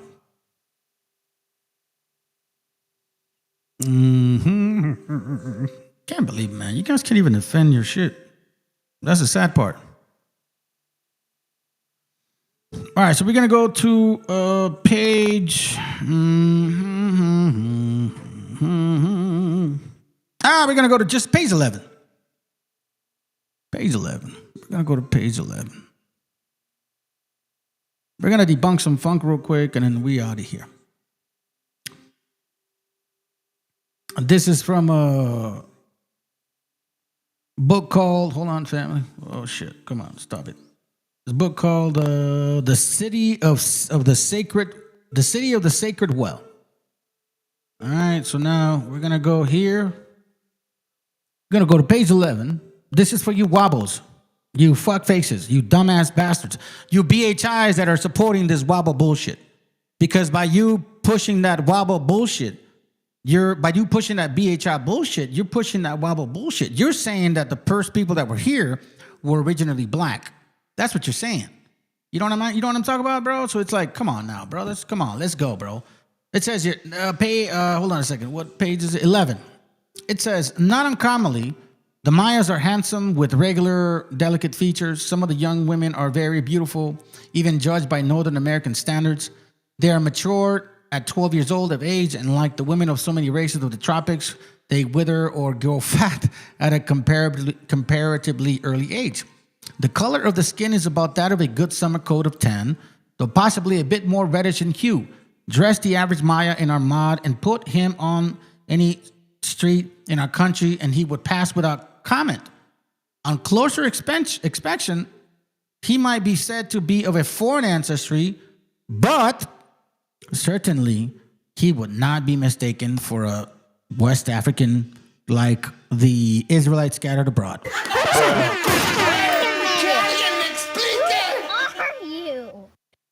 I don't even understand why you guys just do not pay attention, bro. Page 12. Sometimes they let their hair grow long so that it falls over their faces, and then even the hat is discarded. On Sundays, the feast days, the more fluent at least blossoms out in starched white trousers and jackets, high-heeled wooden sandals. The women customarily wear what? Huipiles. Oh, shit. You know, like that kind of shawl that has fringes on. The custom is always essentially the same. Sometimes the huipiles is ordinated and beautifully embroidered at the neck and on the sleeves. Stop it. Just stop, bro. Like, stop. Listen, if you guys really believe in that tripartite chart, somebody's right and somebody's wrong. That's what it is. It's gonna come down to that shit, and you're gonna find out that you guys are all fucked up in the head. I seen white Spaniard bitch in Mexico say Indio negros como tú. Yeah, that was a actual Argentinian, you fuckface. That was an Argentinian. You know what that is? That's called a European. I've seen white Europeans, bitch. Yeah, you're right. They call the police a negro. Que odia a los negros. You see what I'm saying? And what does that have to do with what I'm saying? You know what I mean? Like, for real? Like, you think I didn't know this shit? Like, for real? Bro. You see, the problem is this, man. Tell your boss at ISUPK, GMS, butt plug Sakari, or IOIC, that they're more than welcome to show up here and try to show me that I'm wrong. Just tell them to show up and show me I'm wrong. That's all you got to do. Just show me where I'm wrong. And then maybe there'll be some understanding. But until then, I'm going to fucking continue to debunk your bullshit. Good night, family.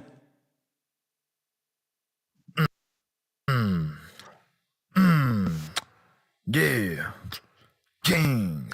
Yeah. Coming straight out of the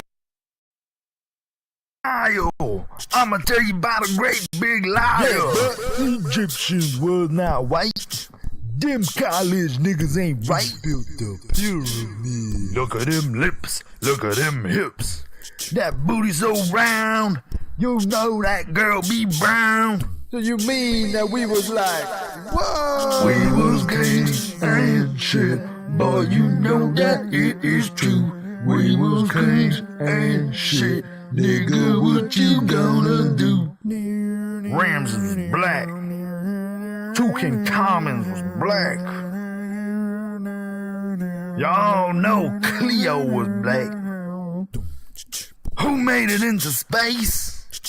Nigga, that was the black race. You're welcome. They're covering it up in the books. Bunch of cracker-ass crooks. Tell it again. You can even go out of Egypt. Find out who the real chosen people. Mozart, Beethoven, King George, Vikings. They was all black. We was kings and shit. Boy, you know that it is true.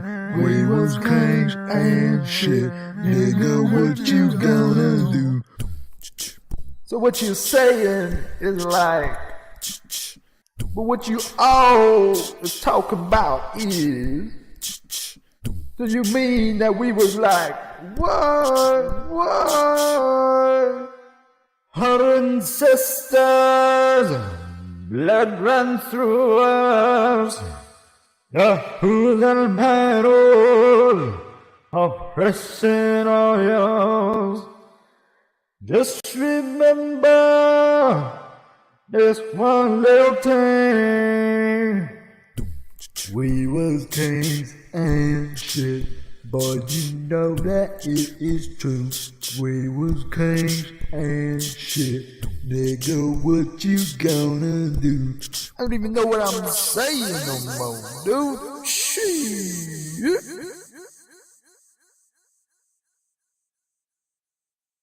Who made it into space? Nigga, that was the black race. You're welcome.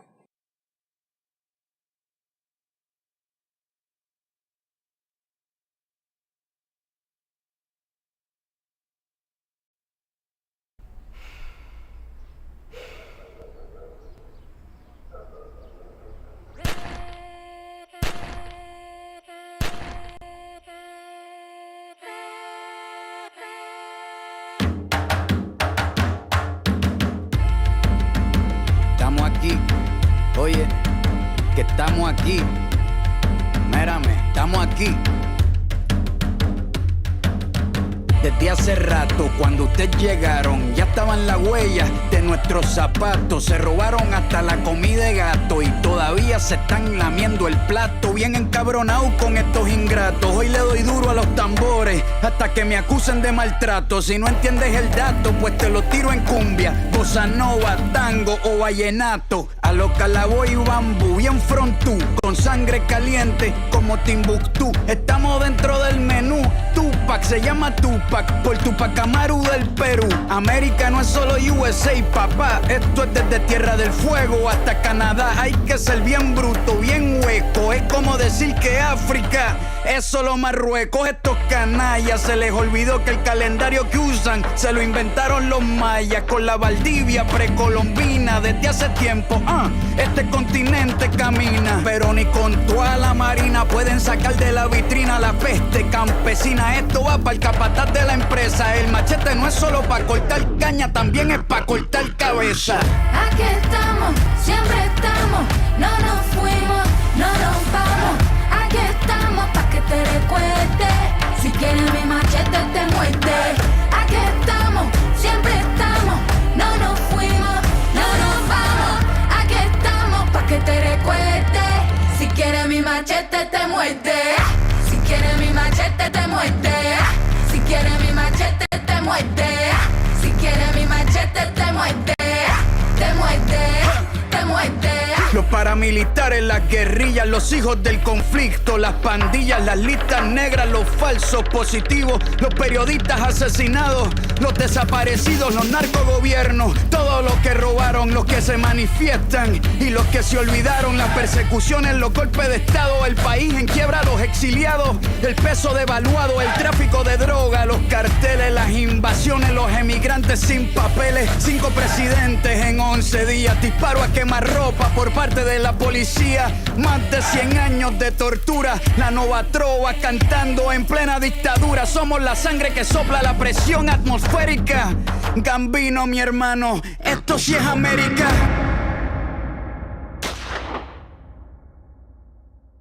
Aquí estamos, siempre estamos, no nos fuimos, no nos vamos. Aquí estamos pa' que te recuerdes, si quieres mi machete te muerde. Aquí estamos, siempre estamos, no nos fuimos, no nos vamos. Aquí estamos pa' que te recuerdes, si quieres mi machete te muerde. Si quieres mi machete te muerde. Si quieres mi machete te muerde. Si quieres mi machete te muerde. Te muerde, te muerde.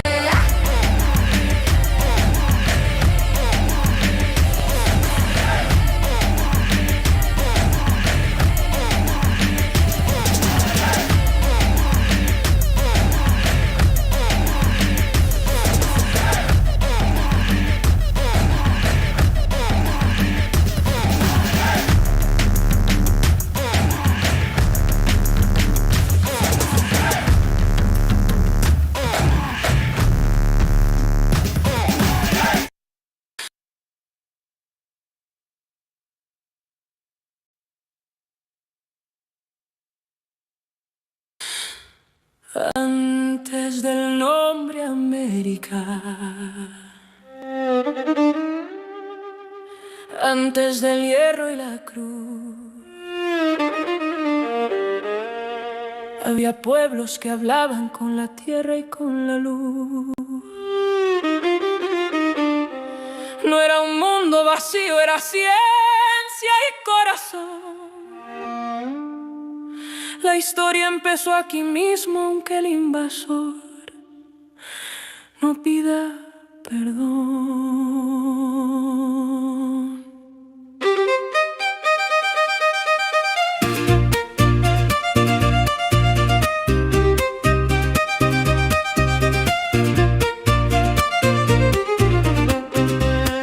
Sembramos tiempo en el cielo cuando el mundo no sabía contar. El cero nació en la selva, el maíz nos enseñó a pensar. Calendarios y medicina, ciudades frente al sol. No era mito ni leyenda, era pueblo, era voz. No fue descubrimiento, fue invasión. No fue silencio, fue opresión. Antes del mapa, antes de ti, había pueblos completos que no vas a entender. No éramos pasados, somos raíz, aunque nos llamen historia, seguimos aquí.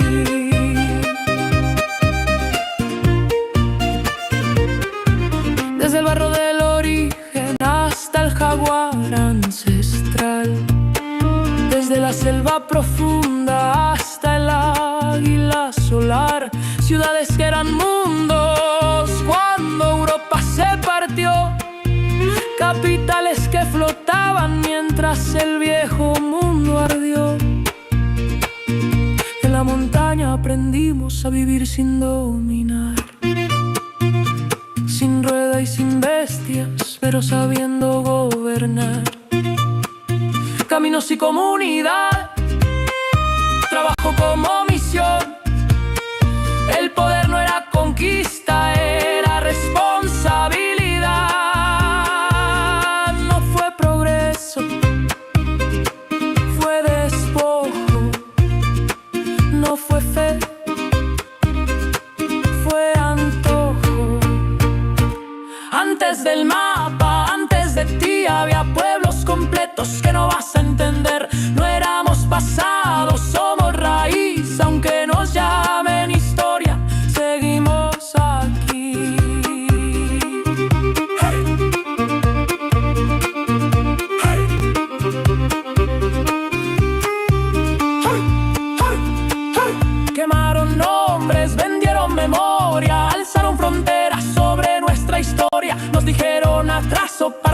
alzamos la voz, civilización a balazos y la fe pa'l control, pero la tierra recuerda, la raíz no se rinde, aunque cambien las banderas, la herida no se extingue. Norte a sur somos la misma raíz, la misma herida que se niega a morir. De norte a sur nadie sobra aquí, Latinoamérica sigue y no va a pedir permiso para existir.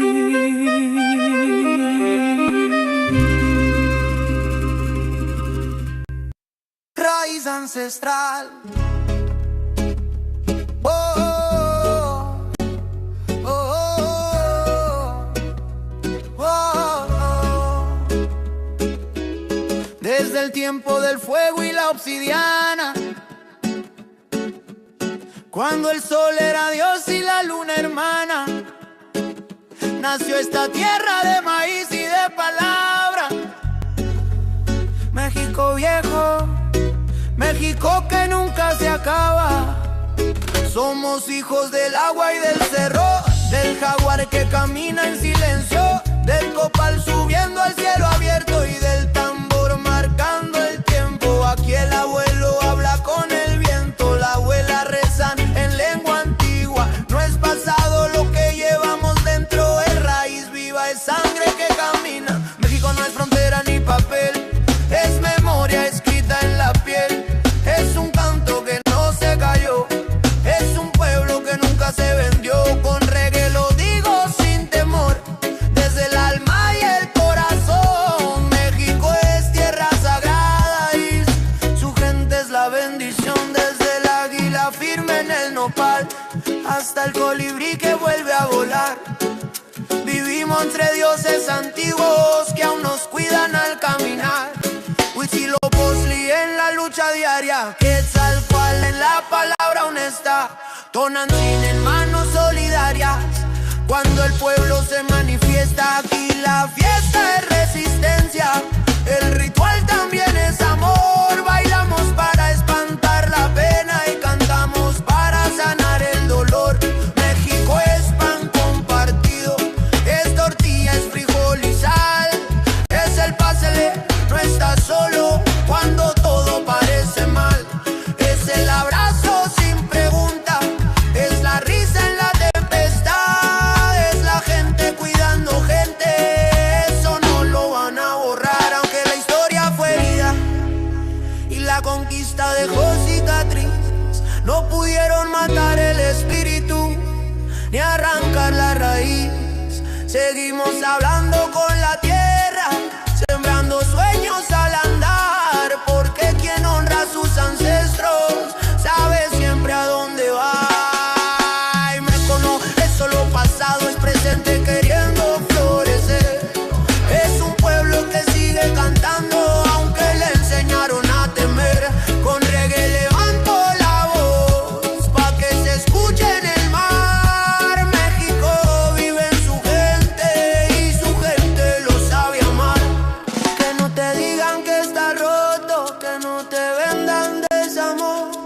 México es fuerte porque el pueblo siempre camina en unión.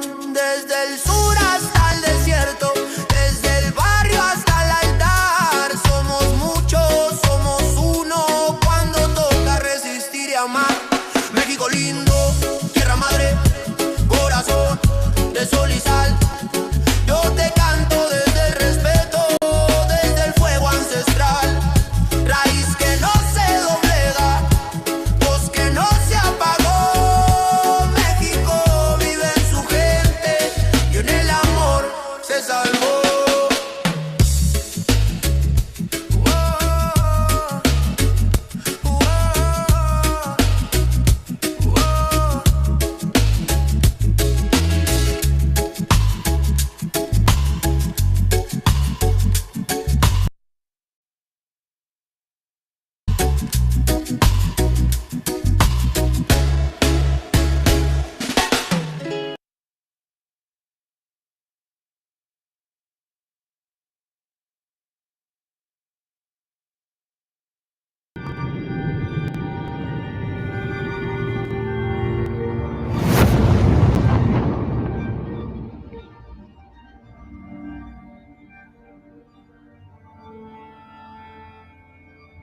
Ical. Hijo, abre los ojos.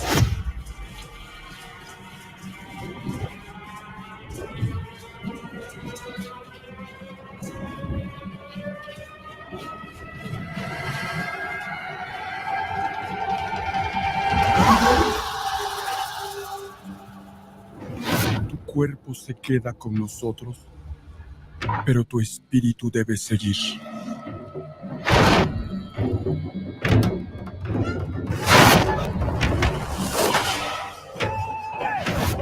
Busca la luz. Aléjate de las sombras. Deja que nuestro dolor sea tu fuerza. Desde aquí iluminamos tu camino.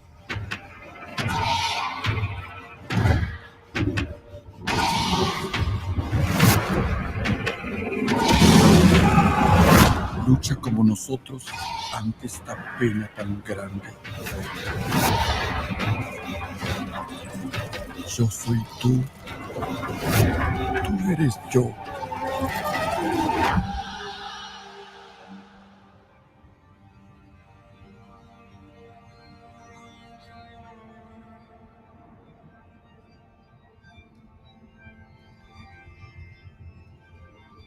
La muerte que hoy nos separa,